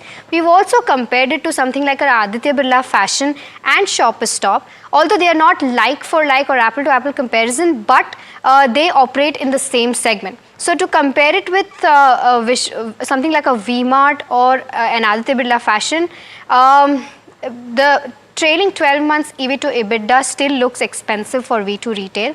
It stands at around 35 times. But having said that, the PE, the EV to EBITDA for the particular counter is on a decreasing trend. If we see the Bloomberg estimates for the particular counter in terms of valuations, it comes down to 15 times in FY26 as per their estimates, which turns out to be cheaper than something like a Vishal Megamart, or it's in line with something like a V-Mart or an Aditya Birla Fashion. Shoppers Stop, however, is a little different from what these counters do. But Shoppers Stop is the cheapest one right now amongst its peers. But having said that, we've given it a neutral rating because, one, it's expensive right now when it comes to the 12 months trailing P. It stands at EV to EBITDA stands at 35 times in terms of EV to EBITDA. But it gets better in the next 2 years. It comes down from 35 times to 15 times. Moving on, in terms of analyst recommendations, we don't have a lot of analysts covering this company. There were 2 buys from 2 different analysts, 0 holds and 0 sell in the company, and an overall return potential of 36%. Now, the only reason as to why we have given a neutral rating to V2 retail where analyst recommendations are concerned is because not a lot of analysts cover this particular counter. But overall, 2 buy calls given by the analysts who cover this. So this turns out to be a neutral rating where analyst recommendations are concerned. Now this brings us to the end of the 8 parameters that I was talking about. Let's take a count as to what total rating for something like a V2 retail comes out to be. We've given a thumbs up to income statement, thumbs up to a balance sheet, neutral rating to cash flows, return ratios is the only counter which has had a thumbs down. And In terms of shareholding, it's a neutral rating. Street cred, a complete thumbs up. The stock has never disappointed its investors. Valuations is a neutral, and street coverage is also neutral because not a lot of analysts covering it. So overall, it comes out to be a 5 out of 8 rating for V2 retail. Now, in order to take this conversation ahead, we are also joined by Akash Agrawal, who is the whole-time director of V2 Retail, who is joining us now. Akash, a very good morning to you. Pleasure having you on the show and pleasure talking to you again. My first question to you is, we've deep dived the company. We'll go to company specifics, of course. But, how are things panning out for retail sector right now overall? How is the industry seeing? What are the kind of headwinds and tailwinds that you're seeing? Yeah, hi. Thanks for having me. So we have seen very strong demand in the last 4-5 quarters, and we've been consistently showing a high double-digit same-store sales growth. And we've seen that continue into Q4 also. But it has also been because of all the different business model changes that we've done and all the different assortment changes that we've done. And I think it's working well for us, and hopefully the momentum continues. And, Akash, with respect to the overall demand, we've seen that the past few quarters have been excellently good for you. I mean, the rural demand has really picked up, and this is the reason as to why your overall revenue has picked up quite significantly. How are you seeing the demand in Tier 2, Tier 3 cities play out for Q4 as well? And what's the outlook like once FY26 also starts? So yes, we have changed the base quite a bit. So our base used to be about 68 lakh rupees revenue per store per month, and this year we're going to do more than 1 crore revenue per store per month. So it'll be very hard to maintain the same growth percentages, but in Q4 also and going forward, we are looking at a double-digit SSSG. So double digit. So you've already done around over a 30% in 9 months FY25 itself. Do you think that 30% mark will be breached going forward in FY26 as well? 30% would be too optimistic a number. So what we are looking at going forward is around 10%. So anywhere between 8 to 10% on such a high base is good for us because it's a fixed cost business. And even if you add sales by 10%, you can increase profitability by almost 20 to 25%. Right. And Akash, in terms of your expansion plans, because right now, you're spread across India, around 18 cities, 130 cities, and 18 states. What are the next, leg of expansion plans that you have from a longer term perspective, let's say by the end of FY26 or FY27? So we plan to open 100 stores every year, at least for the next 2-3 years. And when you talk about geographies, then about 70 to 80% of the stores we are planning to open in the existing geographies where we have a very strong brand presence in. But we are entering new markets. So we just opened our first store in Rajasthan. We opened our first store in Punjab, and we opened our first store in Andhra Pradesh. So what we do is we leverage data and we do a lot of data analysis. So when we enter new markets, we collect the data for about 6 to 12 months. And that gives us a lot of insights into what kind of assortment do we need to provide to the consumers there. And that really helps us in the future expansion in that particular state. But going forward, because in the next 5 years, we want to be a national level retailer, we are testing new markets and gathering as much data as possible so that we can be successful in the new market as well. Right. And Akash, a lot of people operating in the textile space as well as retail space where clothing is concerned are talking about the Bangladesh plus one strategy. How are you viewing that, and do you think that you will also be expanding globally going forward, let's say 2 years down the line? It's not in the near future. The plans are not there in the near future, but definitely once we feel we are strong enough and the model is strong enough, then we might think of expanding into international markets. But currently, I think India is big enough to have more than 3,000 stores, and we just reached the number 189. So there's a long way to go. So we're focusing on India right now. Right, and tier 2, tier 3 cities, you surely have a strong hold, but what's the plan with respect to entering the tier 1 cities?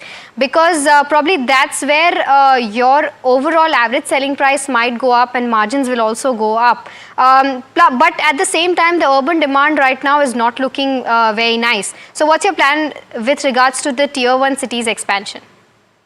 So whether we are present in tier 1, 2 or 3, our target customer remains the same. For example, we have almost, I think we have 9 or 10 stores in Delhi now, but we are very strategically placed where we know there's a lot of migrant or low middle class and middle class customers. So for example, in Delhi, we have a store in Mahipalpur, we have a store in Kapashera, we have a store in Faridabad. So we are very strategically placed where we know, because in every tier 1 city, there are people who are servicing the upper class. So those are our target customers. So, and a lot of stores in Delhi, they do better than national average also. So it's not like we don't want to expand in tier 1, but if we get a location that matches our cost structure, then definitely we're looking at tier 1 as well. But most of the expansion will come for tier 2 because when you're planning to open 100 stores every year, most of it has to be tier 2, tier 3. Got it. And Akash, in terms of expansion towards the different trade channel, that is your e-commerce and quick commerce, because right now, if I'm not wrong, you're completely operating on the brick and mortar model, completely operating out of stores. Any plans with regards to expansion there, because that will give you a better reach and probably a better number of sales going ahead?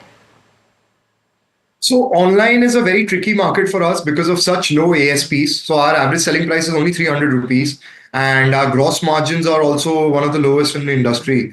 So what we are working on is an omni-channel model where we'll use our existing store inventory to do online deliveries within the same city. So that really cuts down on the logistic cost and the return cost because then the customers can come and return at the store, they can pick up at the store. So it gives us a lot of flexibility because we want to be present online, but we don't want to burn money just adding another channel. So we want to have it as another channel for the existing customer base. So we have a customer base of more than 5 million customers, 50 million customers.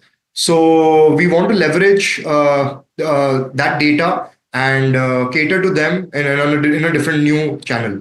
Right. And Akash, in one of your con calls, I did read that one of the risks or potential challenges could be strong product development as well. How are you working towards that and how do you plan to bring a leverage where competition is concerned? Because I'm sure that tier 2, tier 3 cities, there are other players which are competing with you in the same bracket.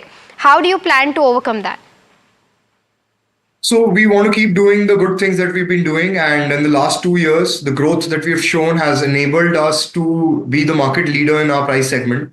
And in most of the locations that we are present in, we are at least 25 to 30% higher in terms of per square feet sale than our competitors. So that is a testament to our assortment, to our supply chain, and that the acceptability of the products is there. So we want to continue doing the good work and keep increasing the per square feet sales. So our first target was 1,000 rupees per square feet per month. And the next target is 1,200 rupees per square feet per month. All right. And Akash, one last question before I let you go. 9 months FY25, you've already done over 1,300 crores of revenue. And the bottom line stands at, 66 crores. Where does that number go from here in FY26? What's the target like? So every year we want at least 40 to 50% revenue growth. So you can calculate. So this year we'll close around 1,800 to 1,850 crores and then going forward another 40 to 50% growth for the next 2 to 3 years. All right. Well, thank you so much for breaking that down for us, Akash. And thank you so much for giving us those insights on the entire space as well as V2 retail. And thank you so much for taking our time. Thank you for having me. All right, so interesting company to watch out for, V2 Retail. Let's also pull up the SWOT analysis, that is the strength, weaknesses, threats and opportunities for the company. Let's pull out that metrics and see what are the strengths looking like for something like a V2 Retail.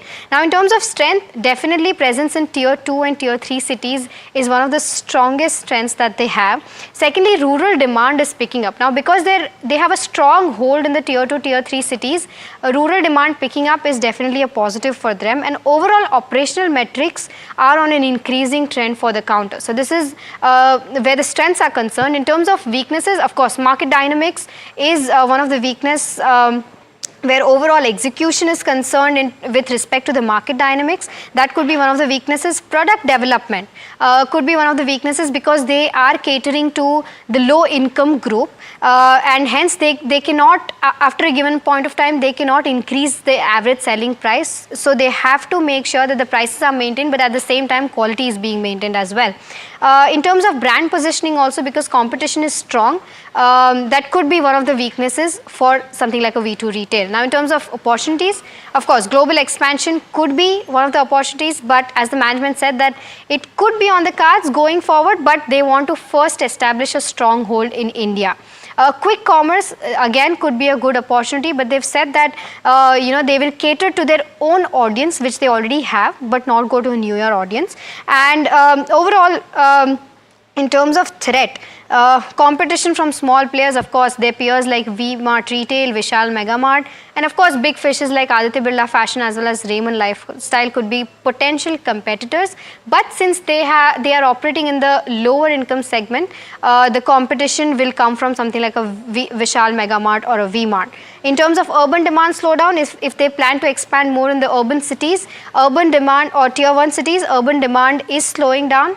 And that is something which could kind of hamper the overall performance of the company. And lastly, changing consumer landscape is also something that could potentially impact the counter, because once the customer's preference changes, the inventory that they're holding might become obsolete and might put an overhang on the overall P&L.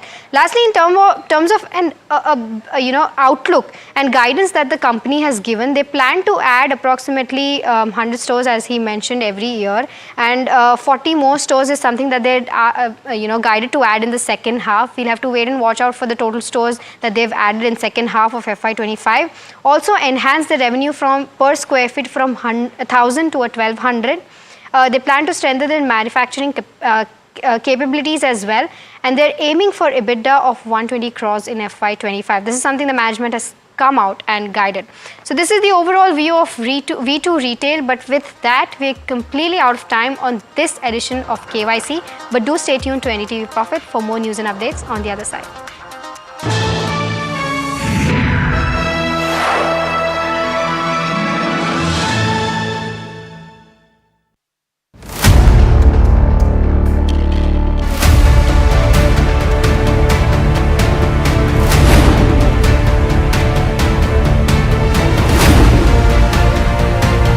He sold most of his stock, 80%, as on that date. We have requested the management to come and speak to us. They asked us, what questions will you ask? We've sent it to them. They don't want to answer it, so then let's put it to our viewers as well. 7 key questions, right? How is it that 2,000 crore goes unnoticed by all of these auditors? Is seeking more information on the trades and the all the transaction which has happened from the exchanges, both NSE and BSE. The Reserve Bank of India's supervisory officers, they are seeking compliance reports on their foreign currency borrowings by these banks. The DSS is actively engaging with the Reserve Bank of India to sort of ensure the thorough examination of the matter. And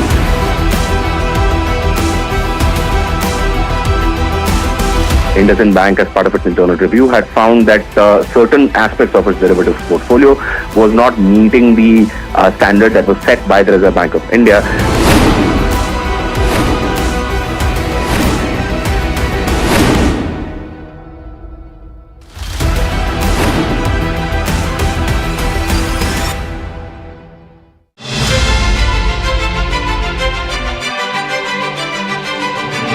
Very, very warm welcome to you all for this NDTV Profit Conclave, which is themed on Vixit Bharat.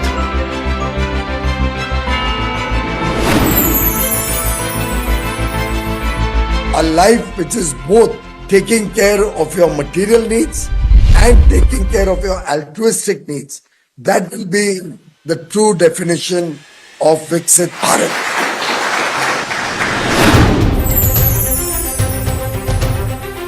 In my view, we are already out of that slowdown. For every unloam, you have to have vilom. You can't just keep doing up and up in the trading also. You have to come down. So the correction and healthy correction is a very, very integral part of the market.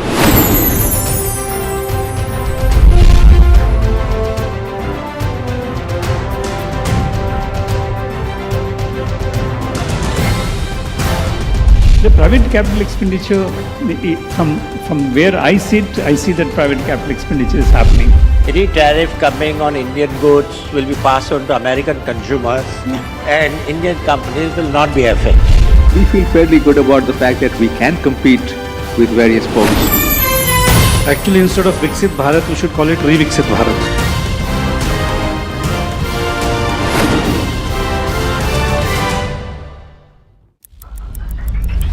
Headlines you start your day with.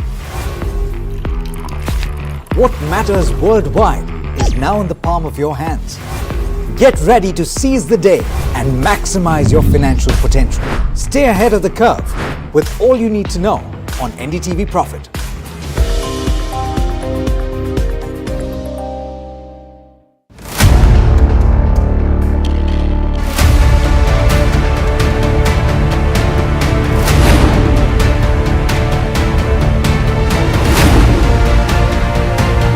He sold most of his stock, 80%, as on that date.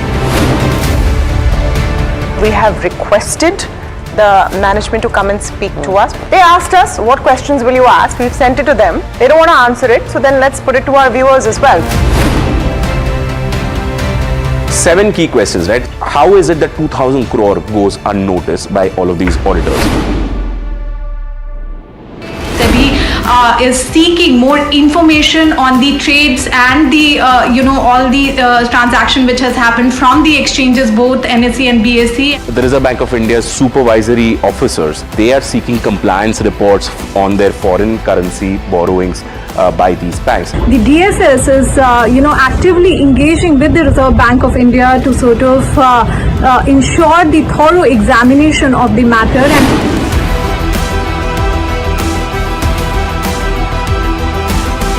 IndusInd Bank, as part of its internal review, had found that certain aspects of its derivatives portfolio was not meeting the standard that was set by the Reserve Bank of India.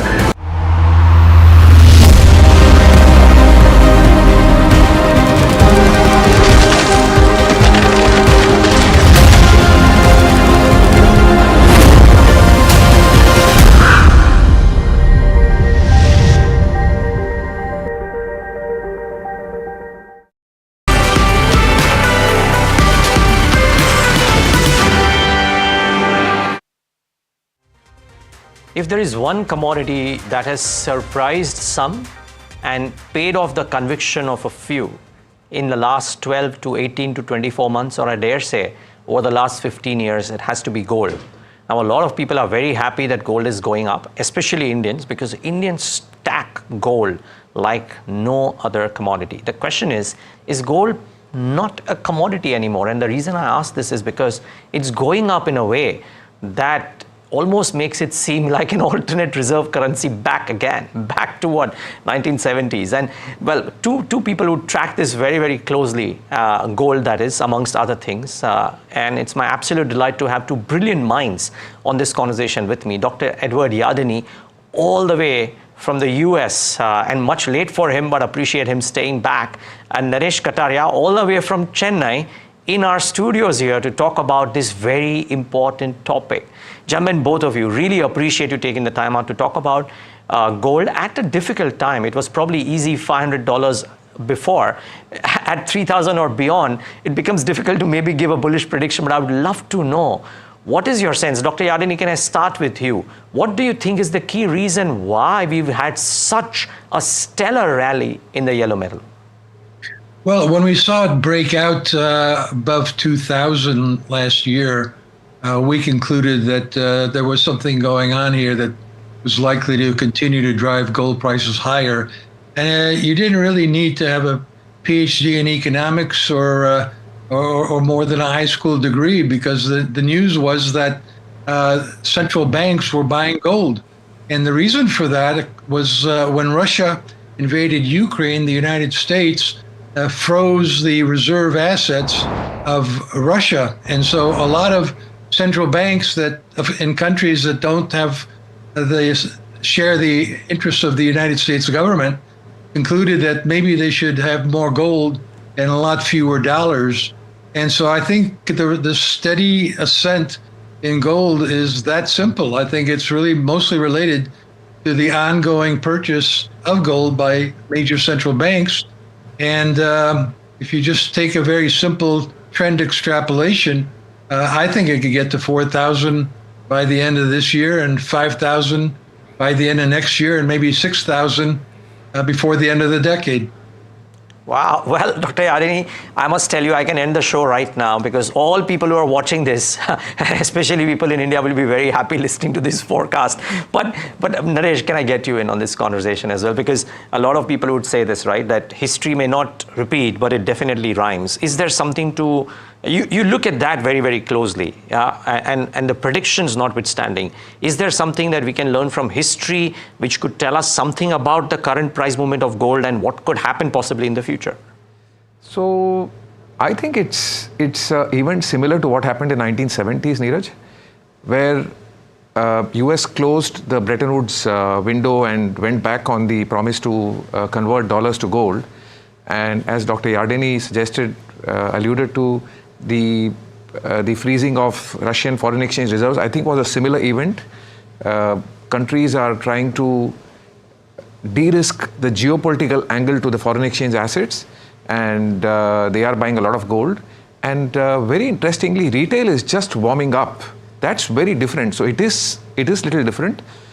ETFs have been popular for about 25 years in gold, and gold tonnage and gold price usually move in tandem, because investors are performance driven. But this time, the gold ETF tonnage cumulatively across all ETFs worldwide is below the 2020 peak, while gold is up 50% from the 2000 peak of 2020. So it's something really different moving, and I believe it is central banks, and not just Dr. Yardeni said. I'll just extend it further. Probably central banks are buying more than what they're disclosing. That's the current account data of import-export, which is suggesting. So yeah, I think it's a very interesting setup in terms of how retail is just warming up. Could you elaborate on that? And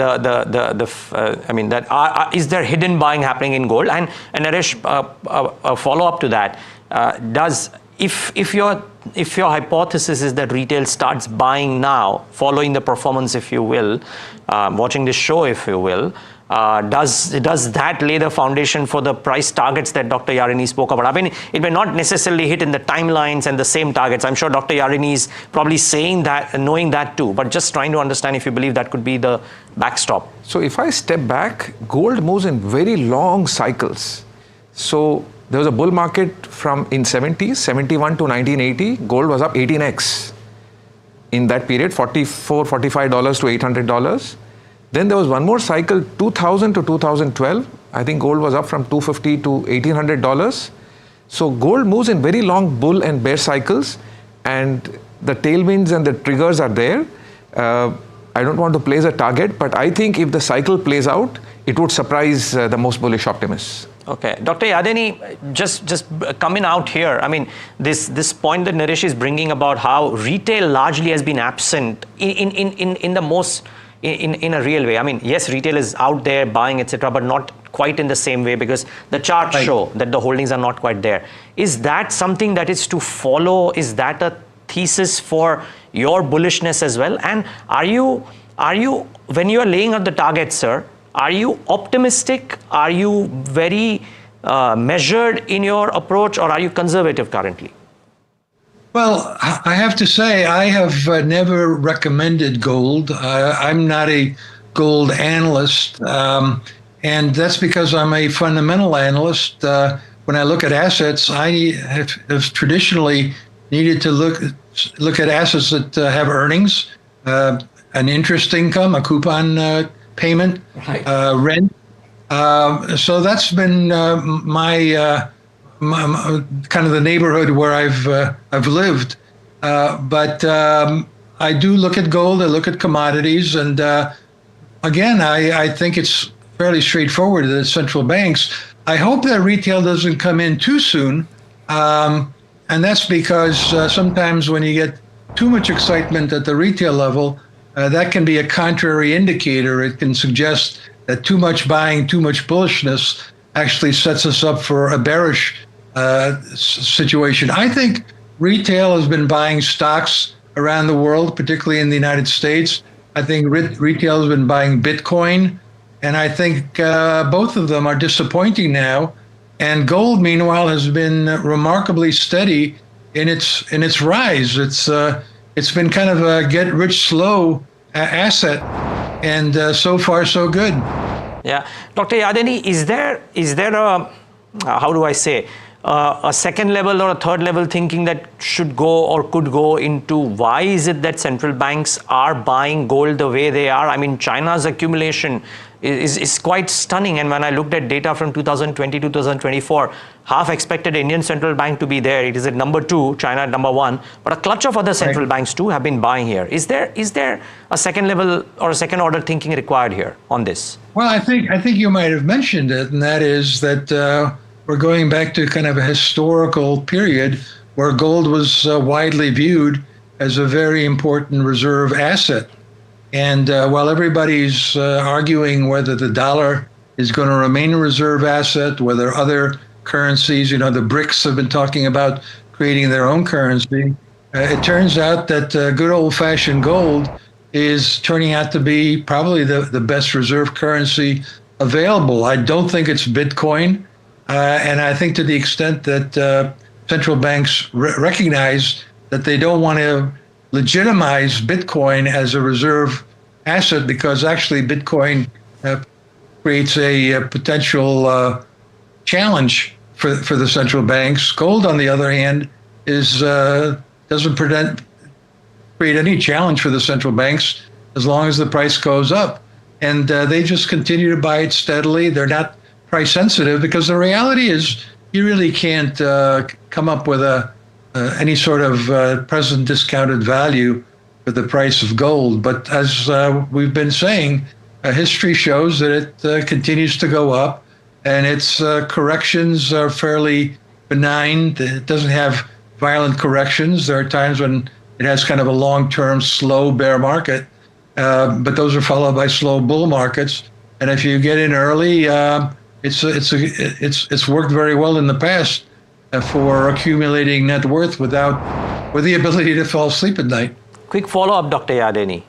The dollar index, there are a lot of people talking about how the DXY over the next 12 months, maybe 24 months, could actually decline quite significantly. And the jury is out there, but I'm just trying to understand, what's your view there? And could that also have a linkage to gold prices? I'm not in that camp. I think the dollar is going to remain strong. It's just been volatile for the past couple of years around this level. So I don't see that there's anything particularly important going on in the currency markets. I mean, clearly the euro has been stronger, and because of more fiscal spending in Europe, the yen has been stronger because of.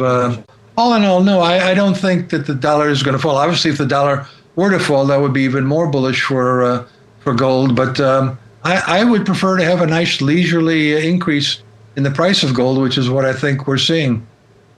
Yeah, and that's probably always desirable. But Naresh, are there any other points? Because I was seeing a presentation that you made at a recent investor forum, right?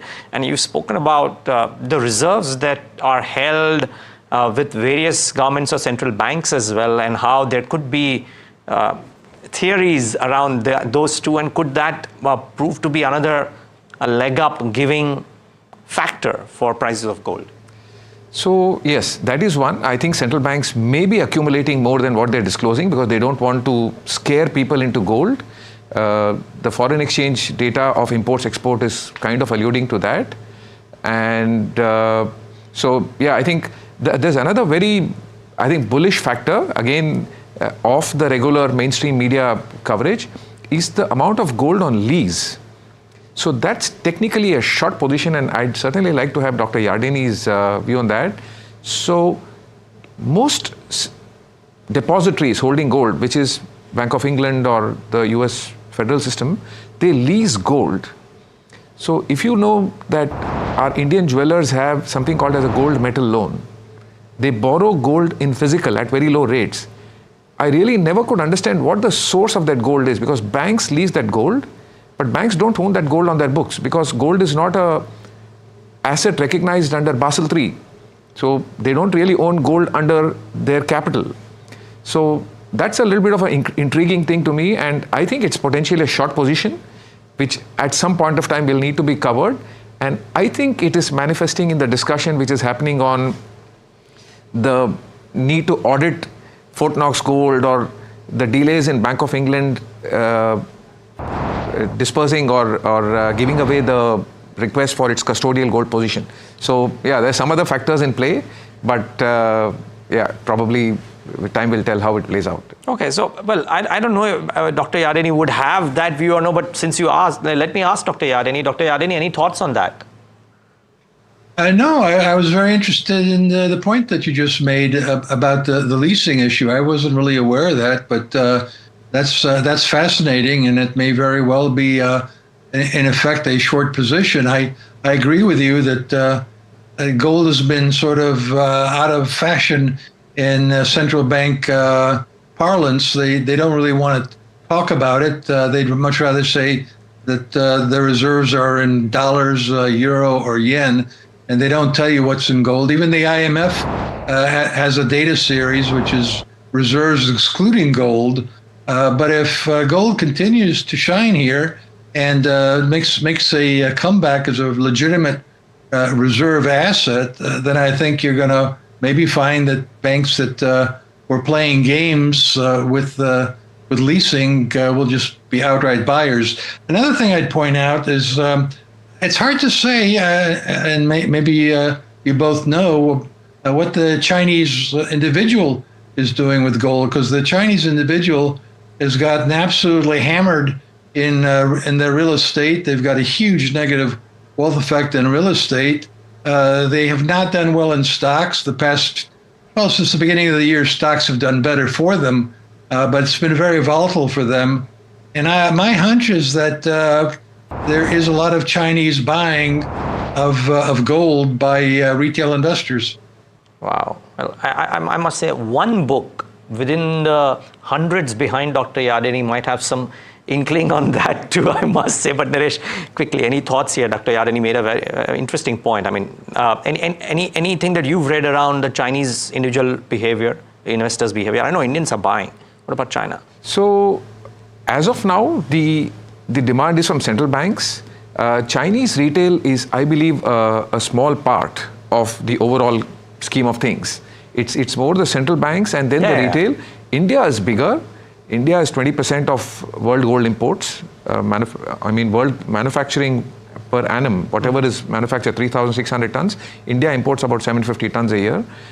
Indians have been kind of steady. Yeah. They've not really increased. In fact, imports are down from 2010, 11, 12 to what it is now. So I believe the drivers are more central banks and then retail comes in. But I have just one more important point to make on how gold works on the Indian markets. I think we have a big impact of gold on Indian markets, unlike any other country in the world, because the stock of gold we hold is almost equivalent to our GDP or market cap. No other country has this setup. Total stock of gold in India is about 35,000 tons, which is $3.5 trillion. That's our GDP. That's about our market cap. So a gold rise actually leads to a wealth effect, which doesn't happen in any other country. And the data I've analyzed over the last 25 years, after a 30% rise in gold, which has happened multiple times in the last 25 years, Indian markets tend to do well. The average small cap index performance was 25% per year after a 30% rise in gold versus long-term average of 15%. And of course, I don't have too much data because Indian rupee during the last bull market between 2000 and 2011 was flat, while gold had a 7x rise. So, but that's only one cycle. I would want to watch how it did this time, how will it do this time. But apparently, India does well when gold rises. Let's hope that happens. Naresh, one final takeaway, because Dr. Yardeni has given his. I'm not asking you to make a prediction, but are you constructive gold for somebody to looking at this show right now? Good to go out and invest in gold? Your hypothesis? So I would view it more as at least as an insurance, of course, portfolio insurance. Well, which is a given. Yeah, which is not always, I think, a given, because at some times gold underperforms. It's a drag. But Naresh, 15 years, Sensex and gold prices have nearly matched returns, right? So data shows that it's a given. Whether people do it or no is separate, right? True. So good point. I think that that also depends on your starting and ending points. Between, let's say, 2010 and 20, gold underperformed massively Indian markets. Okay. So all okay, this long-term tracking is because gold has done well recently. Long-term things look good. But yeah, I'm constructive. I think there are a lot of tailwinds which are playing out for gold. Gold moves in very long-term cycles. At best, at the minimum, it could be an insurance, but I think it could be a very good portfolio diversification and addition. Well, gentlemen, both of you, this was a fascinating conversation. I learned so much about so many things. So Dr. Yardeni, indeed a pleasure as always, and thank you for staying up so late for this conversation with us. Really appreciate your time. Thank you. And Naresh, thank you so much for flying down all the way from Chennai for talking to us on this. It's been fascinating talking to you. Real pleasure and very insightful discussion with also Dr. Yardeni. As always, I would say. But great having you after a long time on television. My pleasure. Yeah. And viewers, thanks for tuning into this conversation. I hope it helps you in your portfolio metrics. Shivanshu, good having you. Thanks for joining in. And well, one can say little surprise considering what's happened to gold, that the interest would be very widespread and therefore this was coming. Do you feel you're a little too late in doing this and maybe you should have done this 6 months ago? Well, actually, you see, I mean, being the leading bullion exchange, not only in India, even globally, we feel that it's incumbent upon us to remain innovative in terms of our product launches. And of late, we have already launched a recent modification in the options, which is leading to tremendous market acceptance and increase in turnover. And we serve the jewelers for risk management. That is a primary function of the derivatives. This, of course, is a retail offering. And you're right, we already have a 1 gram and an 8 gram coin in our portfolio. This adds sort of more vibrancy there, because we have been noticing the numbers that this denomination of 10 grams has gained traction over the past year or so. And we thought that this is ideal time before Akshaya Tritiya. In fact, coinciding with Akshaya Tritiya would be the delivery period, so that the retail connect gets further engaged and increases in terms of participation. That is the idea behind doing this. Okay, Shivanshu, just trying to gauge the retail interest currently, because when one looks at the globally, right, the price of gold and the ETF action usually is parallel. This time around, that hasn't quite happened relative to the price of gold, right? ETF holdings haven't quite moved up in the same fashion. Do you expect retail interest to pick up? And maybe it is a global factor in India might have been different, so would love to know that. Well, absolutely. That's a keen observation.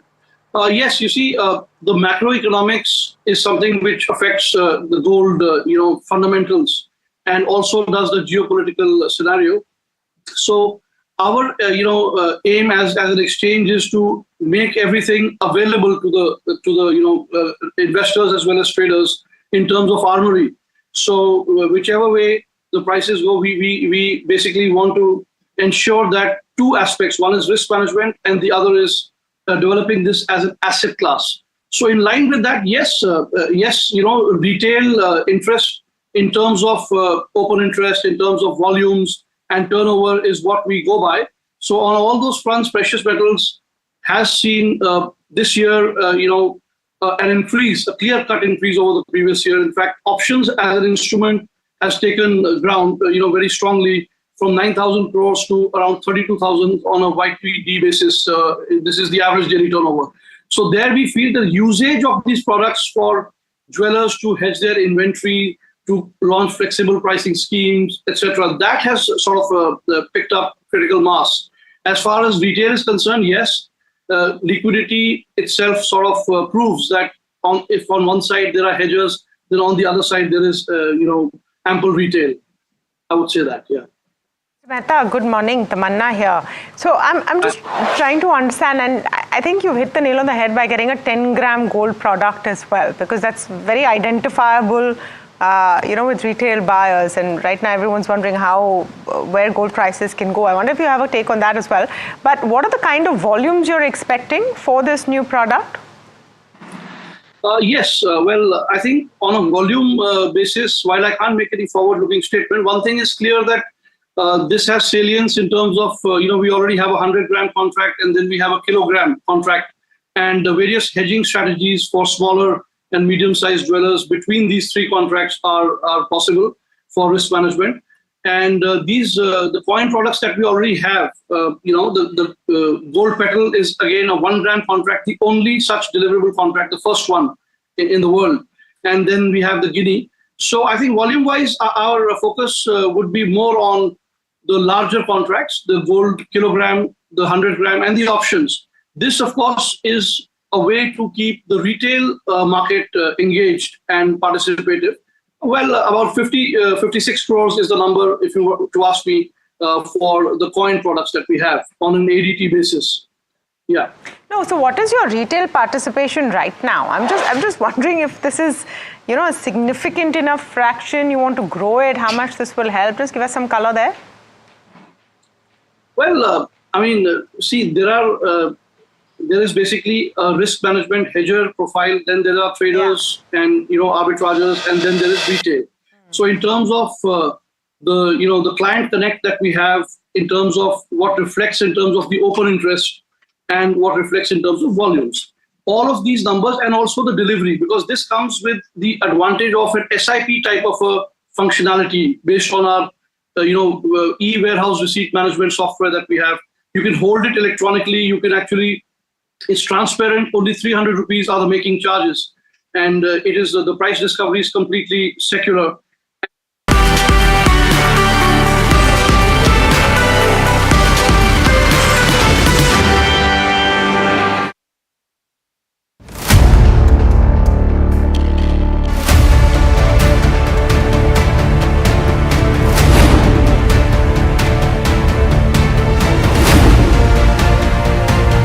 He sold most of his stock, 80%, as on that date.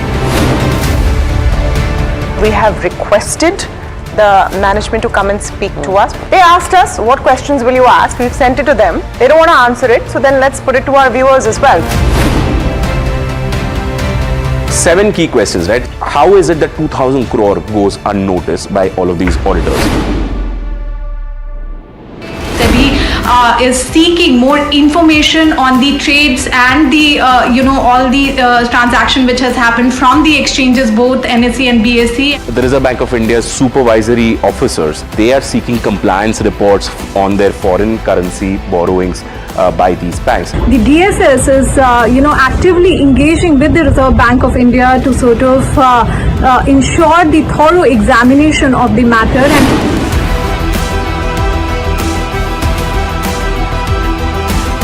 IndusInd Bank, as part of its internal review, had found that certain aspects of its derivatives portfolio was not meeting the standard that was set by the Reserve Bank of India.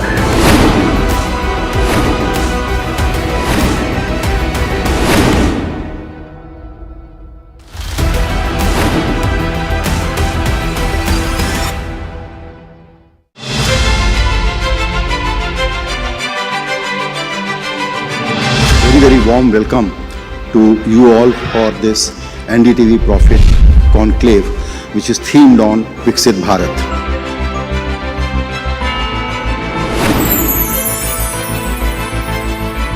A life which is both taking care of your material needs and taking care of your altruistic needs. That will be the true definition of Vixit Bharat.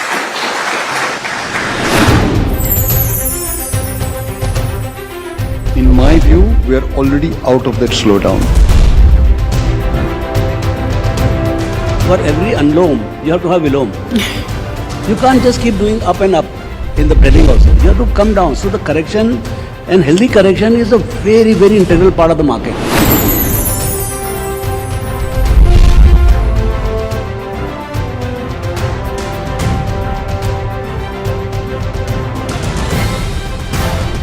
The private capital expenditure, from where I sit, I see that private capital expenditure is happening. Any tariff coming on Indian goods will be passed on to American consumers and Indian companies will not be affected. We feel fairly good about the fact that we can compete with various folks.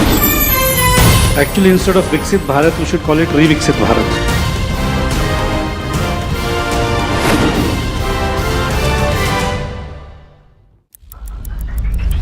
Headlines you start your day with. What matters worldwide is now in the palm of your hands. Get ready to seize the day and maximize your financial potential. Stay ahead of the curve with all you need to know on NDTV Profit.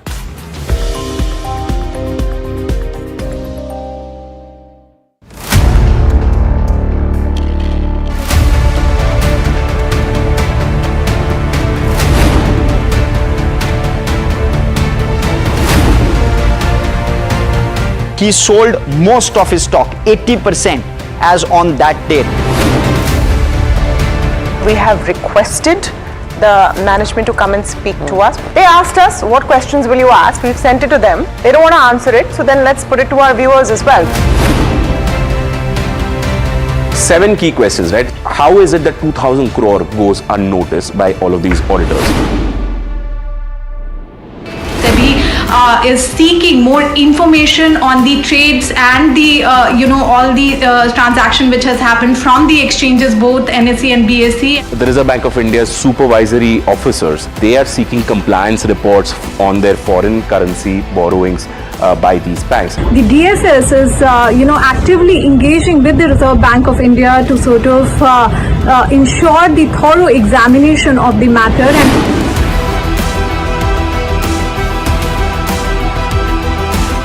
And IndusInd Bank, as part of its internal review, had found that certain aspects of its derivatives portfolio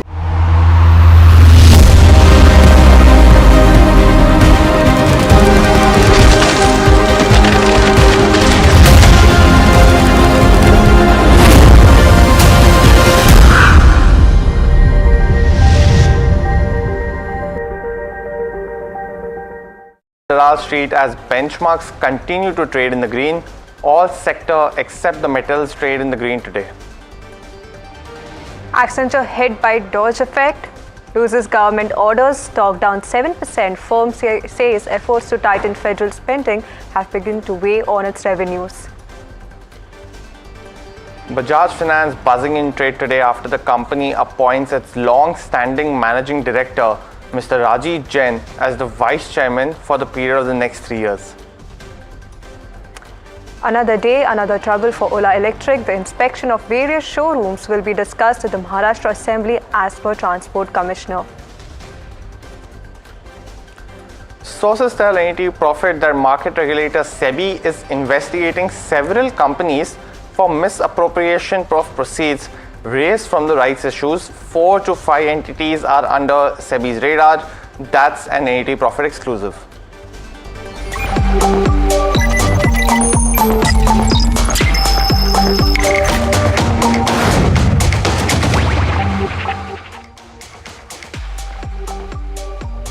Hello and welcome. This is NDTV Profit. You're watching Profit Buzzers. My name is Puneet Zaveri and with me is Anushi Vakharia for the first time we're co-anchoring.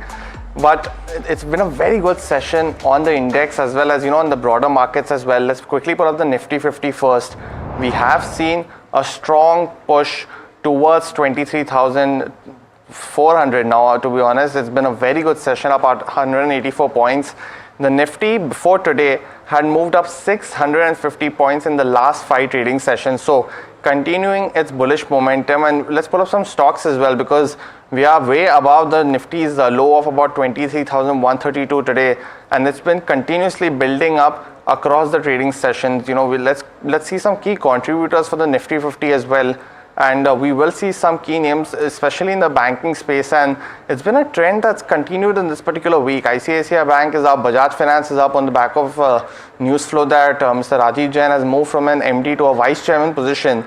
But more importantly, the market is rewarding Mr. Jain to just be in any particular role in the company. He's taken a larger role now. Apart from that, we are seeing some bullish momentum on Kotak Mahindra Bank as well. The Infosys on the other hand, and we've seen IT, go from red to green and back again in the red today. While some negative momentum is seen on Trent as well. Let's look at the sectoral index as well. We will see that the Nifty Auto is again, in an uptrend swing as well in this particular session. But let's also look at the other sectors that are in focus, and we've seen the PSC index also in the green. Media is the second highest, and auto as well. Let's pull up some of the key contributors of the Nifty Auto as well, because we have seen most of the auto ancillary names as well, which have been doing pretty well. But today it's been backed by the OEM players, TVS, Samvardhana Motherson, Hero MotoCorp are up. Bharat Forge, after a very positive news flow, and we'll address that in the show today as well, is just in the downtrend. But Anushi, how is the broader market looking today? In fact, what you're seeing for the broader markets, it's doing particularly better than the benchmark indices as well. Now, just let's pull up Nifty Midcap 150 to see how that is faring in trade today. They're looking at gains of around 1%, more than a 1% gains currently, and it's trading in the range of 19,162. Again, last half an hour or so, we are seeing continuous momentum in small cap 250 as well. Small cap 250, in fact, recording gains of around 1.62%. Let's see the Midcap 150 index and to see which are the top contributors here in this space. So firstly, we are looking at something in the insurance companies which are in focus. GIC up around 6%. Along with that, even NIC, that is up around 6% as well. Counters like Mankind Pharma, JSW Infra in focus. Now they are recording gains of around 4 to 5% as well. But let's also look at some of the draggers in the trade. We have Voltas. Now Voltas has been in focus post its analyst day, and we are seeing continuous pressure on this counter. Suzlon, Hindustan Zinc, seeing cuts of around 2% as well. But let's shift focus to the small cap space as well, see which are the top contributors here. We have something like Tejas Networks up around 15% in trade today, and do note just a couple of days back it had received a 123 crore for PLI incentive, so that has been in focus on that. We are looking at a couple of railway stocks which are in focus, and particularly I want to talk about Jupiter Wagons. It's up around 12% in trade today. GPD Infra, another counter. Yesterday it had received a particularly large size of an order, and today also the momentum continues to build on this stock, and it's up around 10%.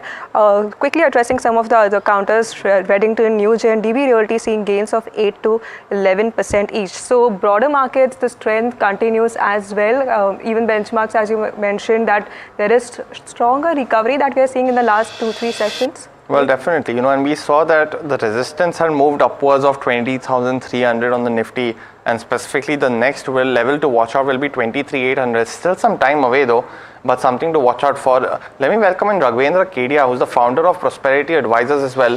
Raghvendra, good afternoon, and thanks so much for joining in. Let me just start across with you on a quick market view as well, because we've seen the Nifty gain from strength to strength from the start of the week itself. How are you seeing the benchmark indices as well as any view that you might have on the broader markets? Good afternoon, Puneet. Broadly, for the Nifty overall, we believe that a range-bound movement would continue in the overall indices, and we are at the upper end of the range. So we believe that 23,400, 23,500 would be a significant resistance. The concerns for any downside move would be the increase in global crude prices, which could kind of add to the bearish sentiment. We believe that US markets continue to be in an overbought zone, and any price correction in the S&P 500, Dow Jones, and the Nasdaq indices would actually have a negative rub-off on Indian indices. Plus, we believe that there is still froth in the small cap and mid cap space in the domestic sector, where we believe that there could be some squeeze in terms of the valuations. So increasing crude price, a correction in US markets, and still some froth in small cap and mid cap, we believe that market could continue a range bound move with a negative bias here, and a 3 to 4% price correction is possible on Nifty, where in the days ahead it could trade between 22,500 and 23,500, a broader 1,000-point range. And we are on the higher side of this range. So a negative view from current levels. Well, slightly negative view from Raghvendra there, looking at 22,500 on the downside as some levels to watch out for. But a bunch of IT stocks are in focus after Accenture came up with its results yesterday. While the firm has raised its full year guidance to about 5 to 7%. From 4 to 7%. So they've upped their lower end of the guidance, basically tightening the range. The key aspect was that the company had mentioned that they've lost some contracts from the Department of Government Efficiency or DOGE of the US. Now specifically, they are specifically mentioning that, in this particular time frame, while their overall earnings have done well, they say that, the US public services are looking at several cutbacks in spendings, and that would impact the IT space as a whole. And we had a clutch of brokerages also come out with some update on this.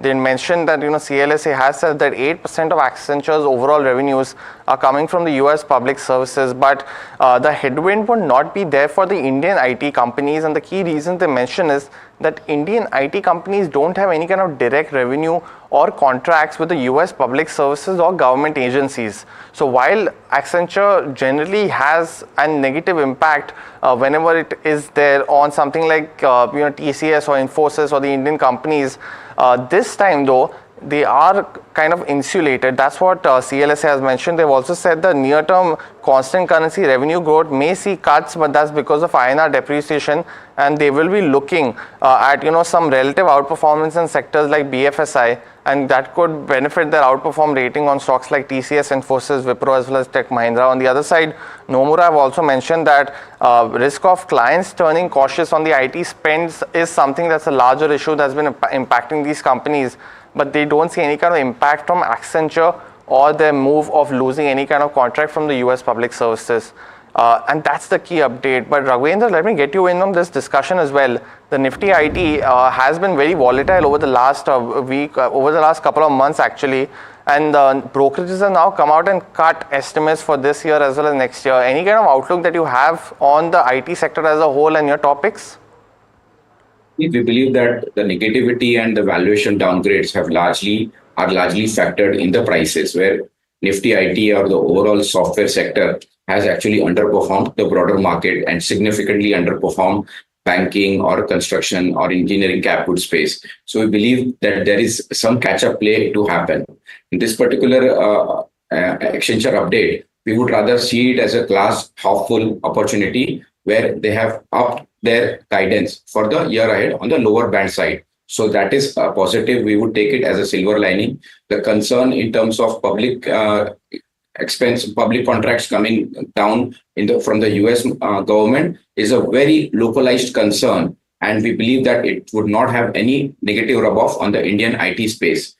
Plus, we believe that the dollar strength versus the rupee would see some kind of margin expansion in the IT space, and still see some kind of uptick in mid-cap IT sector, where Persistent Systems at 5,300 remains our top pick in the entire IT space. And we would see that this beaten down price levels is an opportunity to enter in IT space for a 15% price uptick for a 9-month to 12-month horizon. So we remain overweight in mid-cap IT space at current levels. Dollar strength and more contracts from US corporates would be the way to go ahead, where we are banking upon in terms of a 15% upside in overall IT sector from current levels. Okay, so that's the overall view that we are seeing on the IT sector.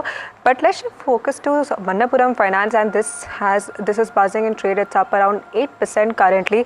In fact, this is after US-based private investment firm Bain Capital is set to invest 4,385 crore to take joint control of country's second largest gold financier, which we've mentioned about as Manappuram Finance. There's an update as well wherein S&P Global is saying that they don't see impact on companies' rating from Bain Capital acquiring the stake. In fact, Bain Capital acquiring stake is favorable for companies' corporate governance. But to discuss more about these developments, Vishy is here with us to give us more details on how this will play out. So US-based private sector investor Bain Capital is all set to infuse 4,385 crore worth of equity funds into Manappuram Finance. Manappuram Finance, as we know, is a Kerala-headquartered gold loan lender, which also has businesses in the microfinance, SME lending, as well as vehicle and equipment financing lending businesses. Now, what is exactly happening in this deal is that for this 4,385 crore, Bain Capital will first get 18% worth equity through a preferential allotment, and then it will also get warrants which will equate to about 18% equity to be converted at a later date. Because this is going to be a joint control between Bain Capital and Manappuram Finance's existing promoters. There's an open offer that is being triggered, which all of these various legs of the deal will be conducted at 236 rupees per share. That's the valuation that Bain Capital has given to Manappuram Finance. What exactly is Bain Capital going to get from this deal? Well, essentially, they get the right to appoint a CEO and other senior management personnel at Manappuram Finance. They will also have access to Manappuram Finance's vast lending operations. Manappuram Finance, of course, has a consolidated AUM of over 44,000 crore. It has nearly 66 lakhs customers and over 5,000 branches. The lending operations, as I said earlier, are spread across various sectors, most important of which is the gold loan business. The gold loan AUM as of December 31st was about 24,500 odd crore, with the rest of the businesses accounting for the rest. The promoter group, which is led by VP Nandakumar, who's currently the managing director of Manappuram Finance, will stop participating in the daily operations of the company. Of course, VP Nandakumar himself will move on to a chairman emeritus role, where essentially he's going to be helping the company with a broader vision on how they need to scale further. VP Nandakumar also has the ability to advise Bain Capital on the appointment of the new management at the company. Of course, Bain Capital, however, has the right to actually appoint these managers. Okay, thank you, Vishy, for all those details. Raghavendra, coming to you now, this deal that we are looking, Bain Capital acquiring a stake in Manappuram Finance, it has been a long-standing talk, and with this kind of shift that we are seeing in terms of the controlling stake of the business, what do you make of this development for Manappuram Finance? Good afternoon, Anushi. Broadly, we think that this would definitely bring in more investors in terms of the corporate governance getting better and a global management with the freshness of ideas getting into the boardroom. So we believe that Bain Capital taking stake and the old guard slightly changing, stepping out and making way for the new stakeholders, we take it as a positive. In terms of valuation, it's still supremely attractive, where it is currently clocking an EPS earning per share of around 24 rupees on a full year basis, which at a 12 times P multiple gives us a target of around 290. So that's around 20%, 22% upside from current levels.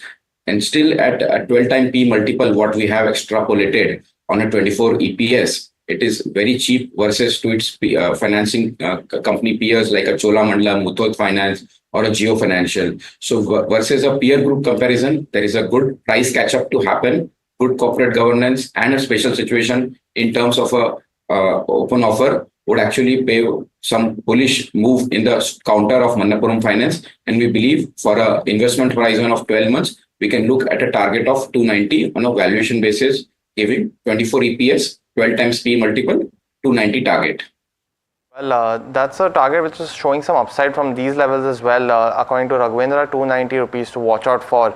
But another financial stock that's in focus is Bajaj Finance, after its long-standing managing director, Mr. Rajiv Jain, has been appointed now as the vice chairman. He's currently the managing director and has been associated with Bajaj Finance since 2007. He's been the MD of the company since 2015, but my colleague Vishwanath is joining in with some more details on this. Vishy.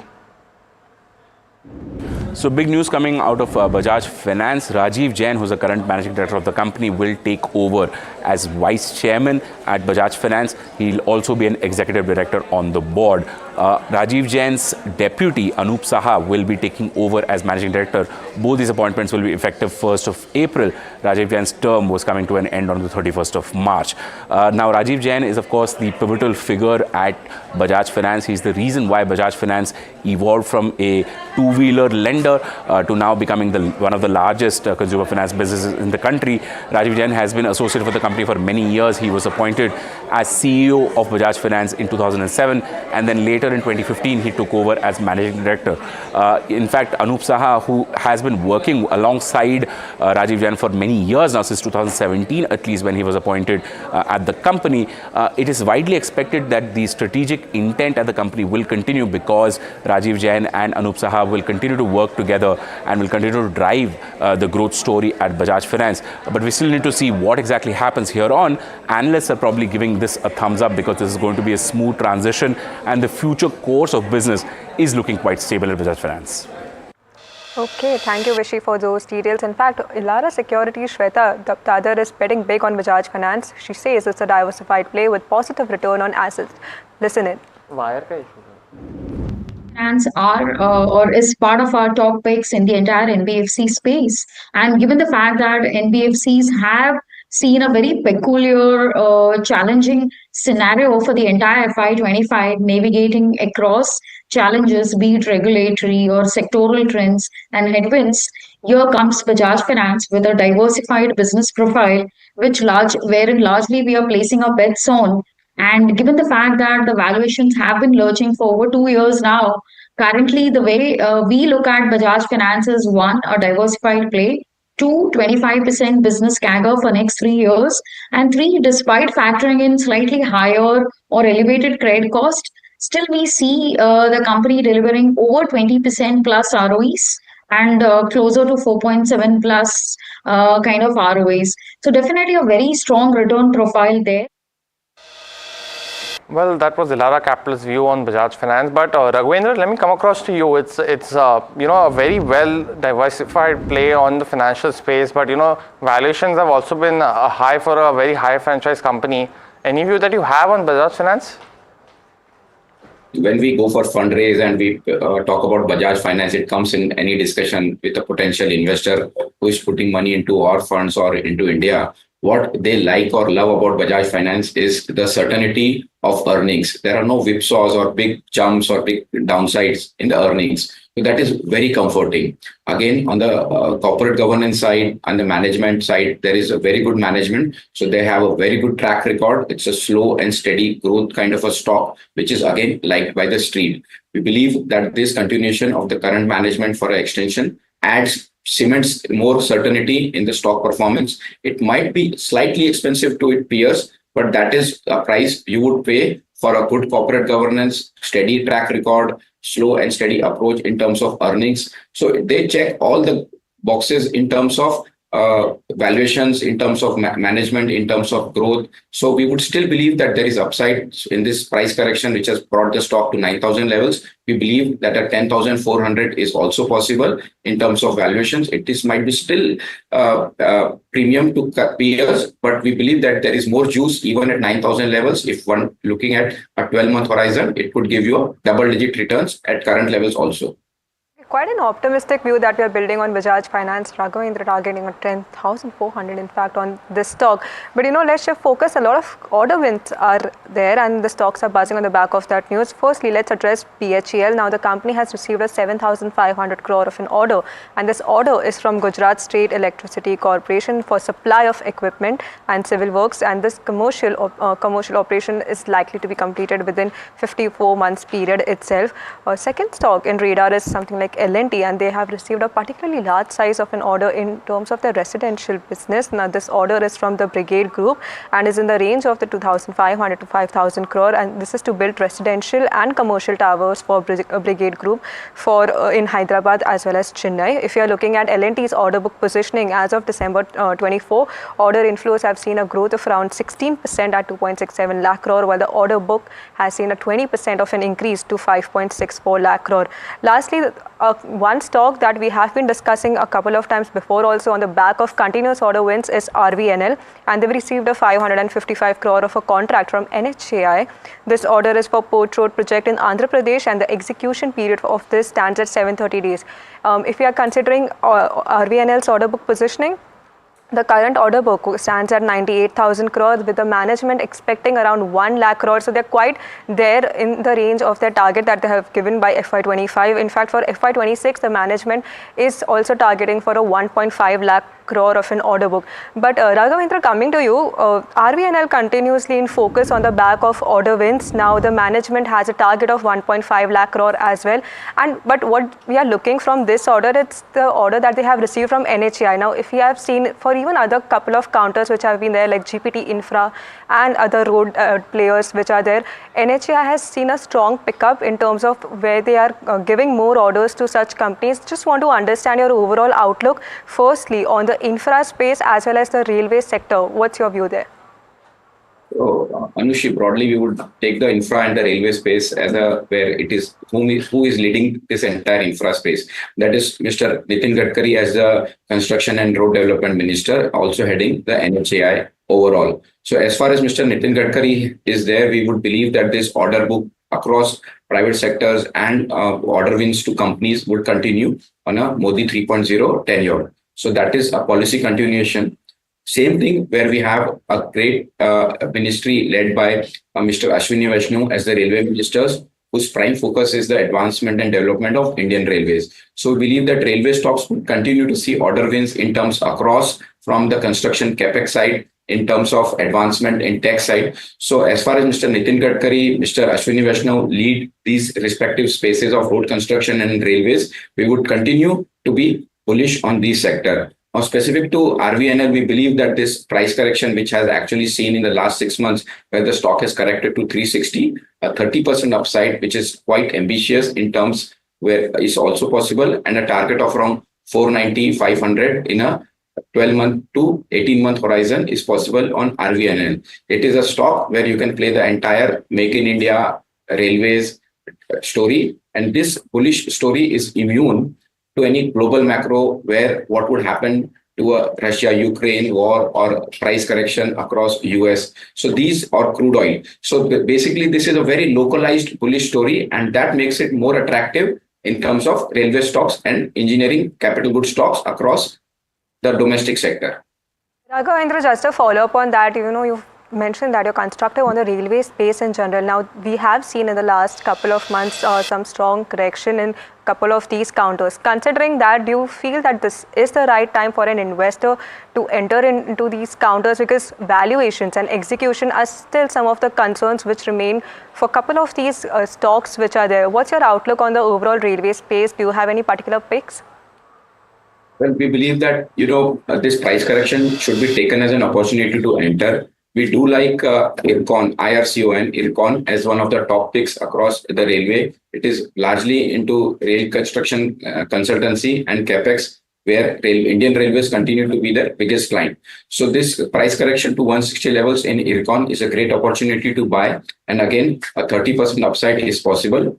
Only believe that Modi 3.0 will push their policy continuity and great CAPEX in terms of the overall theme of construction, railway upliftment. So IRCON remains our top pick, and we remain with a bullish bias across PSU space, and railway stocks and defense stocks will be no exception to this bullish bias.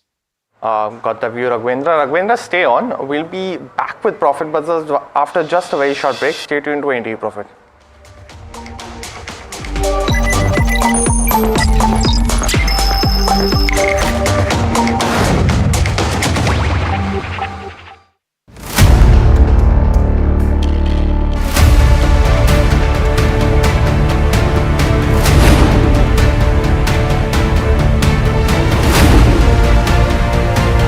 He sold most of his stock, 80%, as on that date. We have requested the management to come and speak to us. They asked us, what questions will you ask? We've sent it to them. They don't want to answer it, so then let's put it to our viewers as well. 7 key questions, right? How is it that 2,000 crore goes unnoticed by all of these auditors? Is seeking more information on the trades and the all the transaction which has happened from the exchanges, both NSE and BSE. The Reserve Bank of India's supervisory officers, they are seeking compliance reports on their foreign currency borrowings by these banks. The DSS is actively engaging with the Reserve Bank of India to sort of ensure the thorough examination of the matter.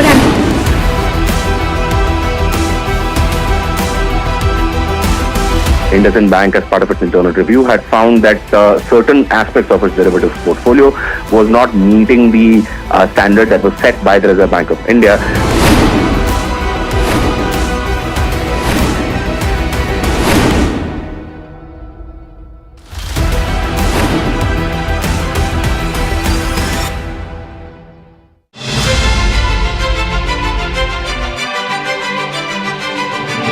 Very, very warm welcome to you all for this NDTV Profit Conclave, which is themed on Vixit Bharat.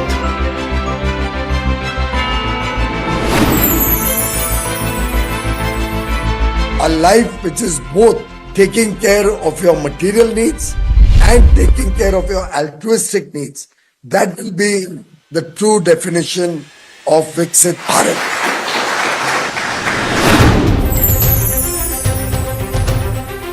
In my view, we are already out of that slowdown. For every unloam, you have to have vilom. You can't just keep doing up and up in the trading also. You have to come down. So the correction and healthy correction is a very, very integral part of the market.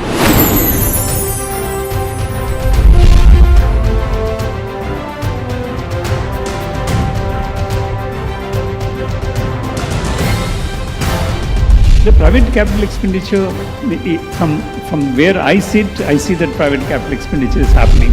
Any tariff coming on Indian goods will be passed on to American consumers and Indian companies will not be affected. We feel fairly good about the fact that we can compete with various folks. Actually, instead of Vixit Bharat, we should call it Vixit Bharat.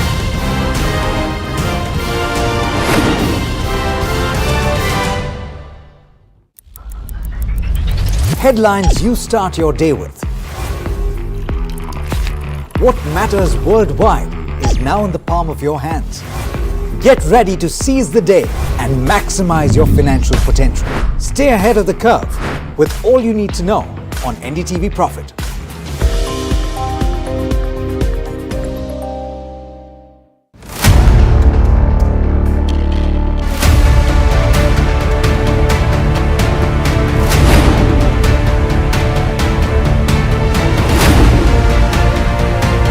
He sold most of his stock, 80%, as on that date.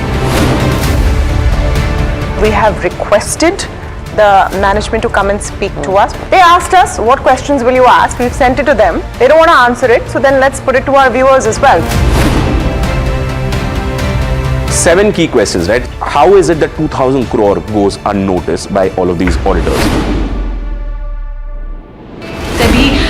Is seeking more information on the trades and the all the transaction which has happened from the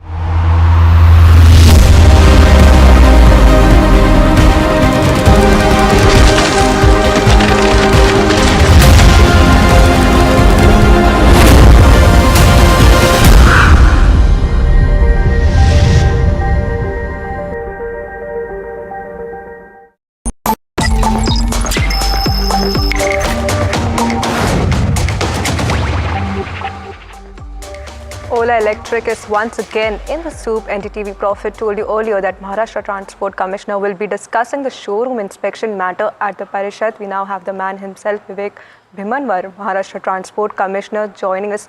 Along with this is my colleague Tushar, who broke the story earlier. Thank you, Anishi. So, joining us now is Mr. Vivek Bhimanwar. He is the Maharashtra Transport Commissioner. Under him, the Ola Electric raids were carried out earlier this week. About 26 stores were targeted. About 36 Ola Electric scooters were confiscated. Mr. Bhimanwar, welcome to NDTV Profit, sir. Thank you. Thank you, sir. So, early today we discussed that the Ola matter was supposed to come up for discussion in the Maharashtra Assembly. Has that now discussed in the Sabha? No, I am not aware about any discussion happened in the Assembly. Okay. Regarding the Ola Electric, one complaint is received to the Honorable Minister of Transport of Maharashtra, which he has forwarded to me. Based on the content of the complaint, our team is in Mumbai. They have inspected some of the stores and the outlets, and we found that they found some vehicles and the premises didn't have the trade certificate. As per the Motor Vehicle Act, it's necessary to have the trade certificate. So prima facie, the R2, who is the registering authority, they have given the issued the notice to them, and depending upon the response, they will decide the further course of action. But what is the sense that you are getting? How big is this Ola Electric problem, and where do we go ahead from here? It's little early now. Right now, we have inspected the 34 stores, and we have impounded 36 vehicles. Show cause is issued to them. Depending upon the response, the registering authority will take a call. Right now, I cannot say what will be the volume and how much incidents are there in the state. We are examining all the complaint and we are verifying all the aspects. Okay, sir. Earlier today, Ola Electric also said that there are no regulatory issues. It's according to an exchange filing that the company made. How are your conversations going with the company so far? Have you spoken to the company yet? I am not, that's what I explained you. It's the registering authority who has to take a call. They have issued the notices. So they will respond to the respective registering authority. And the registering authority, they are the quasi-judicial authority, they will take the appropriate decision on the basis of the provisions of the Motor Vehicle Act. Okay, sir. You have inspected about 34 Ola Electric stores so far in Mumbai and Pune. About 36 vehicles have been confiscated. Can you tell us why the vehicles has been confiscated by you? Because on that device do not have the trade certificate, which is a mandatory requirement under the Motor Vehicle Act. So that's a prima facie ground that the vehicles have been kept there and they might be selling it. So they have been impounded. I will not say they are confiscated, they are impounded. So depending upon the response of the Ola Electric, the registering authority will take the further decision. By when do they need to respond? See, as per the law, they have to give some time period to respond. It's as a part of the natural justice also. So the different authorities have given the different time frame. I am not aware about it, but it is as per the provisions of the Motor Vehicle Act. Okay. That is okay. So are these Ola Electric scooters that have been impounded, are they registered vehicles or are they unregistered vehicles? See, everything has been done, they will verify. Okay. I have no information about each and every vehicle. I have yet to get the detailed report from the respective authority. As soon as I will get a report, I will share it with you. Yes, sir. Ola Electric has also previously reported its February sales where there was a mismatch in the sales that it reported and Vahan registrations. Just getting your opinion on it, why would such a thing happen, sir? The company said it's because of some vendor-related issues. But what is your sense that you're getting with this mismatch that is there? We have received that complaint also. And right now, we just say that we are investigating the complaint. Our investigation is still going on. As soon as we come to some conclusion, we will let you know. Okay, sir. Thank you so much, sir, for speaking with us. Thank you. Thank you. Thank you. Yeah. So that was Mr. Bhimanvar talking to us about the status of, actually a status update on what is happening with Ola Electric. The rates are carrying on, but there's still some movement or some developments are remaining. Anushi, back to you. Well, thanks for that, Tushar. Now, shifting focus, defense stocks is one counter which has been rising for a couple of days now. And today, what we are looking is that the companies are in focus on the back of 8 proposals cleared by the Defence Acquisition Council. So what has happened essentially is these capital acquisition proposals worth about 54,000 crore have been approved. This doesn't necessarily translate into proper ordering as of yet, but these acceptance of necessities number that we are looking at after the 54,000 crore mark have now reached upwards to 2.2 lakh crore level, and these are essentially needed for increasing the defense procurement for the company and to enhance the defense capabilities as well. What we are seeing is the defense, these acceptance of necessities are for Indian Army. This is to upgrade the present 1000 HP engines to for T-90 tanks. Other than that, we are also looking for Indian Navy Varsandra torpedoes, in which stocks like Bharat Dynamics are in focus. Other than that, Indian Air Force Airborne Early Warning and Control Aircraft Systems is also something which is a beneficiary, like Bharat Electronics brings back to that.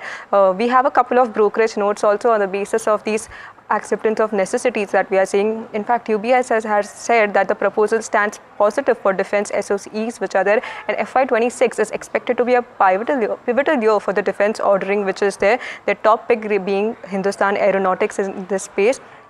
Even Antique has a view on this. They expect the domestic procurement to improve from the levels of 75% levels in the coming years. What we had seen in FY19, this number stood at 54%. So, in fact, we are looking at a significant mix already, and PSUs have a strong standing over here. Counters like PTC Industries, Mazgaon, HL, BL and Bharat Dynamics remaining in focus. But Let me take this across to our guest. First, we have Akshay Bhagwat, Senior VP and GM Financial, joining us on this show. First of all, thank you, Akshay, for being a part of the show. Along with that, we have Raghavendra Kedia, founder of Prosperity Advisors, with us as well. Raghavendra, I want to take it to you first. Your overall outlook on this development which has come for the defense sector. And FY26, there are high programs which are to be in focus, and expectations of higher ordering is something that has been called about, with Bharat Electronics being there in particular focus. Want to understand your overall view? I think there is an audio issue with Raghavendra. I'll take this question with Akshay. Akshay, what's your overall take on the defense space? Good afternoon. So yes, the defense space is looking promising, but this is more from an investment perspective. From a medium-term perspective, I think, or short-term, you should not consider this. But if you have a time horizon of minimum 6 months plus view, then on the price chart setup front, I think BDL is one of the charts which looks very promising. Although there is a small resistance at 1350, I believe overall the way the setup is, 1600 is in the making from a longer-term perspective. PEL, Bharat Electronics, that is one price setup which is one of the best setups here from a longer term perspective. 345 to 375 can be the longer term targets one can be working with. And Mazgaon Dock is the third name from this pack, where a bottom formation is confirmed around 2200, and this price chart is setting up for an upside target of around 3300 from a longer term perspective. So these are the top 3 charts from the defense names which hold promise, but from a longer term investment perspective. Okay, so that's a technical view that we are seeing for some of these defense counterparts. But Raghavendra, coming back to you, what is your take on some of these counters which are there, and overall view on defense sector? We continue to remain bullish in the overall defense space. Again, the Make in India theme would be a big catalyst in terms of the upside movement. And this entire price correction was largely market driven, and where everything, especially the PSU stocks, were corrected heavily, because in 2022-23 they went up too fast. So there was some kind of a profit booking in terms of the price correction happening across the aviation stocks like Hindustan Aeronautics, or shipping stocks across Mazgaon, Cochin or Garden Reach, or the defense manufacturing like Bharat Electronics and so on.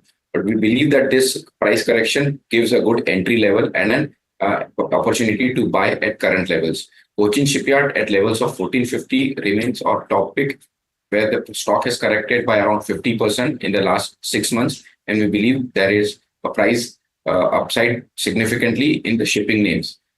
The entire up move in the from 2020 to 2023 was led by the order wins from the Indian Navy, where we believe that going ahead, these companies, the defense companies, would get few orders, or their order book would get some boost from global orders across South America or Far East Asia, where they have sent significant proposals. So the first leg of rally was driven by orders from the Indian Defense and Navy space or Indian Air Force. But the second leg of rally and upward move could be an order book boost from global orders. This entire defense space was in a glut of around 20, 30, 40 years, and this rally would have just begun in the last 4 years. So we believe that there are more legs to this upward move, and a northward journey would continue on a slow and steady march, and defense stocks should be in your core portfolio. And Cochin Shipyard at levels of around 1450 remains our top PSU pick, remains our top defense pick. Got the view, Raghavendra. The other stock in focus is Bharat Forge. Now, UBS has maintained the target price of about 1460 rupees per share. They have a buy on the stock, and it's after yesterday during market hours we did break the story that the cabinet committee had approved the acquisition of the ATAC system, which is the advanced towed artillery gun. It's a 155mm gun. That's the order approved by the cabinet committee is worth 7,000 crores. Now, this has been on the anvil over the last couple of years. 2 years ago, the Indian Army had approved giving the order. Post that, the cabinet committee approval was awaited, and that has taken some time, but it is finally here. Apart from that, the ATAC system, of course, is developed with the DRDO, and 65% of the components will be sourced locally. And in Q3 of FY25 conference call, Bharat Forge had mentioned that they're expecting the orders in March, and that has come through. They're also expecting some more order inflow apart from the ATAX system to come across as well. And they mentioned that it's a 3-step process. They have, the first step will be contract signing, and post that the first one-off production of the gun. And then the deliveries will start, which is in 15 to 18 months. According to UBS, they are saying that they're expecting deliveries to start by middle of FY27. So 6 to 7 more quarters to go into this, but commentary will be the key aspect for Bharat Forge in Q4. Akshay, let me come across to you first on a chart view, and then I'll go to Raghavendra.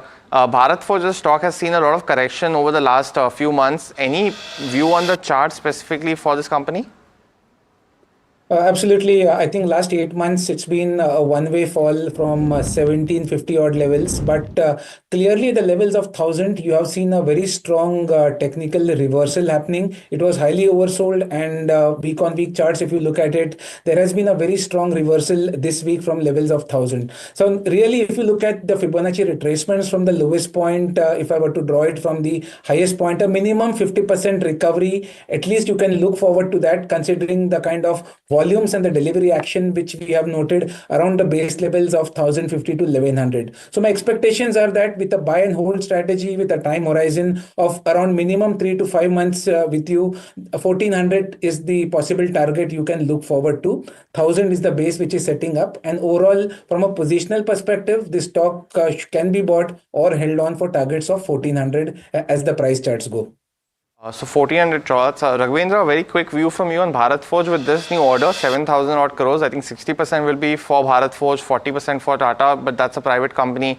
Any view on the same? Well, if someone is holding, continue to hold. But if someone is looking to fresh entry, then they can look for levels of 1050. Valuations are slightly expensive, and any price correction at 1050 could be better entry. That's a view for Bharat Forge that we are looking at. But let's shift focus to the cables and wire segment. They have been buzzing since yesterday after Adani Enterprises' announcement of entering the segment. Polycab, KEI and RR Cable have been trading with cuts following the move. But does that make them an attractive buy? Let's get in Varsha to understand what is HSBC making of this. Varsha, over to you.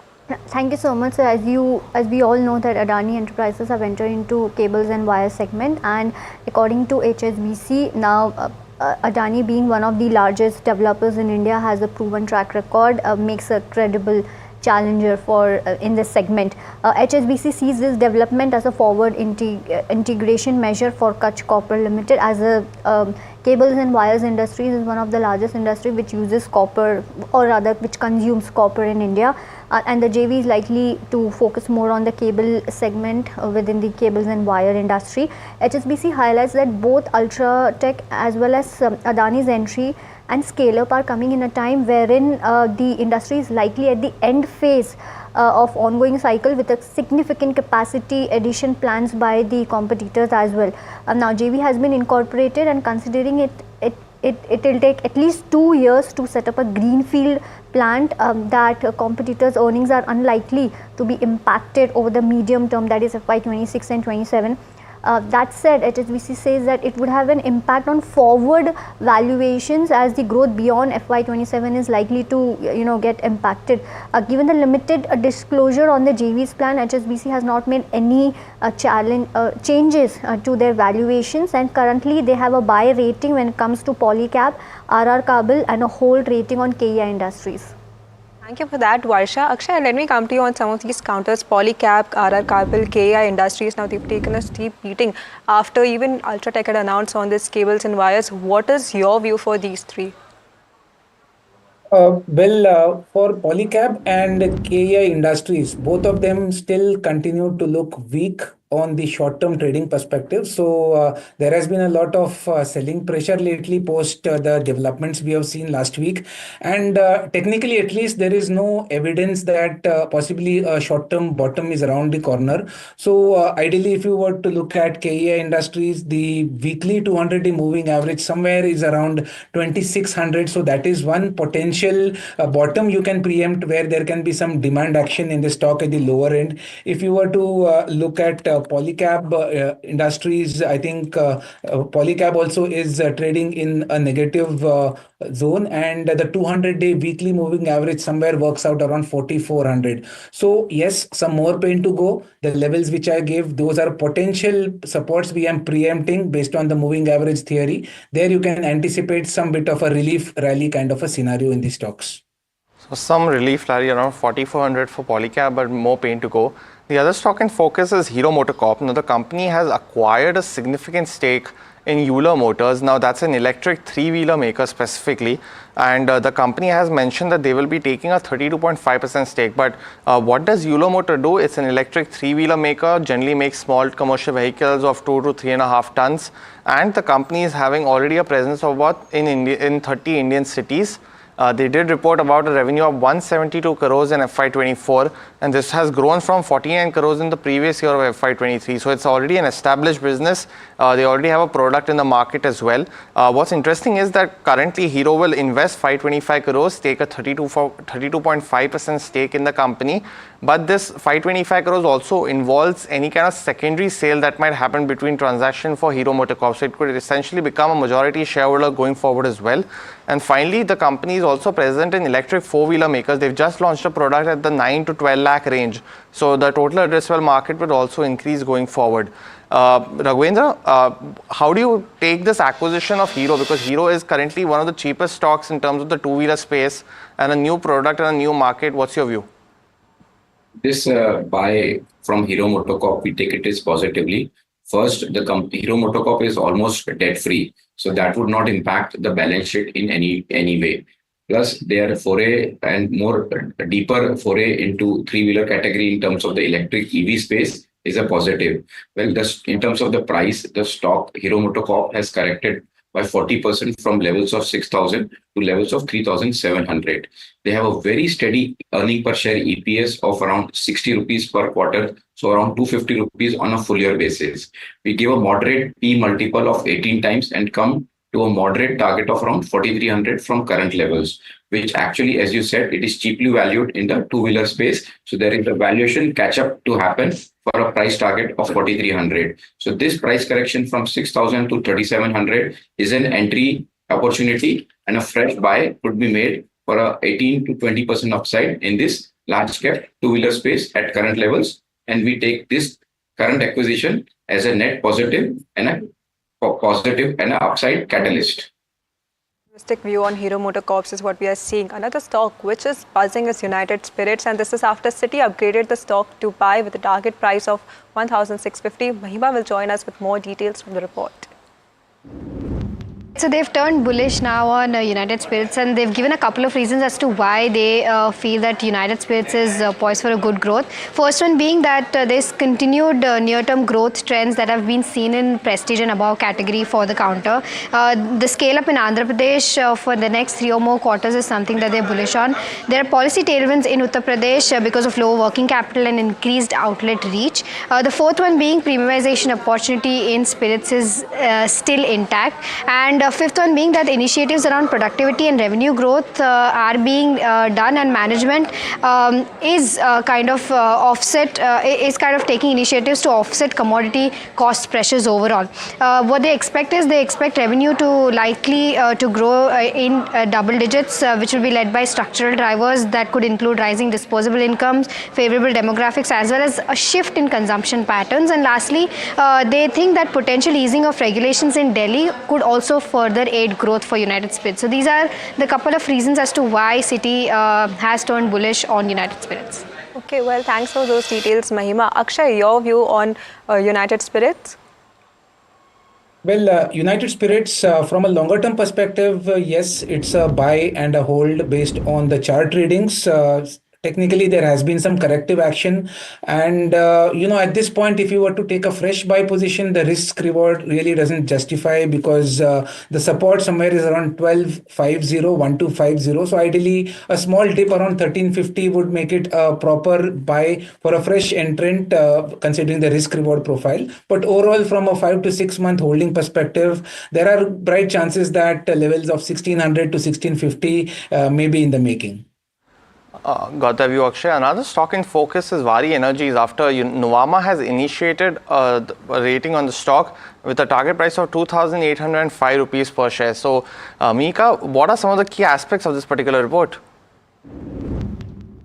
So it's a buy rating, target price at 2,805 rupees, which offers a 26% upside to the previous close. Due to be noted that Vari Energies has not done very well since its listing. However, Nuvama states that the company is not only a solar manufacturing company and it's strategically pivoted across a multi-decadal renewable energy as well as green hydrogen opportunity. They expect their revenue EBITDA CAGR of 30% to 54% over FY24 and FY27. And the company is expanding capacity as well as realizations will help the financial performance.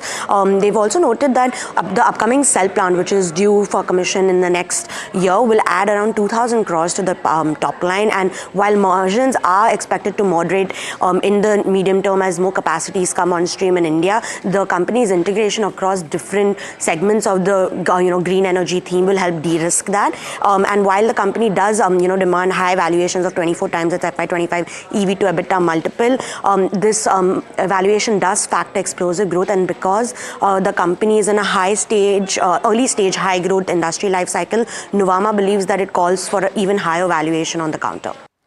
Well, thanks for that, Mika. Raghavendra, Vari Energy is a very recent listing, and the prices have been volatile, but it's operating in a very upcoming segment. Any kind of view that you have on the stock? Puneet, if you see the last 6 months and the broader correction in the market, it was the theme which was driving this overall negativity was the froth in terms of valuation, where even good stocks or moderately priced stocks, but trading at P multiples of 70, 80 or 100 plus, were the first ones to go for significant corrections. And Vari Energies was no exception to this significant price correction. Even at levels of 2,300, the P multiple looks at seems to be at around 75 times of their EPS, which is very expensive. So we believe that there is more froth to be currently present in Vari Energies, and a price correction to levels of 2,000 or 1,900 possible, which is where we would review the stock again. But on valuation metrics, it looks expensive, and we would avoid Vari Energies even at current levels. Avoid rating for Vari Energies is what we are seeing. But let's talk about the rupee for a bit. The rupee has been on an up move and appreciating for the 8th day in a row. What's causing this? Vishwanath Nair joins in with more details. Right, Anushi. So there's been a 30 paisa up move on the rupee. Thursday close was 86.3738, and now it's trading about 86.7. Important simply because there's likely a year-end sort of move that is happening in the rupee. A lot of companies, a lot of corporates and exporters especially start to pull back their dollar holdings in other jurisdictions and bringing it back to India. So for that, they'll have to sell dollars and bring that rupee back. And this is primarily done because year-end you need a lot of funds, you need to pay taxes, you need to pay other dues. And that's primarily why a lot of this is happening, because if you look at where the dollar index is, the dollar index has actually gained 0.3% against most major currencies. So the dollar is not weakening as such. So this is largely being driven by the domestic markets. The expectation is that the rupee may hit even 85.50 before the year ends on the 31st of March. But of course, after that, the reality will set in, and then we'll see maybe a little bit more balance in the markets. Got that, Vishi. Thanks so much for bringing us that perspective in. But Raghavendra as well as Akshay, thanks so much for joining in with all your views. We look forward to our next conversation, but thank you for all those kind of views across the stocks. But with that, viewers, it's a wrap on this edition of Profit Buzzers. Stay tuned to NDTV Profit for more.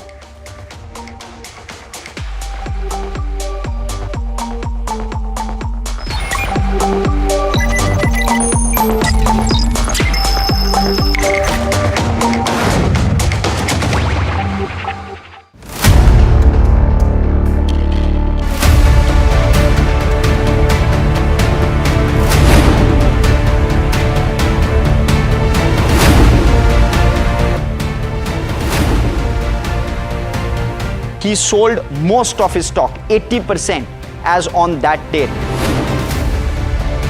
We have requested the management to come and speak to us. They asked us, what questions will you ask? We've sent it to them. They don't want to answer it, so then let's put it to our viewers as well. 7 key questions, right? How is it that 2,000 crore goes unnoticed by all of these auditors? Is seeking more information on the trades and the all the transaction which has happened from the exchanges, both NSE and BSE. The Reserve Bank of India's supervisory officers, they are seeking compliance reports on their foreign currency borrowings by these banks. The DSS is actively engaging with the Reserve Bank of India to sort of ensure the thorough examination of the matter.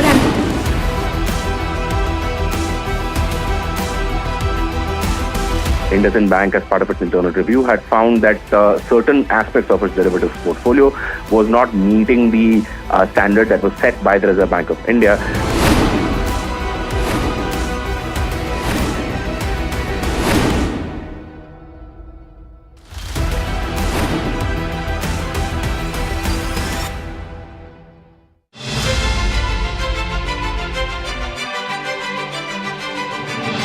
Very warm welcome to you all for this NDTV Profit Conclave, which is themed on Vixit Bharat.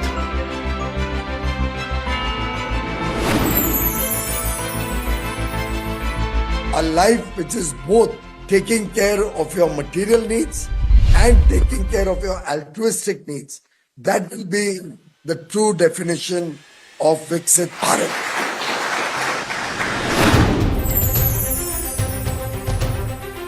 In my view, we are already out of that slowdown. For every unloam, you have to have vilom. You can't just keep doing up and up in the breathing also. You have to come down. So the correction and healthy correction is a very, very integral part of the market.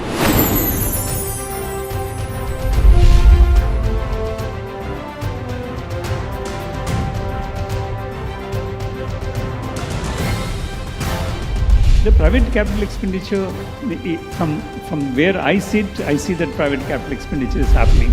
Any tariff coming on Indian goods will be passed on to American consumers and Indian companies will not be affected. We feel fairly good about the fact that we can compete with various folks. Actually, instead of Vixit Bharat, we should call it Vixit Bharat.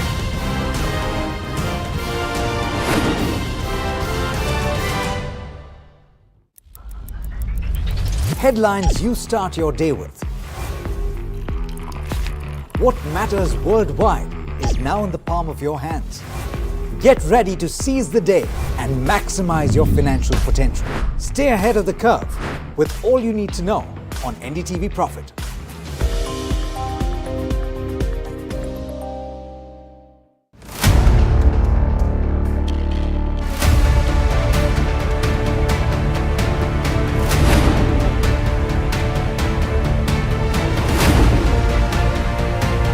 He sold most of his stock, 80%, as on that date. We have requested the management to come and speak to us. They asked us, what questions will you ask? We've sent it to them. They don't want to answer it, so then let's put it to our viewers as well. 7 key questions, right? How is it that 2,000 crore goes unnoticed by all of these auditors? Is seeking more information on the trades and the all the transaction which has happened from the exchanges, both NSE and BSE. The Reserve Bank of India's supervisory officers, they are seeking compliance reports on their foreign currency borrowings by these banks. The DSS is actively engaging with the Reserve Bank of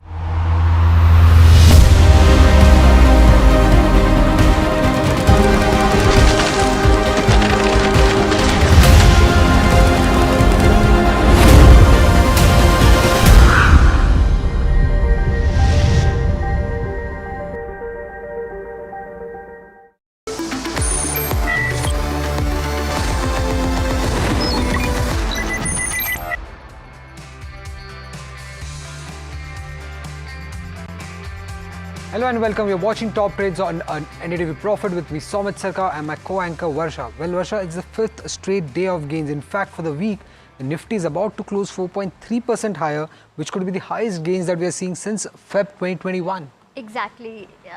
You're actually right, Somit. Let's pull up that Nifty 50 chart and let's see you know what, so it's up almost around 0.79%, and as Somit rightly said, that Nifty 50 extends fifth straight gains to fifth straight session, by the way. If I were to talk about the gainers, let's see who are gaining when it comes to benchmark. You have Coal India, you have Bajaj Finance, and of course the banks are also in. ICICI Bank is up.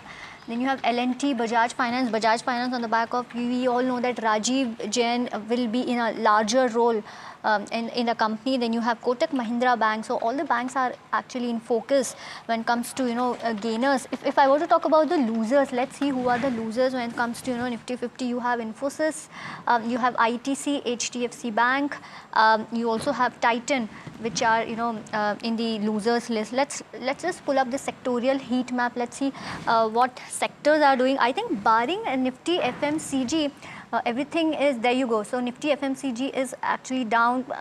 It's just like 0.07%, but except that, everything is in green. You have auto, which is up almost 1.5%. Nifty Bank is up almost 0.8%. Nifty IT, if you see, is up almost 0.25%. Media is up almost 2%, and Nifty Pharma is up almost 1%. There are a lot of news when it comes to pharma companies. As today you have Glenmark, which is up. You have Piramal Pharma also gaining. Ajanta Pharma is up 7% on the back of news. Mankind Pharma has been gaining since last few days.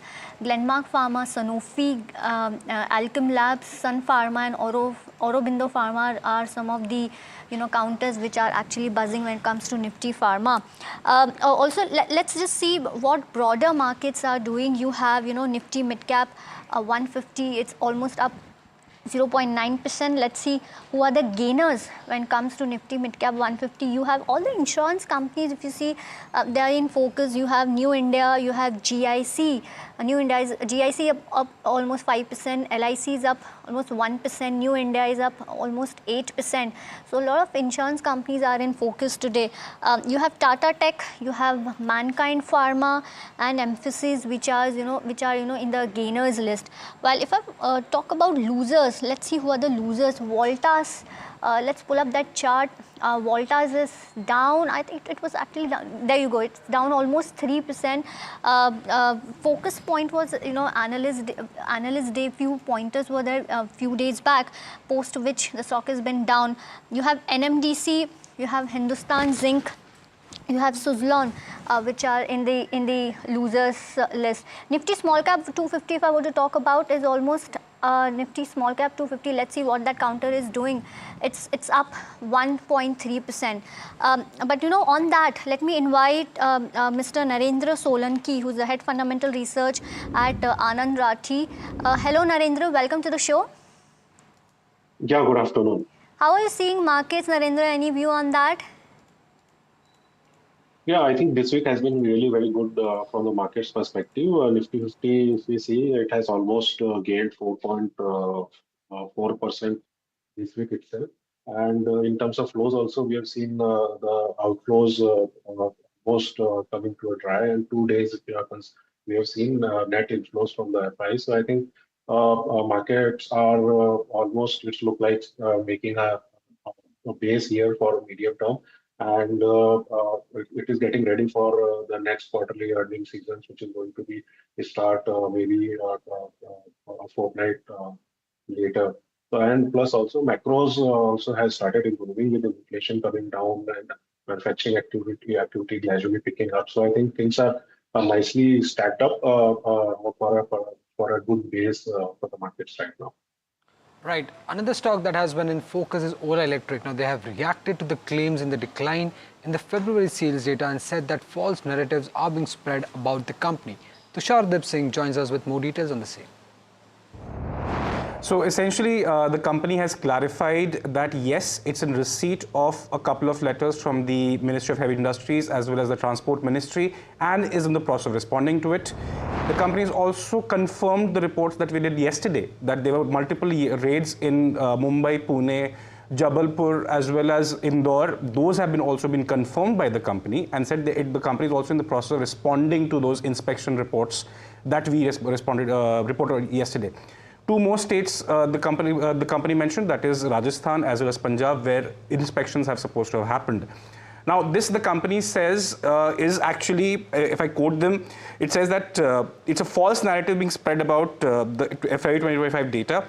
The company claims that its daily registrations are exceeding 50% of the 3-month daily sales average, and 40% of the February backlog has been cleared so far in the month of March, and the rest will be cleared by the end of this month, which is also the end of the fiscal. Remember, this is happening because the company severed its ties with its vendor Rosmerta and started processing the vehicle registrations in-house. And so the company says that such a delay is only natural in such a circumstance. It's also worth mentioning here that Rosmerta has filed 2 insolvency petitions against the company to recover dues to the tune of about 25 crore rupees. But Ola Electric has informed the stock exchange of only one of those insolvency petitions. But let's rewind a bit and see what has actually happened. First of all, 26 raids were conducted in Mumbai and Pune in the last week or so, starting Monday.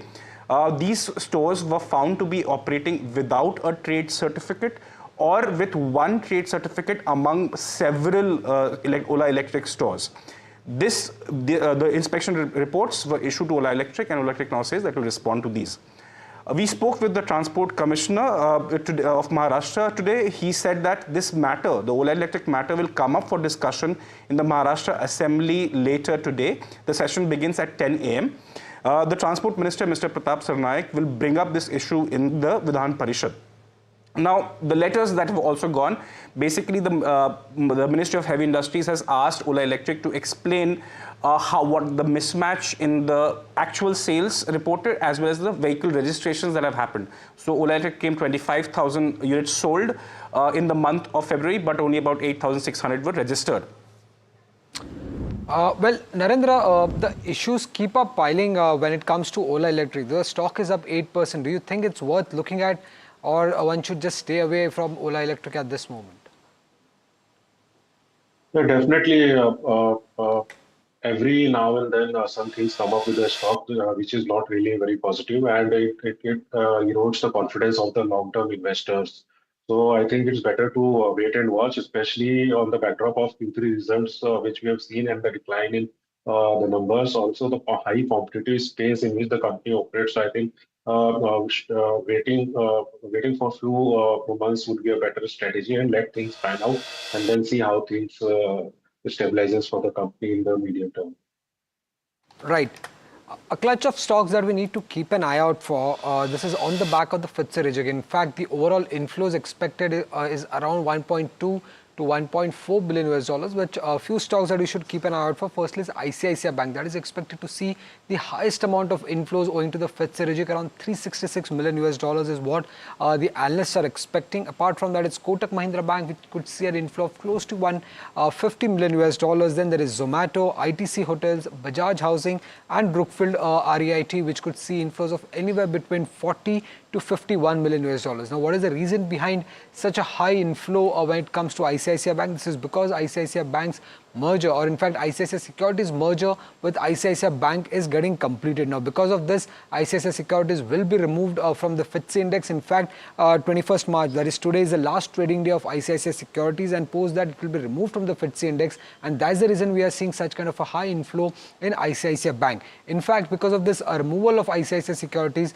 there is some flows expected owing to the changes in the MSCI index as well. In fact, Nuvama analyst is expecting that because of the changes in the MSCI index as well, ICICI Bank could see an additional inflow of close to 85 million US dollars. So keep an eye out for ICICI Bank in trade over the next 3 trading sessions, including the one today. ICICI Bank could see a cumulative inflow of close to 450 million US dollars.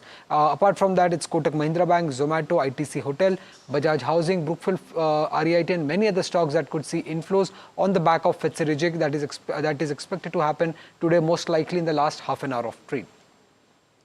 Right. Now, moving on to the big brokerage call of the day. Nuvama has initiated buy target on Vari Energies with a target price of rupees 2,805. Amika will join us more on this. So it's a buy rating, target price at 2,805 rupees, which offers a 26% upside to the previous close. Due to be noted that Vari Energies has not done very well since its listing. However, Nuvama states that the company is not only a solar manufacturing company, and it's strategically pivoted across a multi-decadal renewable energy as well as green hydrogen opportunity. They expect their revenue EBITDA CAGR of 30% to 54% over FY24 and FY27, and the company is expanding capacity as well as realizations will help the financial performance. They've also noted that the upcoming cell plant, which is due for commission in the next year, will add around 2,000 crores to the top line, and while margins are expected to moderate in the medium term as more capacities come on stream in India, the company's integration across different segments of the green energy theme will help de-risk that. And while the company does demand high valuations of 24 times its FY25 EV to EBITDA multiple, this valuation does factor explosive growth, and because the company is in a early stage high growth industry life cycle, Nuvama believes that it calls for an even higher valuation on the counter. Well, thank you, Mika, for all the details. Narendra, your view when it comes to Vari Energies, are you tracking? See, we don't have any active buy or sell recommendation, but yeah, we track the company, and we have also recently met the management, and the company's Sectoral plant is gradually coming up online, and the 4 gigawatt capacity is expected to come up this month. And with this, the company is having almost largest presence in the solar cell manufacturing. So definitely, as the ramp up begins, the things would improve gradually for the company, and it would be a key to see how the execution picks the pace. So that would be a key turning point for the company. Right. Well, another stock that remains in focus, in fact, is the stock of the day. That's Manappuram Finance, the top F&O gainer. Now, this is on the back of an investment coming in from private equity firm Bain Capital. We have Vishwanath joining with more details on the same.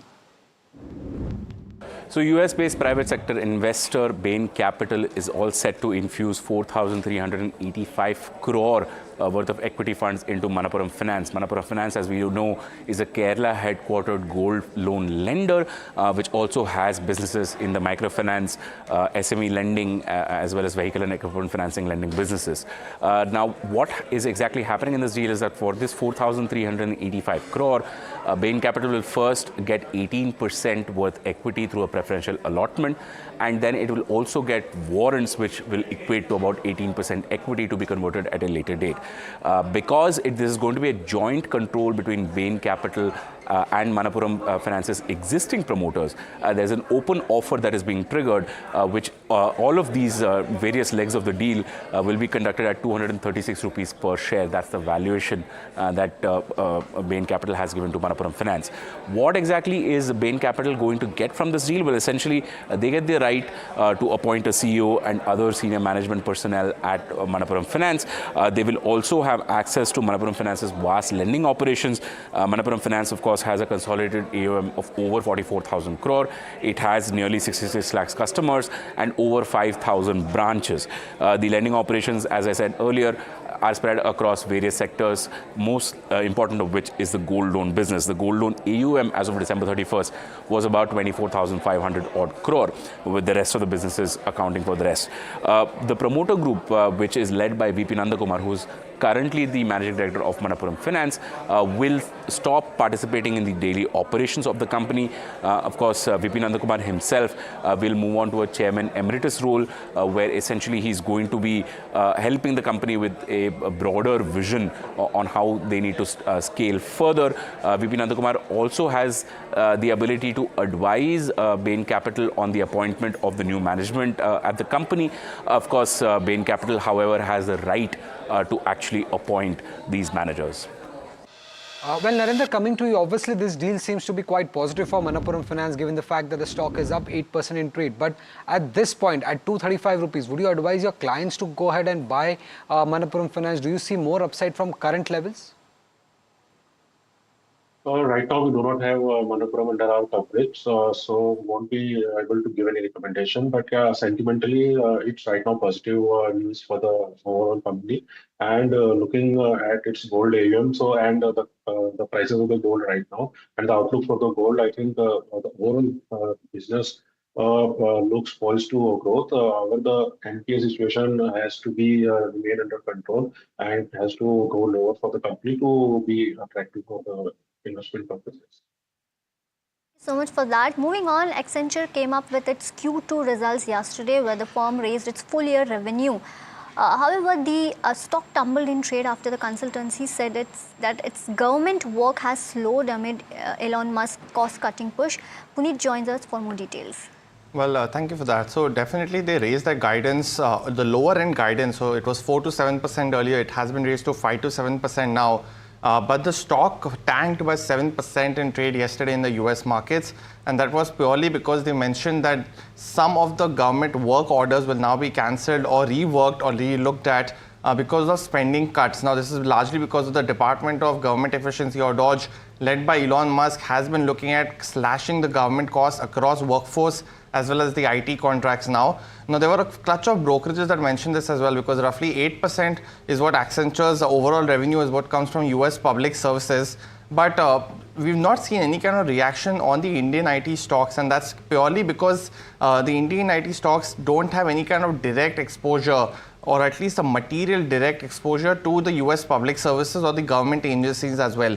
So while this may be negative for Accenture and the stock price is reflecting that, the Indian IT companies largely remain insulated from that. CLSA has reiterated its outperform rating. They have a TCS, Infosys, Wipro as well as Tech Mahindra as the top picks, while Nomura has mentioned that the risk of clients turning cautious on the IT spends is largely one of the key factors that will impact the Indian IT companies, but they don't see any kind of impact from Accenture, at least in this aspect of lowering orders from the government agencies of the USA.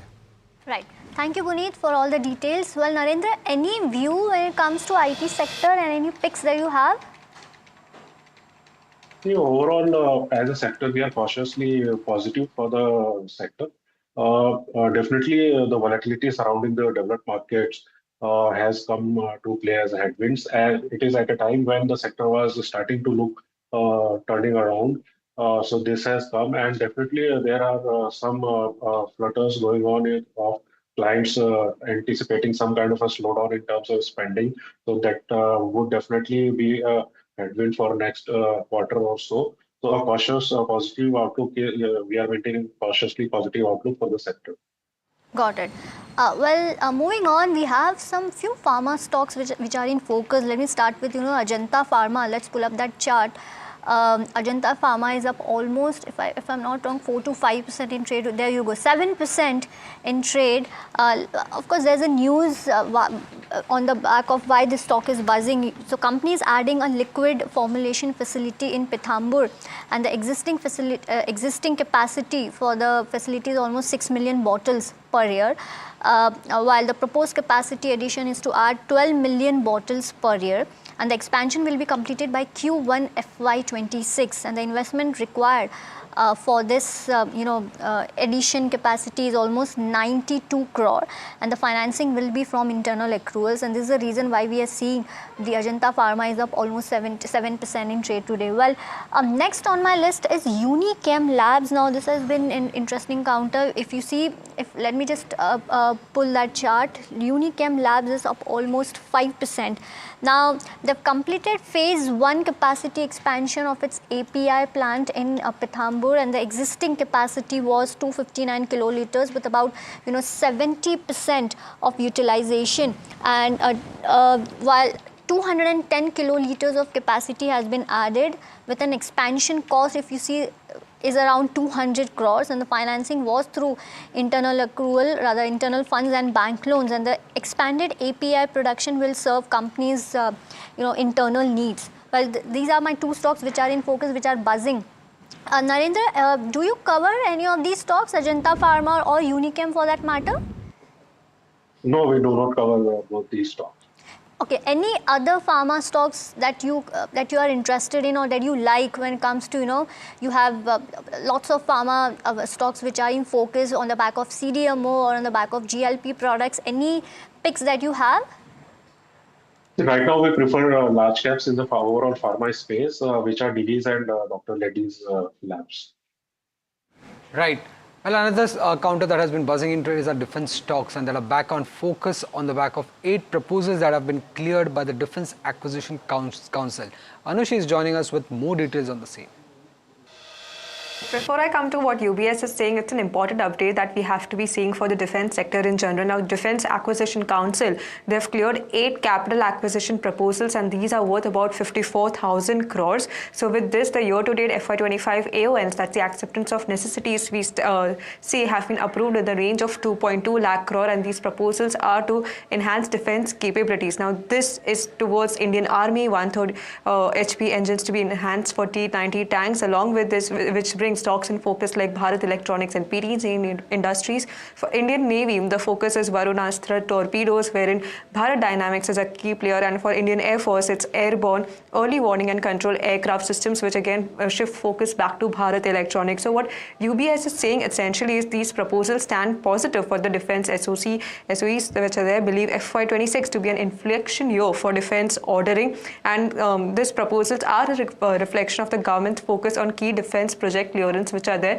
So FY26 is expected to be a pivotal year for the defense companies generally. There are a lot of larger programs from which higher ordering is expected from there onwards. In fact, even Antake was saying that they believe defense PSUs have strong growth opportunities in the near to long term, and they're seeing tremendous ordering opportunity for Indian manufacturers like PTC Industries, Mazgaon, Hindustan Aeronautics, BEL and Bharat Dynamics. So this is the overall development, a big update that we are looking in defense sector. Do note that defense sector has been buzzing in the last couple of sessions, and these are a couple of stocks that should be on the radar on the back of the same update. Narendra, how are you looking at the defense space? Given the sharp correction that we have seen, are defense stocks now looking attractive, or still the valuations are on the expensive side?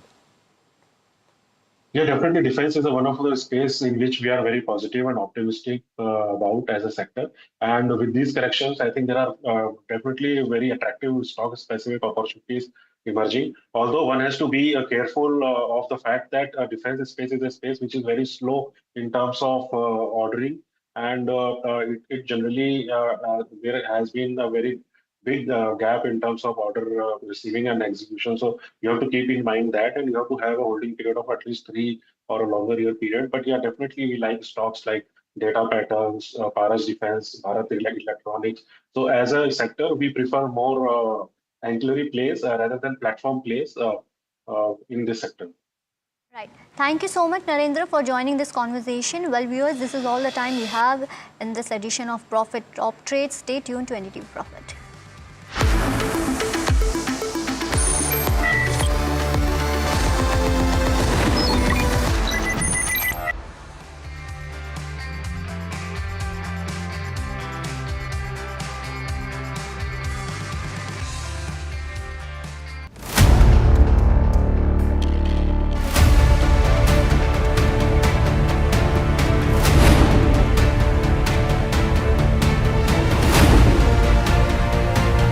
He sold most of his stock, 80%, as on that date. We have requested the management to come and speak to us. They asked us, what questions will you ask? We've sent it to them. They don't want to answer it, so then let's put it to our viewers as well. 7 key questions, right? How is it that 2,000 crore goes unnoticed by all of these auditors? Is seeking more information on the trades and the all the transaction which has happened from the exchanges, both NSE and BSE. The Reserve Bank of India's supervisory officers, they are seeking compliance reports on their foreign currency borrowings by these banks. The DSS is actively engaging with the Reserve Bank of India to sort of ensure the thorough examination of the matter.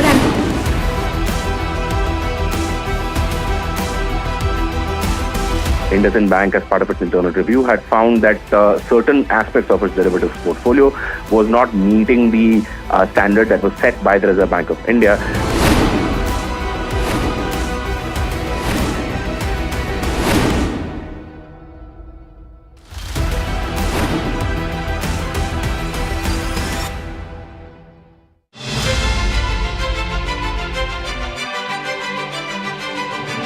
Very, very warm welcome to you all for this NDTV Profit Conclave, which is themed on Vixit Bharat.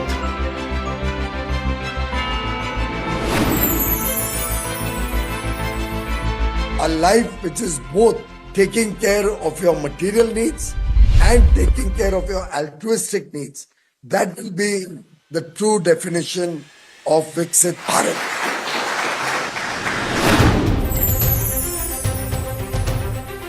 In my view, we are already out of that slowdown.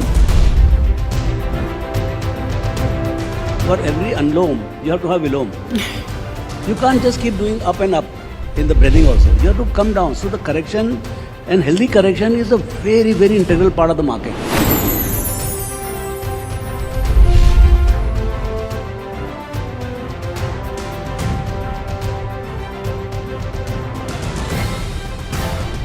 The private capital expenditure, from where I sit, I see that private capital expenditure is happening. Any tariff coming on Indian goods will be passed on to American consumers and Indian companies will not be affected. We feel fairly good about the fact that we can compete with various folks. Actually, instead of Vixit Bharat, we should call it Vixit Bharat.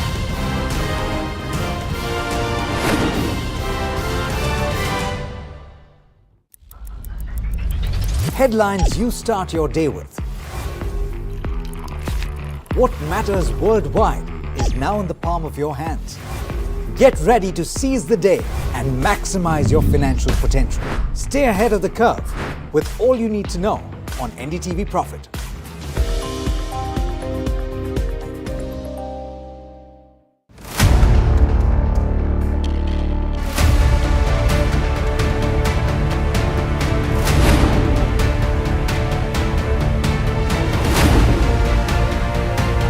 He sold most of his stock, 80%, as on that date.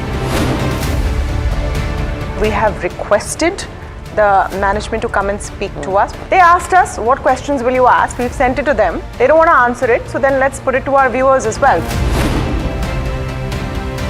7 key questions, right? How is it that 2,000 crore goes unnoticed by all of these auditors?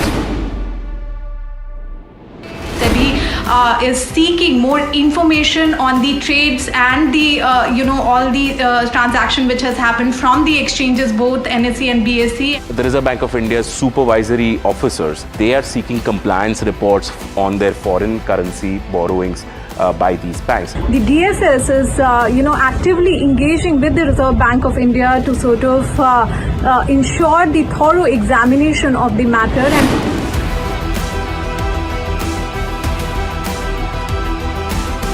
IndusInd Bank, as part of its internal review, had found that certain aspects of its derivatives portfolio was not meeting the standard that was set by the Reserve Bank of India.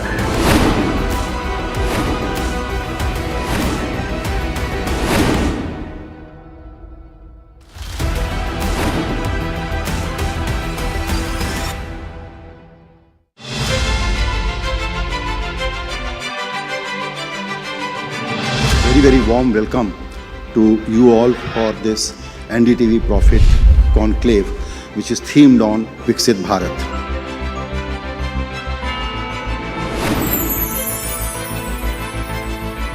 A life which is both taking care of your material needs and taking care of your altruistic needs. That will be the true definition of Vixit Bharat.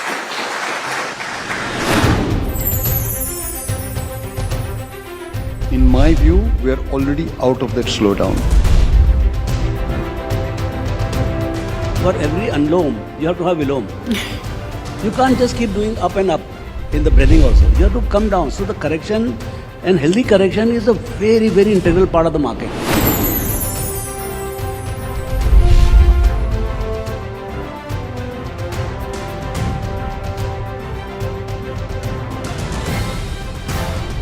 The private capital expenditure, from where I sit, I see that private capital expenditure is happening.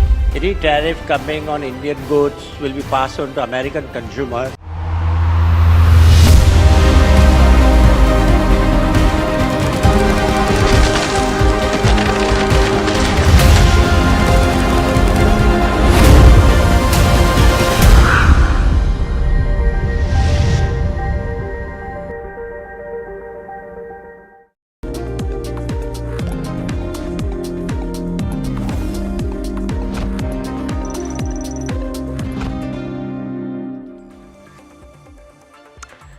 Thanks for tuning into India Market Close. I'm Neeraj Shah with Harsh Seta, and let's pull up the markets for you. It's been a great day of trade yet again. You would argue and wince at the fact that, oh, we are no longer at the day's highs, but that's okay.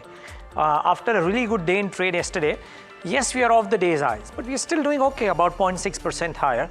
The market breadth may not be as terrific as it was, maybe let's say about 11 a.m. or thereabouts. And the advanced decline ratio by the way of the line graph would be very interesting to show. It's still 3:1.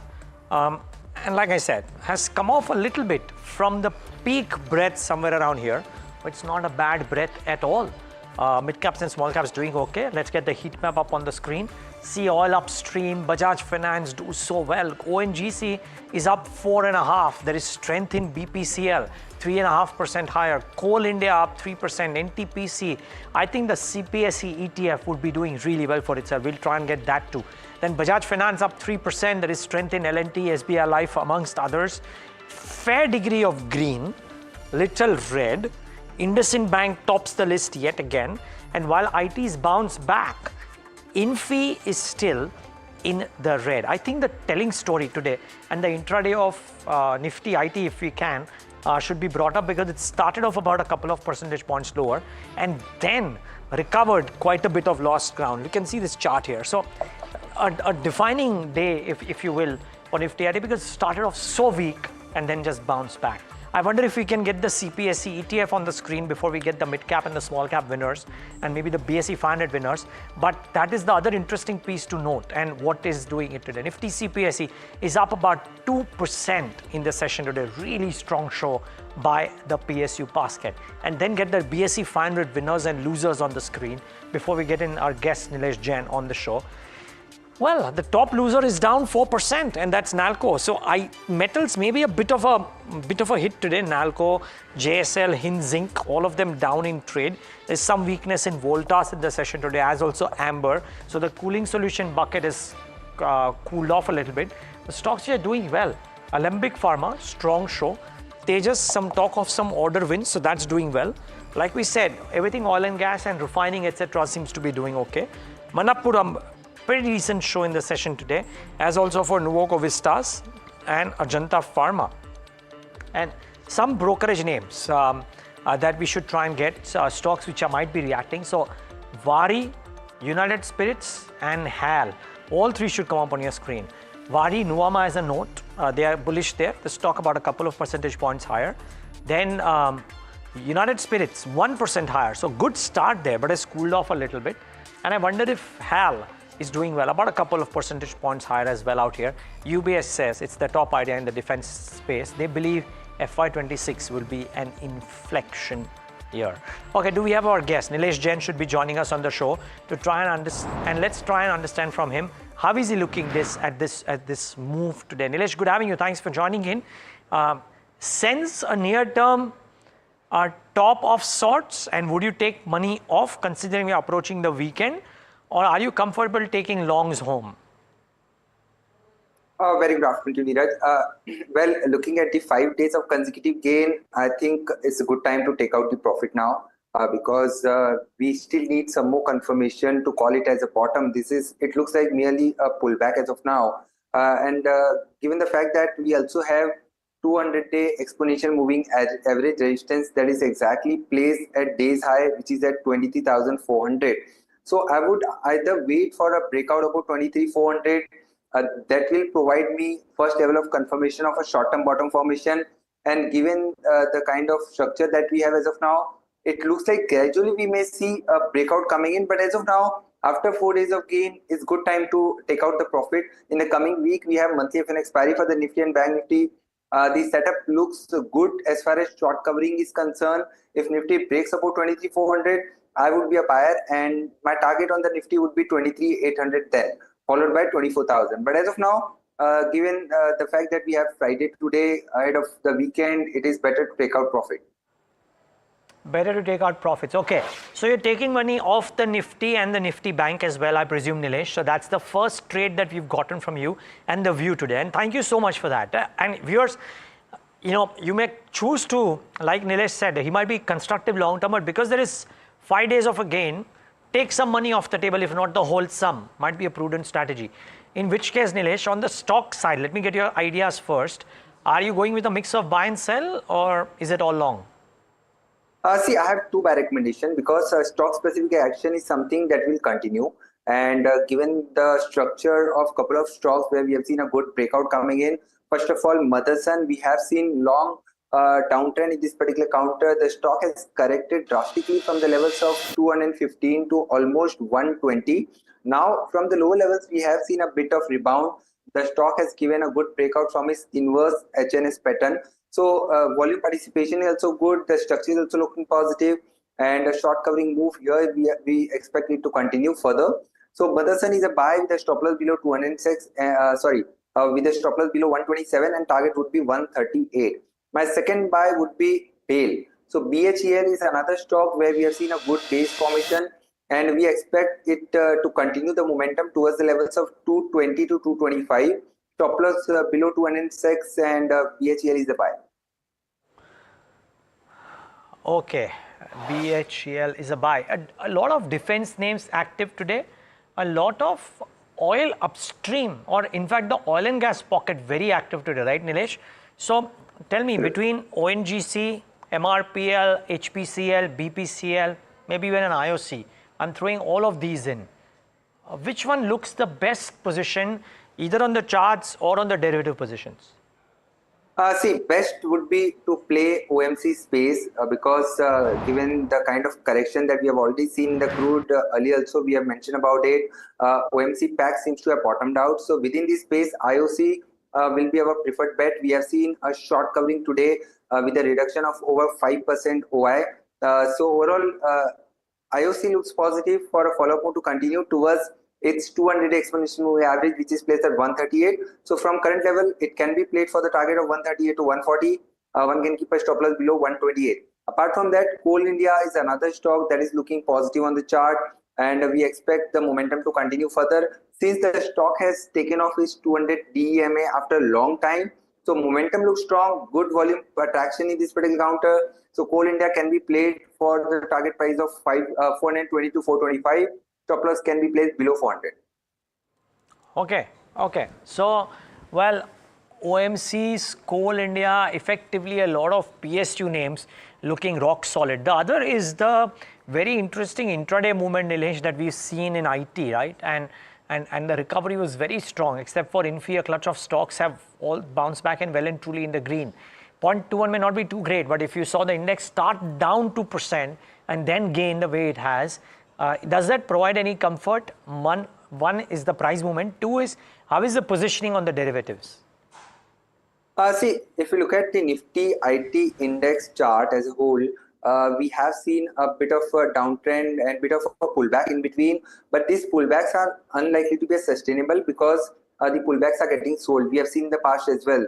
The Nifty IT index corrected from the levels of 45,600 all the way to 36,000. Now, since it is in the oversold territory, there could be possibility of a pullback from here. So purely from a trading perspective, this pullback can be played. So a couple of stocks that are on our radar. First of all, Emphasis looking positive for a further upside move to continue towards 2,500 to 2,600 with a stop loss below 2,300. Emphasis can be played. And apart from that, we are not getting comfort in the large cap names like Tech Mahindra, Infosys and TCS. So it's an avoid large cap, focus on mid cap, focus on small cap ITs. Overall, we are not out of the woods yet as far as Nifty IT is concerned. Purely from a pullback perspective, it can be played, but not from a positional perspective. Okay, well noted. Nilesh, thanks for that. I have one counter question, Nilesh, and that is because I heard your opening answer with very carefully, right, with interest. So therefore, the way you've spoken about the Nifty, wherein it might be prudent to take some money off the table, where is it that the charts might be looking a bit tired after 3-4 days of a rally from a stock perspective? So you are talking about the resistance zone? Resistance zones, or that a bit of a pullback that may have come into specific pockets as well, because a lot of stocks have rallied quite swiftly in the last 4 or 5 days. Absolutely. So first of all, I'll tell you, these sectors that are still looking positive. First of all, Nifty Realty Pack today, this sector has given a good follow-up move. And soon after that, in the second half, although we saw a bit of profit taking at the high levels, but overall, the developments are good in Nifty Realty Pack. Counters like DLF, Godrej Properties, these are sectors to watch out for. We are a little bit bullish, still bullish on this particular space. Apart from that, these sectors where one has to be careful is metals, because we have already seen a good run up in the past few trading sessions. Now looks like the metals is being tiring up, and we may see some profit taking to continue. So counters like Tata Steel, JSPL, Nalco, Hindalco, all these stocks, one has to be very careful with the aggressive long position. We have seen in the past the commodity space has been extremely volatile, and since we have already seen a good run up, it's time to book profit in metal space. Focus on pharma pack. We are still bullish on pharma. The focus might shift toward defensive from here. So pharma, FMCG, these are the sectors that are looking positive. Within pharma pack, counters like Glenmark, Sun Pharma, Divi's Lab, these are the stocks that are looking positive. Hi Nilesh, Harsh also joining in the conversation. Good afternoon. Just quickly, a couple of views coming through with regard to something like a New India. Now I know there's something on the fundamental side where New India assurance is concerned, but the stock is up 7.5%, likely unwarranted from a fundamental perspective. So give us your view with regard to technicals. What's happening here? Hi, good afternoon, Harsh. See, NICL, this particular stock, has been in a downtrend. We have seen a good correction. So after such a sharp correction recently from the levels of 220 all the way to 140, this looks like merely a pullback move. But since the volume participation is quite high today, so there could be possibility of a follow-up move in the coming session. But I would rather wait for a confirmation. If it sustains above 180, then only it's a buy. Otherwise, it's not advisable to chase after a spurt of 8%. The risk and reward is certainly not favorable. But if somebody already holding a long position, then keep a trailing stop loss at 155 and ride this momentum till 180. And post a breakout above 180, that will give more confidence. Wow, 155 being your stop loss, 180 being the upside, 10% from here. Very interesting. After the kind of 7.5% move we've seen today. But stock of the day, and one that kind of silently stood out among all the other clutter with regard to NBFCs, Bajaj Finance, Manappuram, is AB Capital. Stock is up around 4.2%. Puneet here to break down as to why that may be so. Puneet. Well, thanks for that. Stock, as you rightly mentioned, it's silently moved up 17% in the last 1 month itself. And while structurally the stock is down over the last year, and that's largely because the correction that we've seen, it's at a very interesting juncture right now. Now, of course, it's the holding company of financial services of the Aditya Birla Group. But over the last, from its recent peak, the stock is down about 31% specifically. And we've seen that, the core NBFC group is now, and core NBFC business is now just trading at 0.9 times in terms of price to book value as well. We also had Parag Thakkar yesterday on the show. He mentioned that lack of microfinance in the business is actually a positive in this particular weak environment. And apart from that, the stock is also representing a 30 to 70% discount specifically to its peer set with average sustainable return on asset ratios as well. Now, management is expecting the credit cost to remain range bound, and it is guiding it to be between 1.4 to 1.5% in the medium term. So while it is still a little away from that target, it is something to watch out for. And while it also has brokerages have been mentioning that the recent underperformance of the stock offers a very good opportunity to buy, specifically since it's a AAA rated NBFC and has ROAs of more than 2%. Now, there's been a lot of brokerage action also on the stock as well. We've seen Macquarie has AB Capital as one of its top picks going forward. They have a target price of 260 rupees per share, and they expect the company can potentially double from here in the next 3 years as well. Jefferies as well recently came out with a buy rating on the stock. Their target price is 249 per share. and it's giving a 40% return from these levels as well. And finally on Citi as well, they've upgraded and have an overweight rating on NBFCs. So overall, while there has been underperformance because of slower loan growth, it's at a very interesting juncture to potentially double from the next 3 years. That's what brokerages like Macquarie are picking up. Definitely a stock to keep on your radar. Fascinating, right? The kind of move. And this is on the back of the move yesterday as well, Puneet. But thank you so much for breaking that down for us. That's, of course, AB Capital. Quick views, Nilesh, with regard to AB Capital. Are you positive? Yes, very much positive. It's already up 14% this week. So not at current level, because we may see some profit taking at the high level. So better entry would be in the range of 175 to 178. Stop loss can be placed below 170. And the stock today surpassed its 100-day moving average. It is heading towards its 200 EMA, that is placed at 203. That's the immediate target in this particular counter. Buy and decline should be the strategy. Structure looks strong. Okay, so that's with regard to AB Capital. But Manappuram Finance is the one which has been in focus right from the morning. Still up, stock perked up around 9.5% At the peak was obviously up 10+% in trade. Bain coming in, buying 9% equity through a preferential issue, buying 9% equity through warrants, and also likely to make an open offer, is set to make an open offer at 236 rupees. Stock is round about that kind of number in terms of market price, and open offer for 26% of the current equity. This will take its shareholding to 42% potentially at the very highest, or 18% as they've already agreed to at the moment. So 18 to 42 is likely where Manappuram stake will, or Bain Capital stake in Manappuram will lie. And then you have VP Nandkumar, who's likely to continue to hold his stake, which will fall below the 30% threshold after the dilution. So Manappuram in focus on the back of that. Management change, now 2 promoters, Bain as well as VP Nandkumar. That's on the fundamental side. Nilesh, what changes from a technical perspective now on charts after this announcement? How is it looking, and what are the fresh levels that one needs to look out for? So today the stock hits a new record high. It's a multi-month breakout candidate. It has already given a breakout. It has entered into uncharted territory.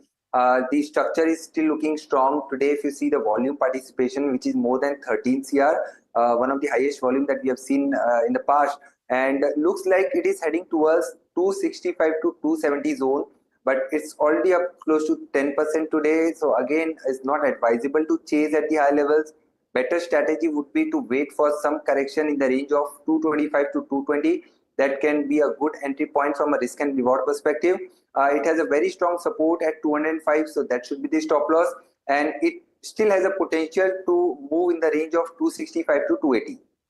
Wow, okay, so go as high as 280 according to Nilesh. And Nilesh, Bajaj Finance is well in focus. Leadership, that announcement with regard to leadership coming through. What's the view here? Nifty 50 counter up 3% now. It's near or has breached all-time highs today. What's the sense like now? Where will the journey go? So it has already given a multi-year breakout in the previous week, and the structure is still looking strong. It is heading towards a 10,000 mark. So although that may take 1 or 2 months time, but structure is still looking strong. We have already seen a buy crossover on MACD. Volume participation at the high levels are also good. Even on derivative front, we have seen good build-up on the long side in the coming series as well. So overall, looking at the structure, short-term target comes around 9,200 to 9,300. From a 2 to 3 months perspective, it has a potential to test that magical figure of 10,000. And the stop loss for all the long positions should be placed at 8,500. Okay. Okay, Nilesh, thanks so much for that. Really appreciate you joining in and giving us your thoughts and these ideas as well. Now, viewers, you would have seen on the side screen that we are going to be talking or we are going to be presenting a very important conference. And just the fact that there is so much of interest that has come into the broader end of the spectrum, to get a conference which focuses at that end is really important. And this is the 11th edition of this conference of the Motilal Oswal, what do you call it, mid-cap conference, ideation conference, wherein they focus on mid-caps and small caps, I believe. And on the sidelines of that, or as a preview or as a curtain raiser of that, one of my favorite guests, and somebody who is magical with numbers, Gautam Dugar, Head of Research at Motilal Oswal Institutional Equities, joins us in our studios. Gautam, great having you. Thanks for joining in. Right. Now, I'm guessing that these times are fixed, but you would argue or kind of say, Gautam, that the stars are aligned because the mood in the markets is just coming back at the right time. Absolutely, Neeraj. I mean, this is a conference which we host every quarter. And as you rightly mentioned, this focuses on mid and small caps. That's why we call it ideation conference, so that people can meet those 50, 60 companies at the ideation conference and generate those ideas. Our flagship, which we typically hold in August last week or September, this time again it will be in September, 21st edition. But this is now the 11th edition of the ideation conference. So we are expecting about 60 mid-cap and small-cap companies, ranging from all the way from 35,000 crore market cap to somewhere close to 5,000 crore market cap, representing diverse sectors. Wow. One more question. I'm sure Harsh has more too. But what's the nature of the companies that are taking shape this time around? Is it the bruised and beaten down pockets as well, which are getting apart? I mean, how have you chosen these companies? So everyone is bruised in this market. If you look at the last 3 months, the way markets have behaved, very few companies, maybe some financials can say they are not bruised or beaten down, especially the names that you were just showing on the screen. But broadly, every sector has been bruised and battered. Last 10 days has provided some ointment, but I would still say that, if you look at today's market too, Nifty is still 12% down, which covered quite a bit of a ground. It was down about 18-19% till about 2 weeks back. But mid and small cap indices, and more importantly, stocks are still down 30-40% from their respective highs. As far as the companies in the conference are concerned, they represent various sectors. So there is a lot of interest which is coming in CAPEX sectors again. There is interest in healthcare. Of course, there is interest in financials, consumption, and some of the tech sectors and new age companies which are there in the conference. So broadly, I would say, Neeraj, what has happened is in the last 3 months, the kind of price correction, the valuation knockdown that you have seen in the broader market, it has given a breathing space to investors. Till about October, November, it was buy first and think later, if at all you had to think, right? Now with prices, you got time to think. Yeah. Now with prices down 30-40%, and there is no rush to buy, investors who have a slightly longer term view horizon, they can study, they can think, they can do their homework without worrying about that if I don't buy it today, I have to buy 10-15% higher 2 weeks down the line. So this conference therefore provides that platform where you get to, especially the investors get to meet a lot of companies ranging across sectors and see how the year is ending for FY25. What are the corporates thinking as the March is coming to an end? I'm sure a lot of corporates will be sharing their FY26 plans. That's also, true. And how the growth for FY26 is going to be.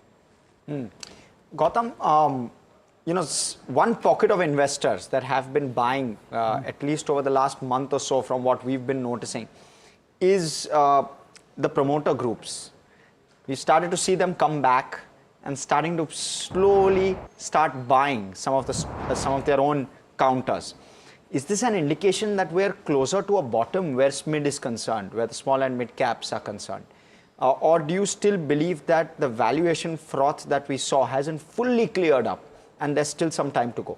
So there are multiple ways to look at it. Last year you saw a lot of corporates sold, private equity sold. The total fundraise last year, including QIP, IPO, secondary blocks, private equity selling, would have been close to 4.5 to 5 lakh crores. So you're coming after a year of 5 lakh crore of selling, and what you have seen maybe 500,000 crores of buying. So I won't read much into that. Sure. Somebody was sold, say, 1,000 crores of his stock or 1,500 crores of supplies coming in and buying 5-10 crores. I don't think that gives you any indication. Sure. The only indicator is fundamentals, which is your earnings growth. Correct. Because in the long run, that's what has decided the direction of the market. I mean, till about FY24, if you had looked at the markets, FY20 to 24, the earnings growth was 26% CAGR for our broader coverage universe of 300 stocks. And broadly, Nifty has given you similar returns. Even on a 10-15 years basis, that is the only indicator to track. This year, all said and done, you can blame government spending slowdown, you can blame consumption slowdown, whatever you want to blame. The fact of the matter is, you're going to end the year with 3% earnings growth. So sooner or later, the valuation had to catch up.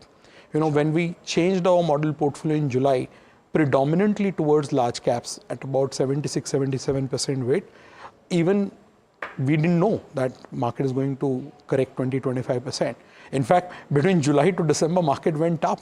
And I was thinking, you know, did we make a wrong choice by, you know, increasing allocation to large cap and some of the defensive sectors like telecom, IT and all of that. But market has its own way.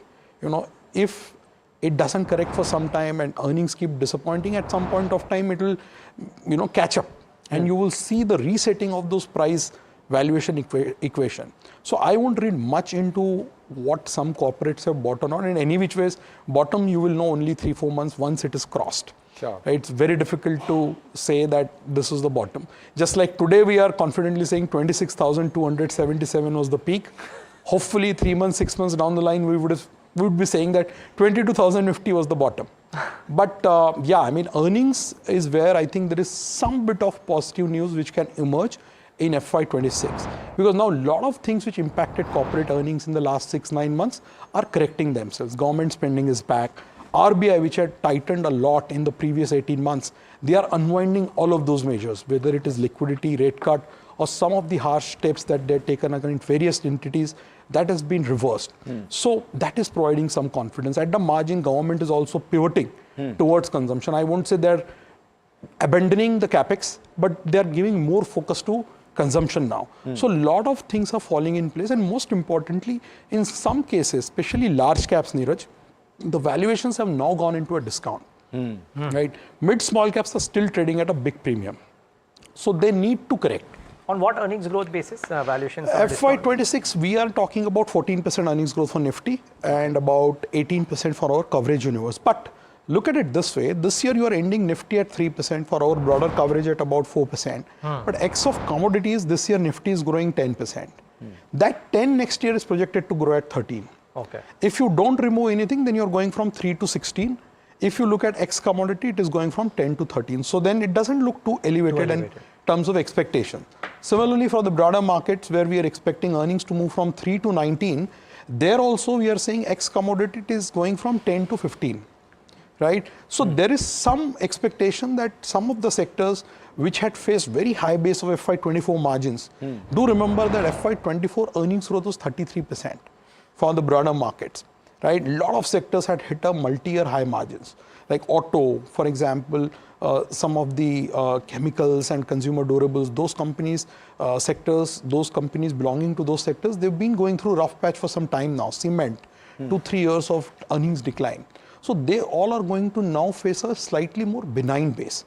So therefore, earnings are looking slightly better than what we are used to in FY25, but still moderate compared to what we have seen between FY20 to 24, which was a very golden period of earnings compounding of 26%.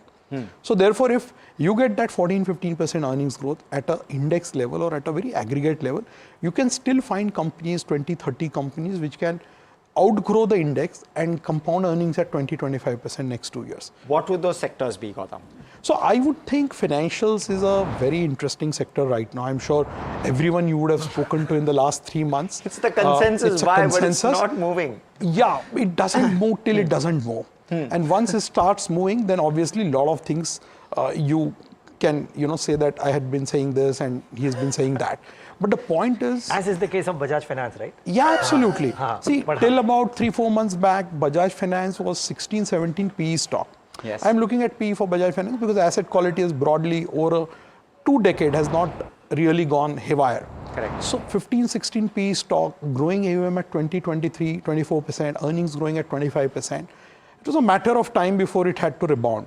Similarly, in rest of the financials, especially large private banks, some of the NBFCs, some of the capital market plays, AMCs, all of that, their valuations are very reasonable now. You're getting 3 largest private banks of India, or maybe even 4 largest private banks of India at a sub 15 P with ROE in 17-18 band. Now, I'm not expecting those price to book of 2.1 or 1.6 to go back to 4.5 in a hurry, or maybe they never go back to those levels. But can a 2.2 price to book or 2.3 price to book move towards 2.5, 2.6 if the environment becomes more conducive on credit growth, on deposit growth, CD ratio, and asset quality stays benign that it has been for the last 6 years now. So that pocket is offering a very good risk reward in our view. Then some of the consumer discretionary baskets, their valuations are still expensive, I would say, but they've corrected relatively in the last 3 months. A stock like Trent, which is growing top line at 40%, has corrected 30-35% along with the market in the last 3-4 months. Can it correct 10-15% more? The answer is yes. You cannot point a finger at the bottom and say this is the price from where it will not fall.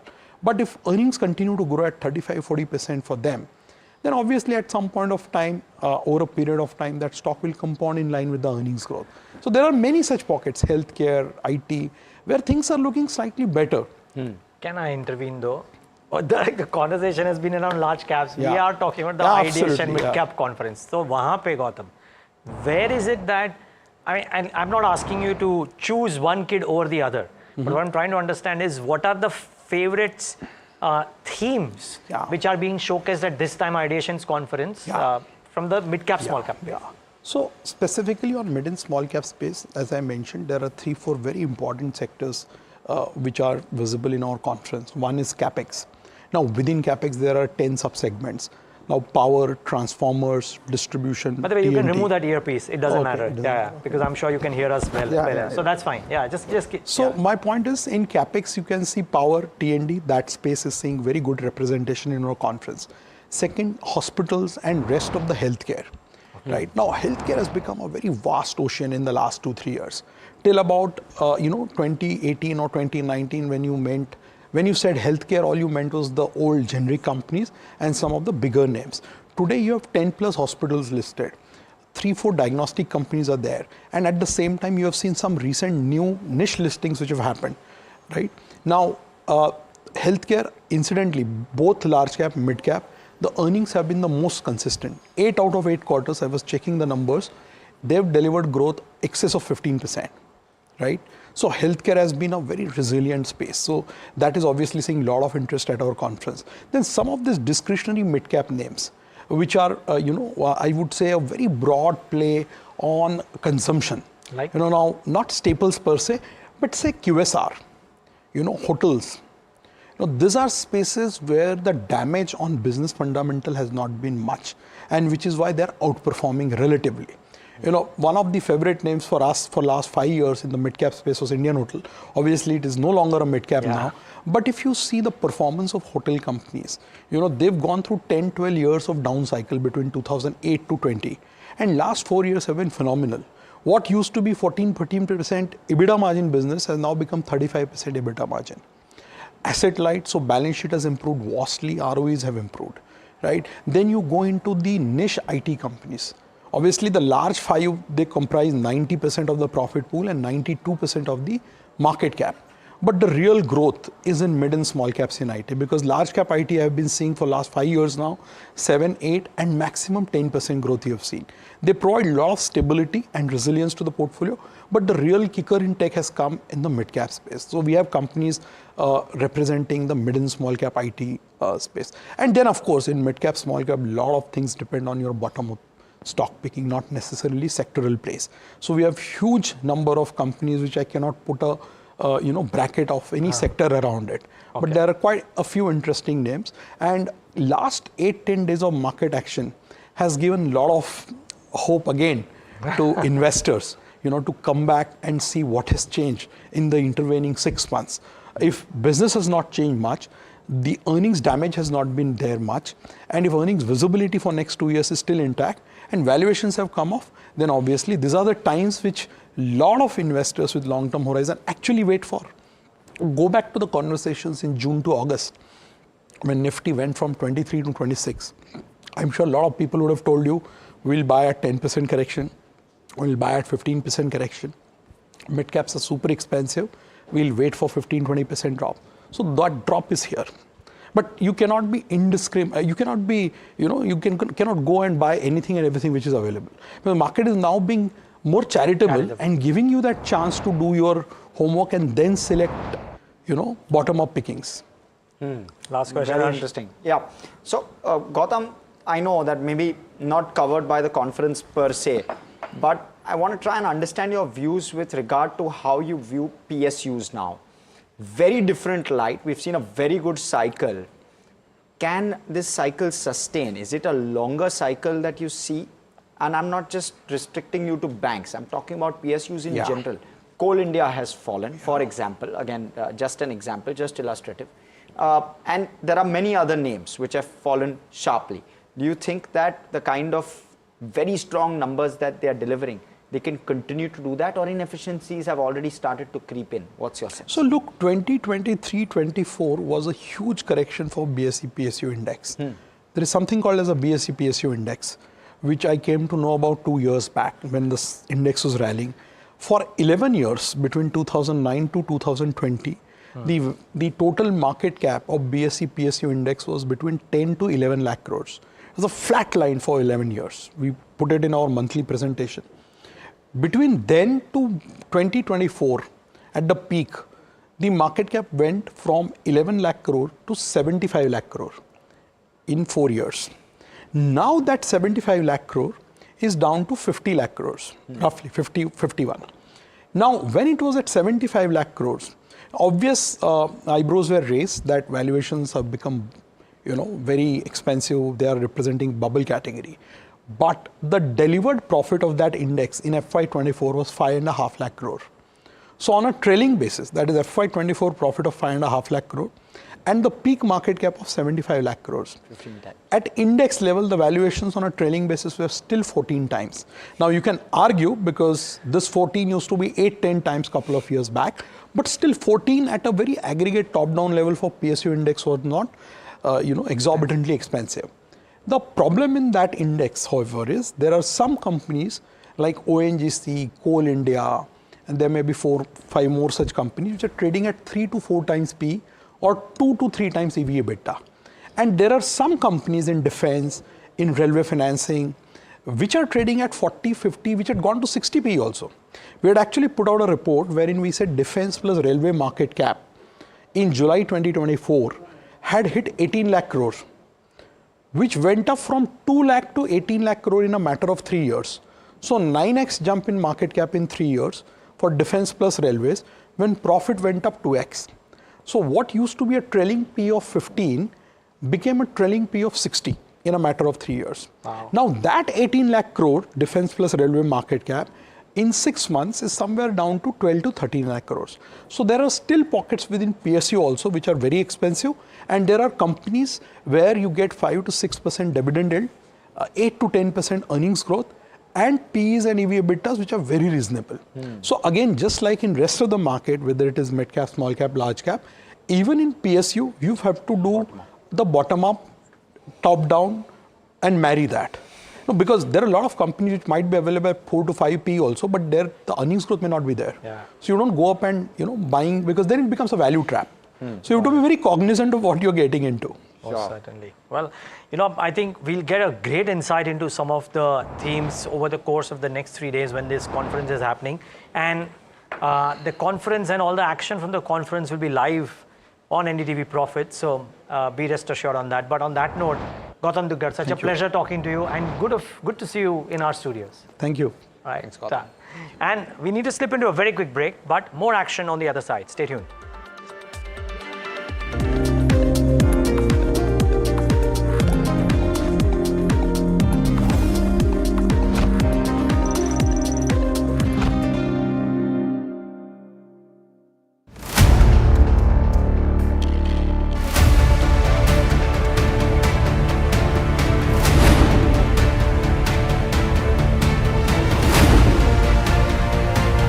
He sold most of his stock, 80%, as on that date.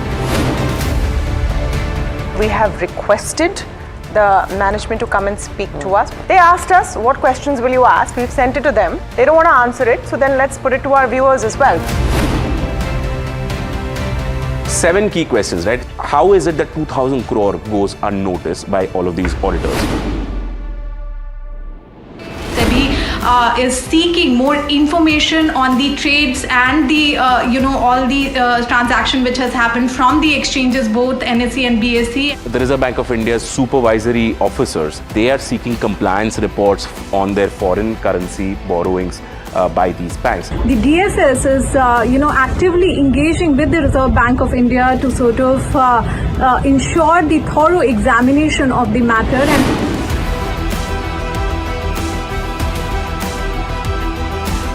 And IndusInd Bank, as part of its internal review, had found that certain aspects of its derivatives portfolio was not meeting the standard that was set by the Reserve Bank of India.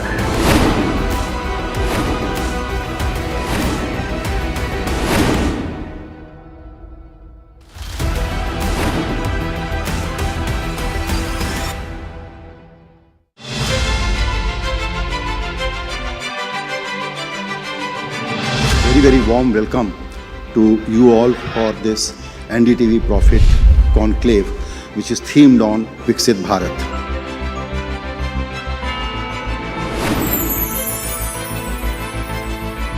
A life which is both taking care of your material needs and taking care of your altruistic needs. That will be the true definition of Vixit Bharat.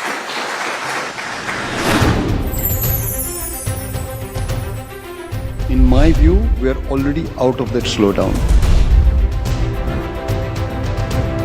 For every unloam, you have to have vilom.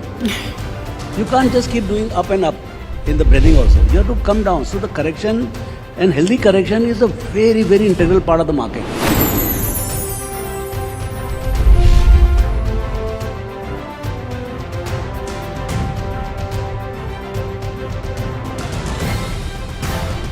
The private capital expenditure, from where I sit, I see that private capital expenditure is happening. Any tariff coming on Indian goods will be passed on to American consumers and Indian companies will not be affected. We feel fairly good about the fact that we can compete with various folks. Actually, instead of Vixit Bharat, we should call it Re-Vixit Bharat.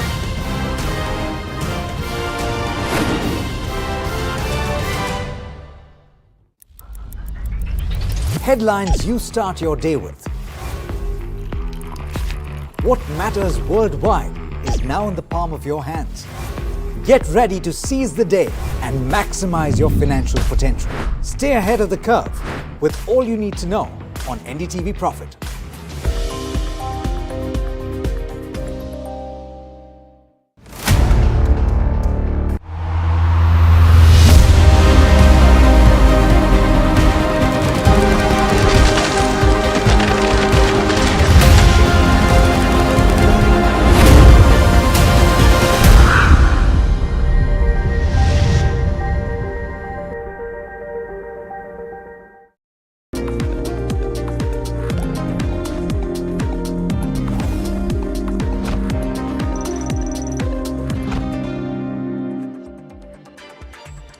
Welcome back. Thanks for staying with us on India Market Close here on NDTV Profit. That time of the show where we bring in Soumit Sarkar, who gives us all the chatter that's happening on the street, with heard on the street. And interesting nuggets. Soumit, give us today's.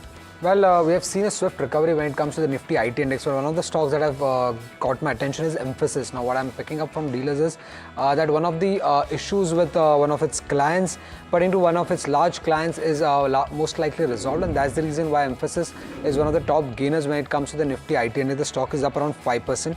Second stock that has caught my attention is Yatharth Hospital. Now, what I'm picking up is that large influential HNI investor has now started to buy shares in this counter, and the stock is up around 3%. It has been a couple of days of buying that we have seen from this large influential HNI. ITC is another counter which dealers are indicating that large HNIs have started to accumulate this counter. They're expecting a strong set of numbers from ITC, so keep an eye out for ITC. The results are still some time away, but accumulation seen on the large HNI desk. Trent, small buy flows coming in from domestic mutual fund investors. Now, if you look at the 1 month chart of Trent, the stock has not done much, and valuations now seem reasonable, and with any pickup in consumption, trend could be one of the biggest beneficiary, and mutual funds have now started to accumulate this counter. And lastly, Tejas Network. Now that stock is up around 15% in trade. Dealers are indicating that there's a large potential order win that could come in from for Tejas Networks from BSNL, and that's the reason the stock has inched higher in trade. So that's what I'm picking up so far. Very interesting. The thing around IT, I mean, it's interesting that people are thinking of buying into IT names at such a current point of time. So is this a very company-specific activity that might be seen in the name that you mentioned, or could it be that the broader overall buying is we are helping? seeing in IT space. From In fact, levels. dealers are also indicating a couple of stocks like TCS, which has seen much of an interest coming in from large HNI. So yeah, it's not only emphasis. Emphasis, obviously there's an additional reason, and that's the reason the stock is up. But we are seeing broad-based buying when it comes to IT stocks, sorry. Not ITC. ITC as well, but IT stocks. Okay, fine. That's a plethora of things in Somit's Patara out there, and Somit, thanks for bringing all of that to us. Okay, let's get in our experts on the afternoon at this point of time. Kunal Shah, Senior Technical and Derivative Analyst at Sharekhan, with his thoughts on the markets, and of course, Nirav Ashar, Head Equity Research, and Latin Manharlal. Gentlemen, both of you, thanks for joining in and welcome on the show. Kunal, enthused by the mood for the last 5 days, or taking money because of that uptick? Yeah, good afternoon, everyone. Good afternoon, Neeraj. I think definitely if you look at the kind of rally what we have seen from 22,300 till this 23,400 mark, on the upside, I feel there is still some room left for the markets. I am now looking at the daily 100-day moving average for the Nifty index, which is placed at 23,520. So 23,500 should be on the cards for the markets. 500, 520 is what I'm expecting in the Monday's opening session as well. So still some 100 points left on the higher end, and probably from there onwards, you might see some profit booking coming in for the Nifty indices. So Nifty is bullish for a short-term perspective. For Bank Nifty over here, we have already seen a sharp rally in the Bank Nifty. Now the previous swing high on the technical terms for Bank Nifty was 50,600, and that is what we are seeing the resistance for the market. 50,532 is what we have made high for the Bank Nifty index. Now, on the Bank Nifty part, I feel that on the higher end, still there is some room left towards this zone of 50,600, 50,800 mark. So for both the indices, I feel still there is 100 to 200 points left upside. Probably that would be a case where you would come in and start to book some profit in both the indices, Nifty and Bank Nifty. And then any retracement that would come in, that would be an opportunity to buy. Okay. Kunal, your picks for this afternoon, that being said? See, I think overall we have seen strong buying across the mid-cap and the small-cap space, and that is one space that has been doing extremely well. Two stocks I would like to highlight here from that space. The first is the stock that is Canara Bank. I think Canara Bank, the PSU Bank Index has given us a fresh breakout. So I think there on Monday's trading session, I think the Bank Nifty might consolidate at higher levels, but PSU banks will continue the rally on the higher end. So that is where Canara Bank look positive to me. So here there's a buy recommendation. You can buy at the current levels, keeping a stop loss of 85 and looking for targets of 91 to 93 on the higher end for Canara Bank. The second stock which I would like to highlight over here is from the railway space. You have already seen railways have been beaten down a lot, and now I'm expecting a strong pullback over here for the railway space, and that is where RITES comes into the picture. It's looking very attractive on the chart. Technically, it has given an inverse head and shoulder breakout with volume. So the target for the pattern, for the bullish pattern, comes around 255, 260 zone on the higher end. So you can buy RITES at the current level, keep a stop loss of 220 on the downside. Okay, so those are picks for this afternoon. Nirav, how are you playing this market now? Have you bottomed significantly, bottom-up strategy? What are you doing at this point? Yeah, good afternoon, and thank you for the invite. Good afternoon. Good afternoon.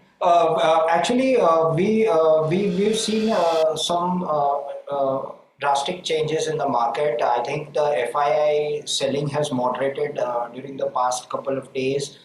We've seen yesterday a positive figure from the FIIs, and I think today the rupee has strengthened significantly vis-a-vis the US dollar. So I think we view these as very positive developments at this point of time.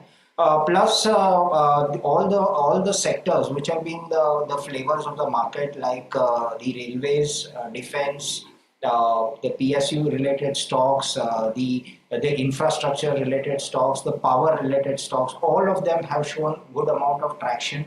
The heavyweights have aided the market sentiment. So I think it's a combination of various things which is at work. A lot of orders have been given out during the past fortnight. And I think this also augurs well for the sentiment. So overall, I think we are hopeful that things should improve from here. And of course, we'll be still waiting for the April 2nd when the tariff-related announcements will be coming. That is a key monitorable going forward.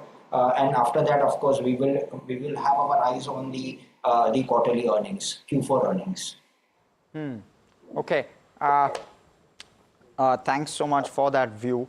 But stay with us. Very interesting management. And hopefully an interesting conversation is what this leads to. We have the management of Viatech Vabag. We have the CFO, Skanda Prasad Sitharaman, who is joining us. Good afternoon, Mr. Sitharaman. Apologies if I've got that name wrong. But yes, let me first start off with this collaboration that you have announced. The non-binding equity partnership, $100 million with regard to capital project investment in municipal projects. Just talk to us a little bit about what this is about, what the potential is like, and what's the intention here, who's the consortium? Yeah, good afternoon to you, good afternoon to all your viewers. Thank you very much for the opportunity. It is indeed a very strategic move that we have had in terms of establishing this partnership. This is going to be a $100 million equity commitment into water treatment projects in the municipal sector, which are going to be done on a PPP front over the next 3 to 5 years. Water as a model is slowly moving from a contractor model to a performance model. So more and more PPP projects are expected to come in where long-term commitments are taken by water technology specialists. So we want to be in this sector, continue to be also participating in this PPP projects while remaining very committed to our asset-light approach. So we have got in 3 other international marquee investors who have extensive experience in water sector financing, who will co-invest on a majority basis with us into the equity. And this equity will go into building PPP projects. Vabag, as a technical partner, will only take a minority stake and in line with our asset-light approach. And we will play the role of a technical partner. So we will build the plant and maintain the plant over long term. And that is why this partnership has been created. From a sector perspective, in the PPP front, we see a good opportunity. We're already doing 3 projects. One of them has been completed, a couple of them very close to completion, and we are seeing many more projects on the anvil. And the business size that we are looking at is about $1 billion as we move forward. And Mr. Sitharaman, if you can tell us what is Vabag's proportion? I know you're a minority holder in this consortium, but what is that proportion that you have within this joint venture consortium? We will take, like has been always stated, we have an asset-light approach, so we will take up to 26% at the most. Understood. And your investment within this consortium will be? 26% of the 100 million. Okay, understood. Got it. So talk to us, the potential size over the next 3 to 5 years you spoke about is $1 billion. Am I right? That's correct.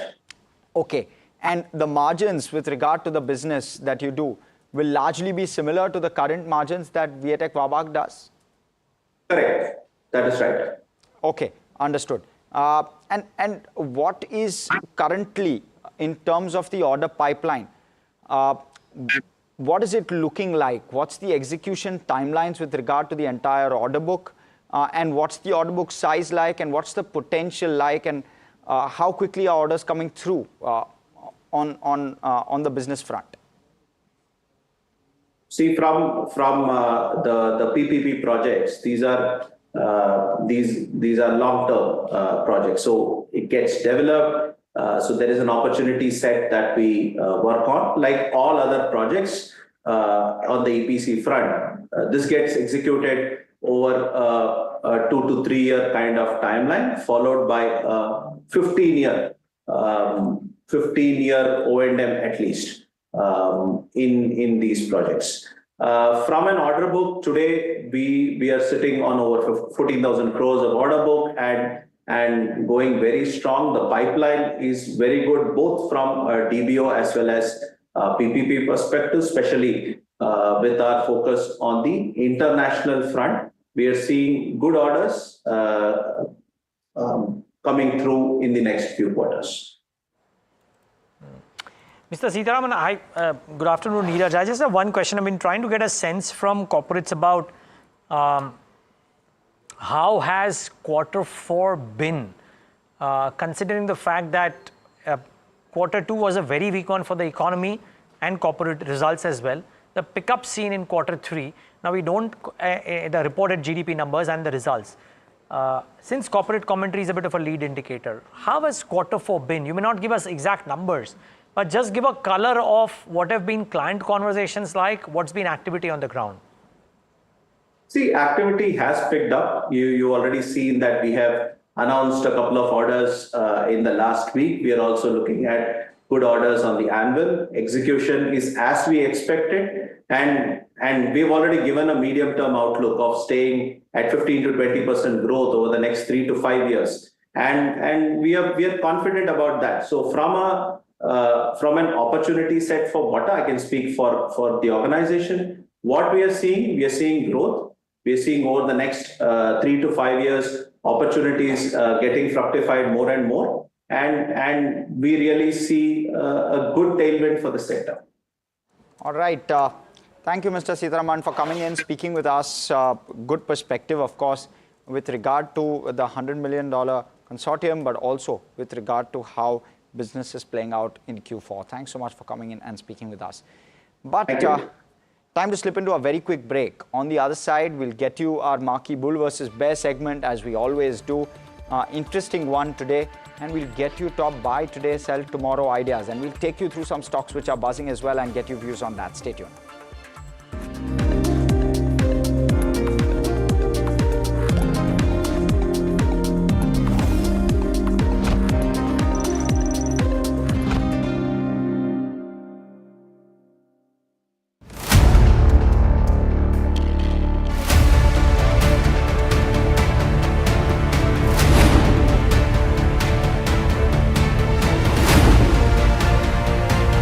He sold most of his stock, 80%, as on that date. We have requested the management to come and speak to us. They asked us, what questions will you ask? We've sent it to them. They don't want to answer it, so then let's put it to our viewers as well. 7 key questions, right? How is it that 2,000 crore goes unnoticed by all of these auditors? Is seeking more information on the trades and the all the transaction which has happened from the exchanges, both NSE and BSE. The Reserve Bank of India's supervisory officers, they are seeking compliance reports on their foreign currency borrowings by these banks. The DSS is actively engaging with the Reserve Bank of India to sort of ensure the thorough examination of the matter.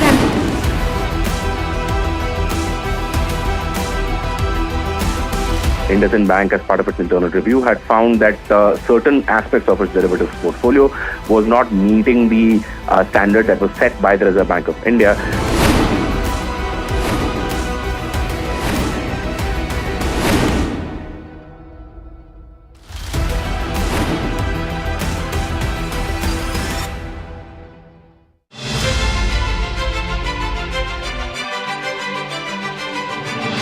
Very warm welcome to you all for this NDTV Profit Conclave, which is themed on Vixit Bharat.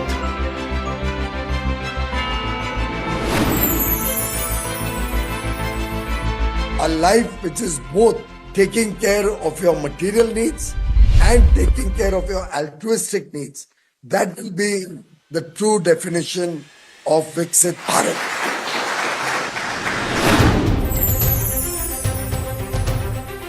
In my view, we are already out of that slowdown. For every unloam, you have to have vilom. You can't just keep doing up and up in the breathing also. You have to come down. So the correction and healthy correction is a very, very integral part of the market.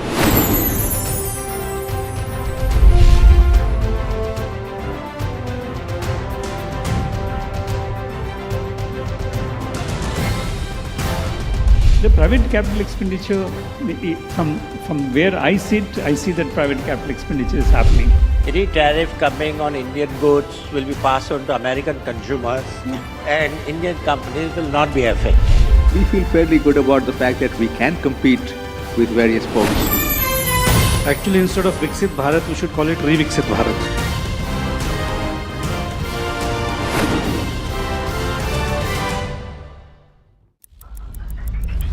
Headlines you start your day with. What matters worldwide is now in the palm of your hands. Get ready to seize the day and maximize your financial potential. Stay ahead of the curve with all you need to know on NDTV Profit.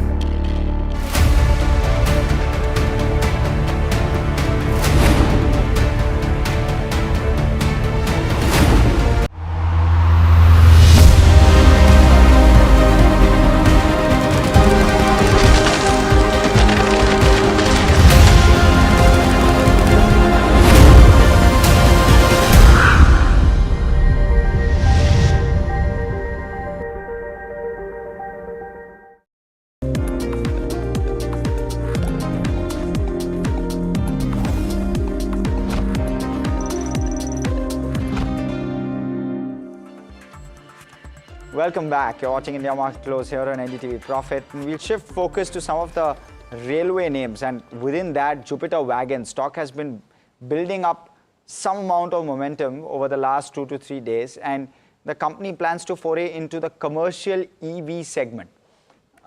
Will Jupiter Wagons face a bumpy road ahead, or is it going to be a smooth ride? Let's bring in Anushi with the bull versus bear on Jupiter Wagons. Right, Harsh. So what we are seeing today is that a couple of railway stocks have been in focus, and this is after kind of market recovery that we are seeing in the couple of last few sessions itself. So Jupiter Wagons seeing strong gains today. So let's point out what are the bull case and the bear case scenarios here. Firstly, if you look, they have hiked their stake in its arm, that's Jupiter Electric Mobility. Just a few days ago, a while back, the company had announced that it has launched its first commercial EV, that which is TACE, and with that, they have also increased their stake in the subsidiary, which is JEM, that's Jupiter Electrical Mobility, from 60% to 75%. The company is to set up a plant to manufacture close to about 10,000 vehicles annually. But what remains as a risk factor here is the competitive intensity. While the company has stated that currently there's one player in this field, how would the margins be impacted with the kind of addition that these kind of order inflows bring to the business is something that has yet to be seen. Coming to the second point on the bull bear case scenario, it's the non-wagon revenue, which is expected to contribute to about 50% of the revenue in the next 4 years that we are seeing. So what we are seeing that the wagon side of the business has remained until FY24. We have seen strong growth over here, but expectation is now for the non-wagon revenue to contribute significantly in the next 4 years. The company has also guided for a higher growth outlook coming from this segment, so that remains on a watch out for. However, there are a couple of risks of order delays that have been happening from Indian Railways. Even if you go to see and some of the conference calls of other railway companies also, they have noted that there has been a slowdown in terms of where the order offtake is for some of the companies, which have resulted in slower order inflows for the business, which can see an impact on the fourth quarter of this revenue. So that is something that should be on a watch out as well. Coming to the third point of the business is an interesting one, which is the wheel business, wherein they're targeting about a 600 crore of revenue, and this is from FY26 onwards. If you look at the current share, that's about 300 plus crore or something. So they're expecting this segment to pick up dramatically. We have seen that they are targeting for almost a 50% mix in the non-revenue, non-wagon side of the business. So more than 100% is the kind of jump that we are looking from the wheel business. However, again, order execution is something which is on a watch out for, considering the order inflows from the private sector has remained strong, but it's from the government side. If you look at the railway CAPEX also, it had remained unchanged this year, and in the first 3 quarters that we had seen, overall railway ordering has been considerably muted. So that is something that has to be factored in as well. Which brings us to the final point, which is the expansion also the company is making in its Odisha to increase the capacity. To talk more about this, they are increasing the annual capacity from 20,000 forged wheels and axles to 1 lakh forged wheel sets per year. And this expansion is backed by a 2,500 crore of an investment that we are looking at. Commercial production is expected to start from December 26 onwards. So Odisha update is something which is going to add to the revenue contribution significantly. But this brings to the final point as to what we have seen for a couple of these railway counters is a steep correction. We have seen the stock going down about 36% in the last 6 months period itself. So valuations and execution are some of the concerns which remain on the railway side. Current, if you look at the trailing P, that stands in the range of 39 times, while that is the P has corrected. The concerns are now on the order inflows and the execution pickup for some of the railway names which are there. But Jupiter Wagons overall has a strong order book, and they're expecting higher orders from the EV side coming for the business. So this is a complete breakdown of Jupiter Wagons for you. Well, thank you so much for that, Anushi. Stock on a tear, 11% higher in trade today.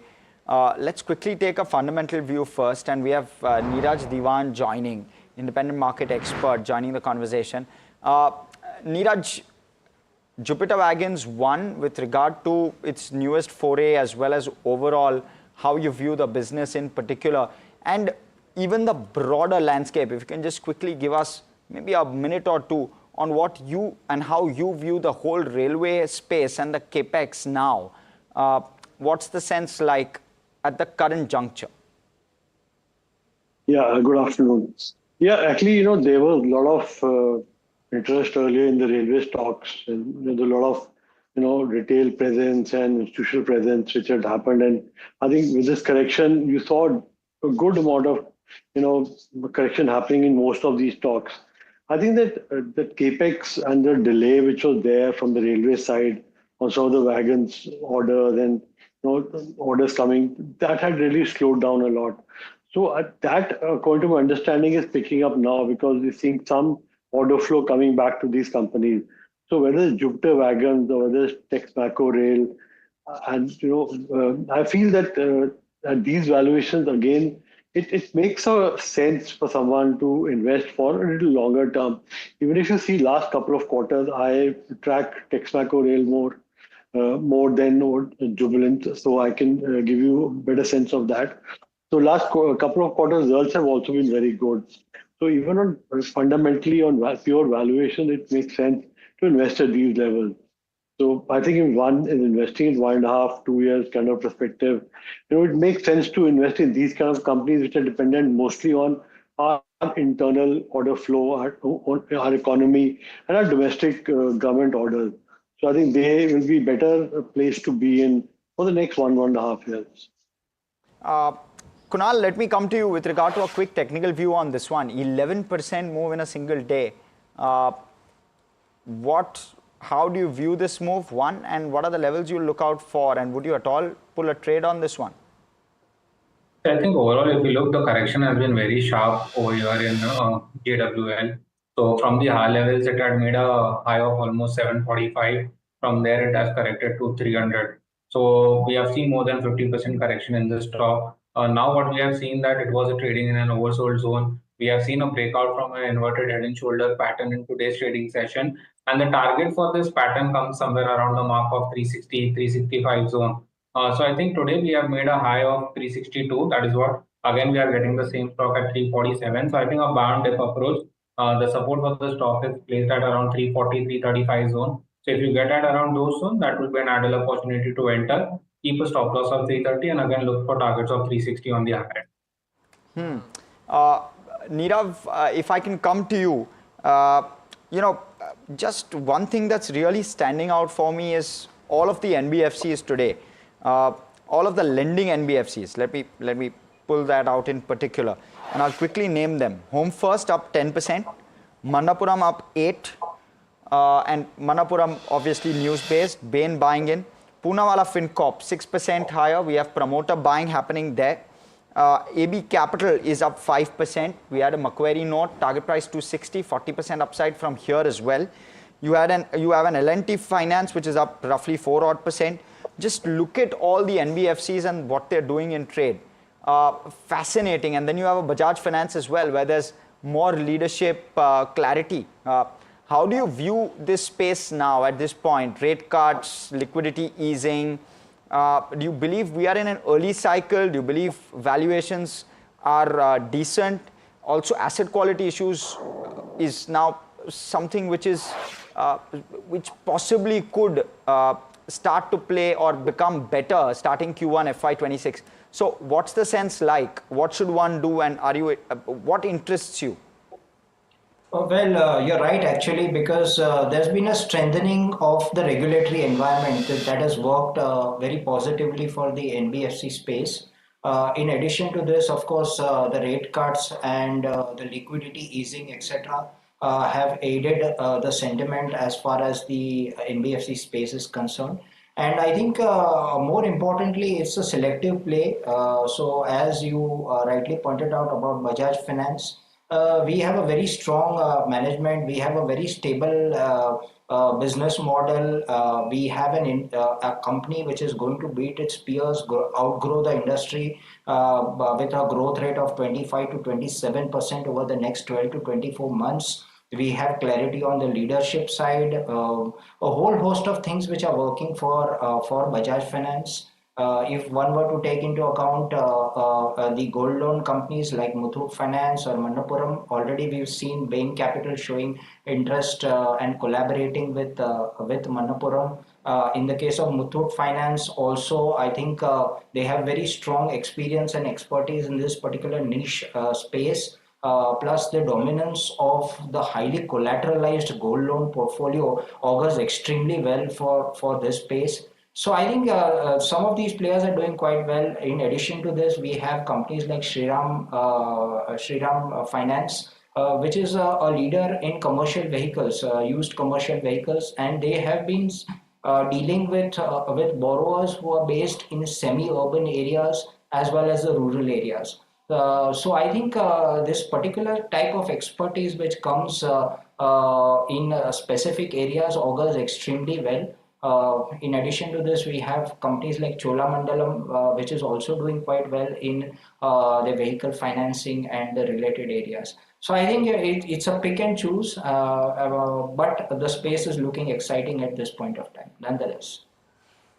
Interesting. Okay. Okay. What else has done well today is Tejas Networks, 12.5% now. Maybe there are some order wins that could happen, and remarkable move today has stayed higher for a better part of the trading day. Neeraj Devan, any thoughts here on Tejas, a very decorated stock when the Tatas took full control, then went through its ups and downs. Any thoughts here on the business model or what you do ahead? I think, even if you see, I think September quarter is also very good for the company. So December were not that great, but still, they are doing quite well. And I think valuation-wise also, when I last checked, purely on valuation, the target was coming close to 1,500-1,600 rupees for the stock. But then the stock corrected all the way because of the market correction. I think once, the order momentum is picking up again, and once you see this quarter result, I think the stock at these levels look attractive on valuation, purely valuation also. And now, of course, after Tata have taken over, the management is absolutely fine. There's no issue there, and it's very professionally managed company. And order flow has been pretty steady for them. I think that will continue over the next 2-3 years. So for an investor, I think this is a good opportunity that we've seen the last 2-3 months of stock correcting to get into the stock again. Okay. Okay, good opportunity out there. 12.5%. Is there a trading opportunity here? Kunal? Yeah, I think overall, if you look at the counter, we have seen some bit of volatility picking up in Tejas. The important support zone for the stock on the long-term charts has been this zone of 657, 660. So already the move has been sharp in today's trading session. The stock is almost up by 13%. Yes, we can expect some further up move in the stock. I can expect it to go towards the mark of 915 to 930 on the upside. So if you get any dips, that would be an ideal opportunity to go long into. The support for the stock is now placed at 755. Okay. And some other stocks which are really flying in trade are some of the OMC names. Macquarie has released an interesting note on these oil marketing companies. Mika joins in. Mika, some of these were top gainers on the Nifty. We've seen a bit of a cool off on some of those counters. But give us perspective on what Macquarie is saying. Well, we have a bullish view coming in from Macquarie for the oil marketing companies. It's upgraded Indian Oil to an outperform rating versus a neutral rating before. However, it has cut the target price to rupees 150 from just 155 rupees earlier. In terms of Bharat Petroleum, it's upgraded the stock as well to an outperform rating from a neutral previously, and it's hiked the target price to 320 rupees. And for HPCL, they've maintained the outperform rating and they've hiked the target price from 380 rupees to 410 rupees. Now, low crude price is positive for the companies, and Macquarie does believe that the impact from the Russian crude sourcing or pricing on Indian OMCs is likely to be limited in the near term. And their entire positive thesis is underpinned mainly by two factors. One is their bearish crude price outlook. They do expect crude prices to remain on the lower end in FY26, and as well as the OMC's capacity expansion plans, which will help the companies. Lastly, in terms of their preference, they prefer Hindustan Petroleum over Bharat Petroleum and then IOCL in that order, because Hindustan Petroleum has a stronger earnings outlook. Okay, thank you so much for that, Mika. Neerav Ashar, views with regard to OMCs. Do you see value within this basket? Well, we continue to like the oil marketing companies, and our order of preference is, of course, IOC, HPCL and BPCL. Apart from this, we also like IGL and MGL. And I think with the correction in the crude oil prices, I think augurs well for the refining margins. Most of these companies are expected to report better quality refining margins going forward. And I think another important factor to watch out for will be the dividend yield also. So I think overall the outlook is positive. Okay. From a technical perspective, Kunal, any views with regard to some of these OMCs? Some of the top performers, at least BPCL is 2.5% higher, ONGC also nearly 3% higher on the Nifty. Yeah, I think definitely all the counters have seen a good breakout on the technical charts. Hind Petro is something which is looking attractive. The breakout has come in today's trading session. 343, 340 zone had been a strong resistance for the stock. We have surpassed that resistance, and now we expect this move to continue on the higher end. So we expect on the technical chart, the target what I see for Hind Petro in the very short term is somewhere around the mark of 370, 375 zone, currently trading at 355. So around this level of 355, 340, 353 could be a good opportunity to enter. 370, 75 looks on the card in the short term. Okay.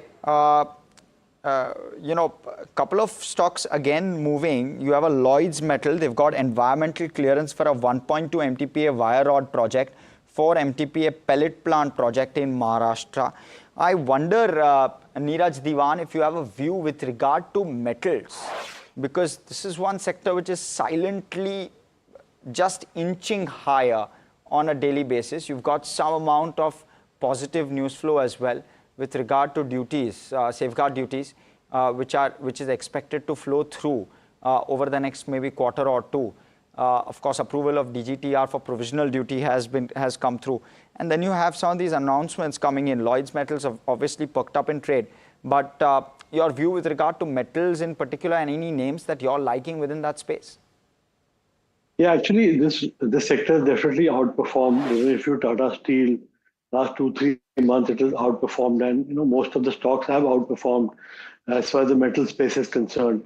And definitely some benefit will come once the duty, embargoes, some duties are there, and then import duties are imposed.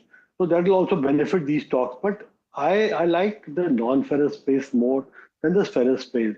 In the non-ferrous space, the companies which are into aluminum, copper, zinc, I feel that there, I think those kind of companies, the demand will really outpace the supply is going to come in the short to medium term. So there I feel, and a lot of investment is also going to come, like Aditya Birla Group announced recently, a lot of investment into non-ferrous space. So I think there I feel for an investor, it may give you better return than the ferrous companies, where also my view is neutral, not really negative, but there I feel that volatility will continue based on tariffs, news coming, and even what is going to happen with China, the news flow from China. So that will keep on impacting them more than the non-ferrous space. All right. Kunal, your quick BTST, STBT calls for this afternoon? So I think I would go with the pharma sector. I think over here, I can expect a good short covering move. In the counter is Syngene. Already this stock has seen a beaten down in the recent times, and now I feel that it is at least likely to have a good move on the higher end. So Syngene is a buy at the current level. 716 is where the stock is trading. Keep a stop loss of 705 and look for targets of 724 to 730 on the higher end. Tamilaso? Okay, all right. So those are BTST calls, but I want to quickly ask Nirav Ashar. Nirav, if I were to ask you to pick one sector at this point, which is really standing out for you, you've got liquidity easing up on the macro front. You've got 8 months of order backlogs, which are likely to get eased over the next 3 to 4 months. Which are those sectors, segments you believe will benefit from some of these trends the most? And any 2 to 3 top names within those that you're liking? Well, as far as if the market has to go up, then I think the growth has to come from the banking space. So I think I would go with the banking space, and there our picks are of course ICICI Bank, State Bank of India, and HDFC Bank. And if one were to identify a growth segment, then I think we would like to go with hospital space because there is a good amount of interest from the private equity investors, FII investors into the hospital space. So there I think we would like to have a look at stocks like Max Healthcare or an Apollo Hospitals from a medium to long term perspective. Okay, what else? Valor Estate has had a massive move, as has RK Forgings, 14% higher for this one as well. You know, select real estate stocks have done well, but auto ancillaries in particular have done really well for themselves. Look at that move on RK Forgings, 845 and counting. Any thoughts here, Neeraj Devan? RK Forgings, I think you track it reasonably well. Yeah, we used to track it now, so now not tracking it regularly, but generally the thought on most of these auto ancillaries and even real estate, these stocks are corrected also a lot because most of the stock fall in the, small cap, mid cap category. So there was a massive correction which happened. So some market momentum coming back, you've seen this buying coming back in these stocks, but they had become very attractive after the correction. Some stocks had fallen by almost 30, 40, 50%. Like Valor Estate, you mentioned, it came down all the way from close to 200 to I think 115, 120. So there was a massive correction which happened in most of these stocks. So I think this is just a catch-up which is happening after the correction. That's what I feel, that there's no other real specific fundamental change that has happened over the last 1 week to take them up. It is mostly because valuation-wise they were attractive and they were beaten down and they were sold to an extent where they have become very, very attractive on valuation front. Okay, well noted. RK Forgings. Valor Estate is the other interesting one. Kunal Shah, any thoughts here? Valor Estate? So I think overall, if I look at the stock, I don't track it much, the Valor Estate stock. So I don't have any particular view on the stock. Probably on the real estate space is something which I can give you a view. That is the Nifty Real reality index. So Nifty reality index, if I talk about, I think the index has given us a good breakout on the technical charts, but there has been no follow-up buying action what we have seen post that breakout. So I think Monday's trading session would be an interesting one to see whether real estate has some follow-up momentum. If that builds up, then we can see some good rally on the other end. Okay, just before I get to Nirav Asher on this, just want to mark something else as well. Eureka Forbes today has moved on very unusual volumes. It's not a very stock that is spoken about as much, but today's volumes are very, very high and relative to the 3-month average volume. So very strong moves on the volume front there. But Nirav Asher, real estate has had a good run. Some stocks like Valor Estate and a few others, typical value buys, some fairly important HNI investors out here parked for a long time. Any thoughts on Valor Estate? No, sorry, I don't track this. You don't track it. Okay, any other mid-cap or small-cap real estate name? Not a DLF, a non-DLF, non-Godrej properties. Yeah, we started looking at Mahindra Life Spaces. So there's been a sharp increase in the gross development value additions at around 14,000 crores for the 9-month period FY25 versus 3,000 crores last year. This includes a 37-acre land parcel for a joint development agreement which they are going to undertake quite soon. And they have a redevelopment project which they are taking up at Mahalakshmi. Plus a 1,000 crore gross development value added project in Bangalore. So I think it's looking very, very attractive from a valuation perspective at this point of time. So we started nibbling into the stock at this point of time. Okay, interesting one. Neeraj Diwan, let me quickly take your view with regard to ITC Hotels. Up nearly 12% in trade today. And it's done very, very well this week. In fact, if you can pull up the weekly chart on that one, believe would be up at least 15%, ITC Hotels. There you go. Okay, maybe 9% move today. We're off those highs. But nonetheless, when you're looking at it week to over the last 5 trading sessions, I'm sure it's done very, very well. Is there a view there, Neeraj? Yeah, I think valuation-wise, when it got hived off from ITC, we had assumed a price of 250 to 60 for the stock at listing, but listed much below that, and then because the market correction came down to the level, I think 160, 170, those kind of levels. So I think there is definitely that gap which it has to fill. I think today's move, if I'm not wrong, is something to do with some FTSE rebalancing where there's some buying must have come because of that. But otherwise, also valuation-wise, and the value which got attributed after the demerger was close to 250 to 60. So I think gradually the stock should go and settle around those levels. But in the short term, there may be some overhang because the BAT had said that they don't want to keep invested in this, and they may hive off their stake, which may come now or it may happen with the lot also. So that one overhang may still stay, but otherwise, I think 250 to 60 is the kind of level where the stock should gradually go up to. Okay. Thank you so much for joining us this afternoon, Kunal, Nirav, as well as Neeraj. Thanks so much for giving us all of those views and perspectives. We let you go. We're about a minute and a half from close. Let's look at where the Nifty 50 is at. It's been a very solid week at the outset. We're up just 0.8%, but we're up 4% for the week gone by. We're closing and we're set to close above the 23,350 mark. Had we been told that this is the kind of number we'd be looking at where the Nifty 50 is concerned at the start of this week, we'd have taken it any day. Let's look at it week gone by as well in terms of how the Nifty has shaped up. There you go, 4% higher. So it's been a very, very solid week. Let's look at the heat map on the Nifty today. And OMC stocks led the way along with an SBI Life. Life insurers have been an outperformer this week as well. Very, very underrated in that sense, very under-discussed as well. But life insurance has been in focus through this week.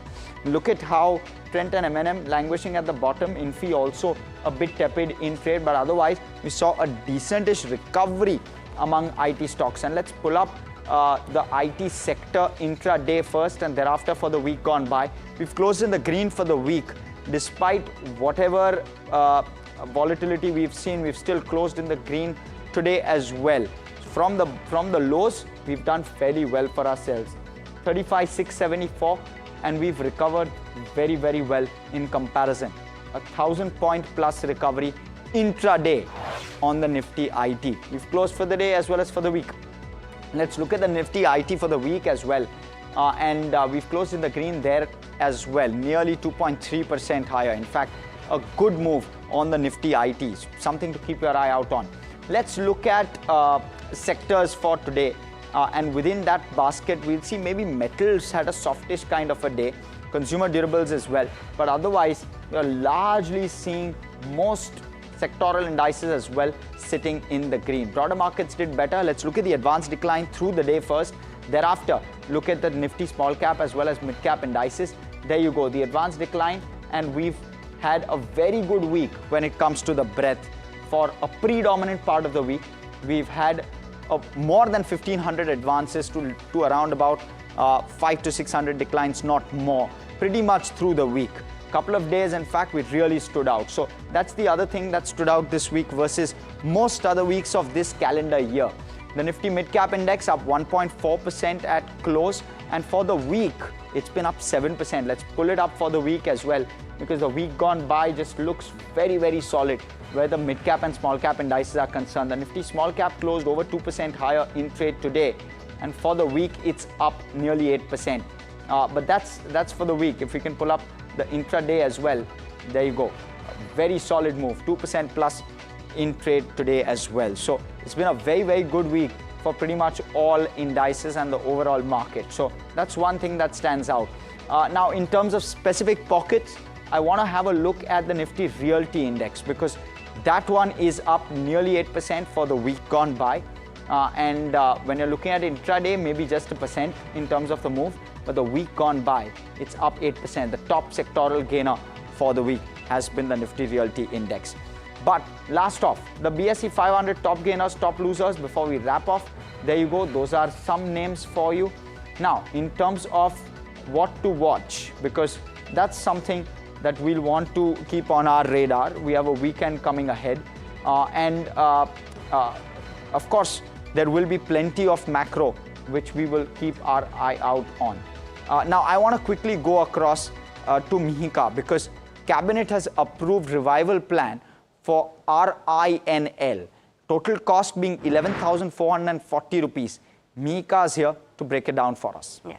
So the government has approved an 11,400 crore infusion in RINL, which stands for Rashtriya Ispat Nigam Limited, and the infusion will be done via an equity or a preferential capital and will help the company sustain its operations. The plan was approved actually back in Jan 2025. Now the infusion has been approved. In terms of what the RINL does, it's a corporate entity of the Visakhapatnam steel plant. It's a Navratna public sector enterprise under the Ministry of Steel and has an installed capacity of 7.4 million tons per annum of liquid steel. Now, in terms of what had gone wrong with RINL, well, the financial health had deteriorated significantly and the net worth had turned negative for the company, and it had also exhausted its sanctioned borrowing limits from the banks for working capital, and which left the company in no position to get further loans from the banks. And the company also defaulted in its CAPEX loan repayments and interest payments in June of 2024. In terms of, just some basic numbers, at the end of March 2024, the net worth was negative 4,538 crores with current liabilities of 26,114 crores. Lastly, in terms of the impact of the capital infusion, well, the infusion will, one, help the company overcome the operational problems related to raising working capital. It will also help the company start the blast furnace operations in a more productive way and allow the firm to gradually reach full capacity production.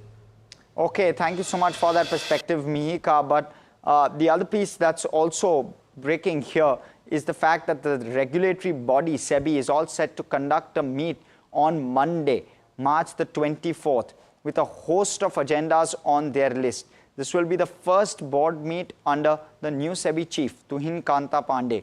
My colleague Agni Dev joining us with all of the details on that one. Agni. That is right. So Monday is set to be the first board meeting under Tuhin Kantapande, the new SEBI chief. So he comes in from a bureaucratic position, unlike the previous chairperson. And we know the few agenda points that have been coming out, those are being reported. So first of all is the easing of FPI disclosures. So there might be a play where SEBI will look to raise the investment threshold for making disclosures for FPIs, which could be raised to 50,000 crore from the existing 25,000 crore rupees.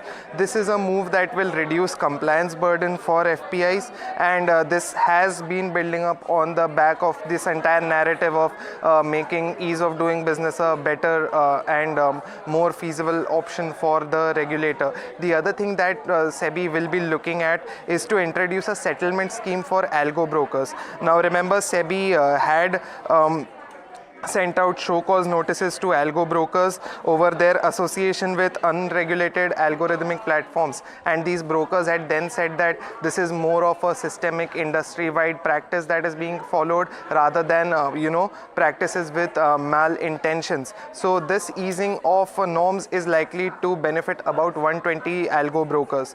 The other thing that the board will be taking up is the decision on extension of fee collection period for research analysts. So this extension is expected to be of a 1-year period. So these are the three important points that will be discussed on Monday in the SEBI board meet. So do watch out for that. Thank you so much for that, Agni, for giving us that lowdown and that update. But quickly on to what to watch out for, because it's going to be a bit of a news-heavy weekend to a certain extent. One will be, you'll have India Forex reserves, you'll have the FOMC Williams speaking, FOMC member. We'll also get a host of share lock-ins to expire Monday. And you may want to keep your eye out on some of these stocks: Sanathan Textiles, DAM Capital, Mamta Machinery, Concord and Viro Systems. You also have the likes of a Western Carriers, Northern Arc and Samhi Hotels. Some of those to be kept on your radar, and that's the percentage of share lock-in which will expire. You'll also have US President Donald Trump and Defense Secretary Pete Hegseth, who will be delivering remarks from the Oval Office at 8:30 p.m. today. Maybe something you may want to keep your eye out on, since it is a mover of sorts. Last off, Russia's central bank governor is going to hold a news briefing after a board meeting on key interest rates. Something again in terms of commentary that you may want to keep your eye out on. So some news in patches over the weekend, and of course all of those share lock-ins which will expire, something we'll keep on our radar as well. But with that, out of time on this edition of India Market Close. It's been a stellar week. 4% up on the Nifty, 7% on the mid cap, nearly 8% on the small cap. But with that, completely out of time. Stay tuned to NDTV Profit.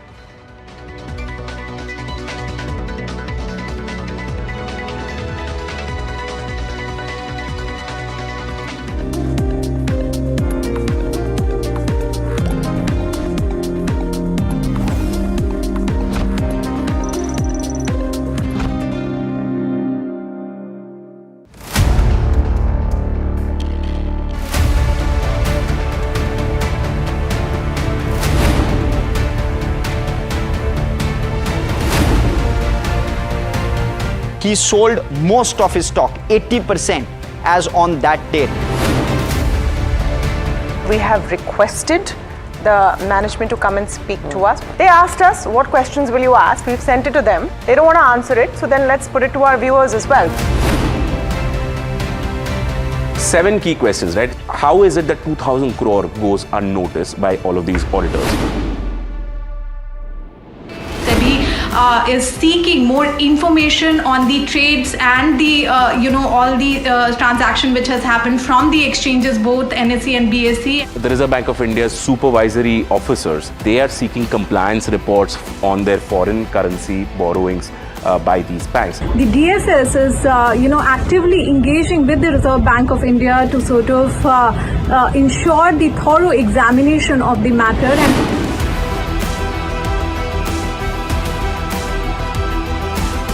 And IndusInd Bank, as part of its internal review, had found that certain aspects of its derivatives portfolio was not meeting the standard that was set by the Reserve Bank of India.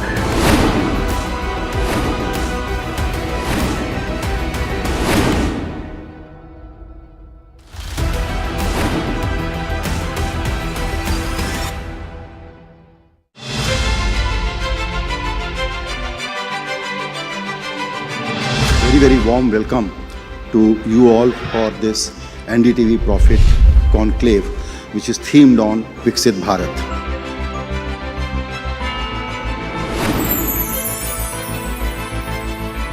A life which is both taking care of your material needs and taking care of your altruistic needs. That will be the true definition of Vixit Bharat.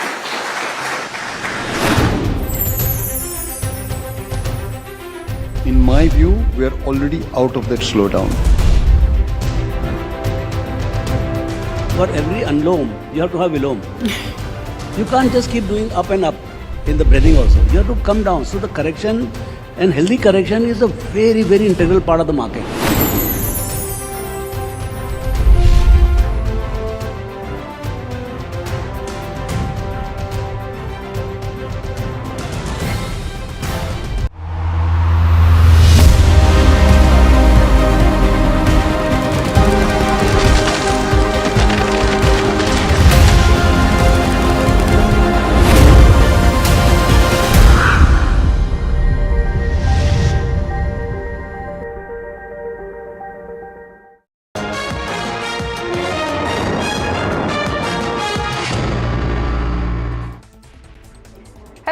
You're watching Market Express and I'm your host Himakshi Bahugna. Now let's get straight into the show. Viewers, benchmark indices end the week higher with gains of over 4% for the week. Nifty Mid-Cap 150 gains more than 7% for the week. Nifty Small Cap 250 gains 8% for the week. All sectoral indices barring metals and consumer durables end higher today. Nifty Realty emerged as the top sectoral gainer for the week, gaining 7.7% for the week. Now, whereas Nifty Financial Services closes higher for the third week in a row, Nifty FMCG IT closed higher for 2 weeks in a row. Rupee sees its best week in 2 years as dollar inflows rise. The local currency continued its upward movement, even as most other Asian currencies struggled. Now, the Indian rupee appreciated 41 paise to strengthen past 86 against the US dollar for the first time since January 10. Bajaj Finance shares prices jump on the update that Rajiv Jain is promoted as the Vice Chairman and Executive Director. The appointment is for a tenure of 3 years starting April 1st, 2025. Now, brokerages say that Rajiv Jain being part of the Bajaj Finance board is a big positive. Rajiv Jain's tenure as MD of Bajaj Finance ends on March 31st. Now, Anup Kumar Saha is designated as Managing Director. Manappuram Finance shares hit a record high after the Bain Capital deal. Most of the analysts having coverage on the stock have raised their price targets on the gold loan financier. Now, Manappuram Finance and Bain Capital announced a $1 billion deal on Thursday, where Bain Capital will look to acquire up to 42% stake in 2 steps. Now, Jefferies hikes target price on the stock. Although it calls the Bain deal a positive, Jefferies says that a part of this is already factored into the price. Hero Moto is racing higher on news that it will make a strategic investment of 525 crore rupees. The significant investment will be in the electric 3-wheeled commercial vehicle maker Euler Motors. Now, the country's largest 2-wheeler maker says that investment will be in 1 or more tranches. The investment will give Hero MotoCorp a 32.5% stake in Euler Motors on a fully diluted basis. The domestic equity markets are likely to see inflows between $1.4 billion to $1.6 billion.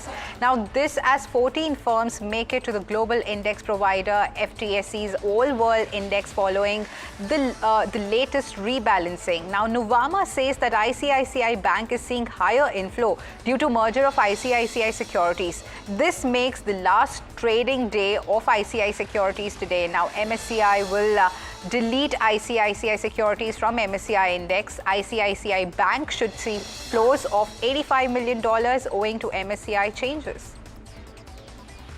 The Multi-Commodity Exchange of India launches 10-gram gold futures contracts from April 1.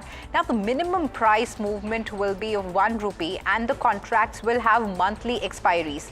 With an exposure of 6.8 lakh crore rupees to gold, India is one of the largest consumers. Bharat Forge shares cease selling after the Competition Commission clears mega deal for big indigenous artillery guns. Bharat Forge is the L1 bidder, will manufacture 60% of the total ATAGs. UBS is bullish on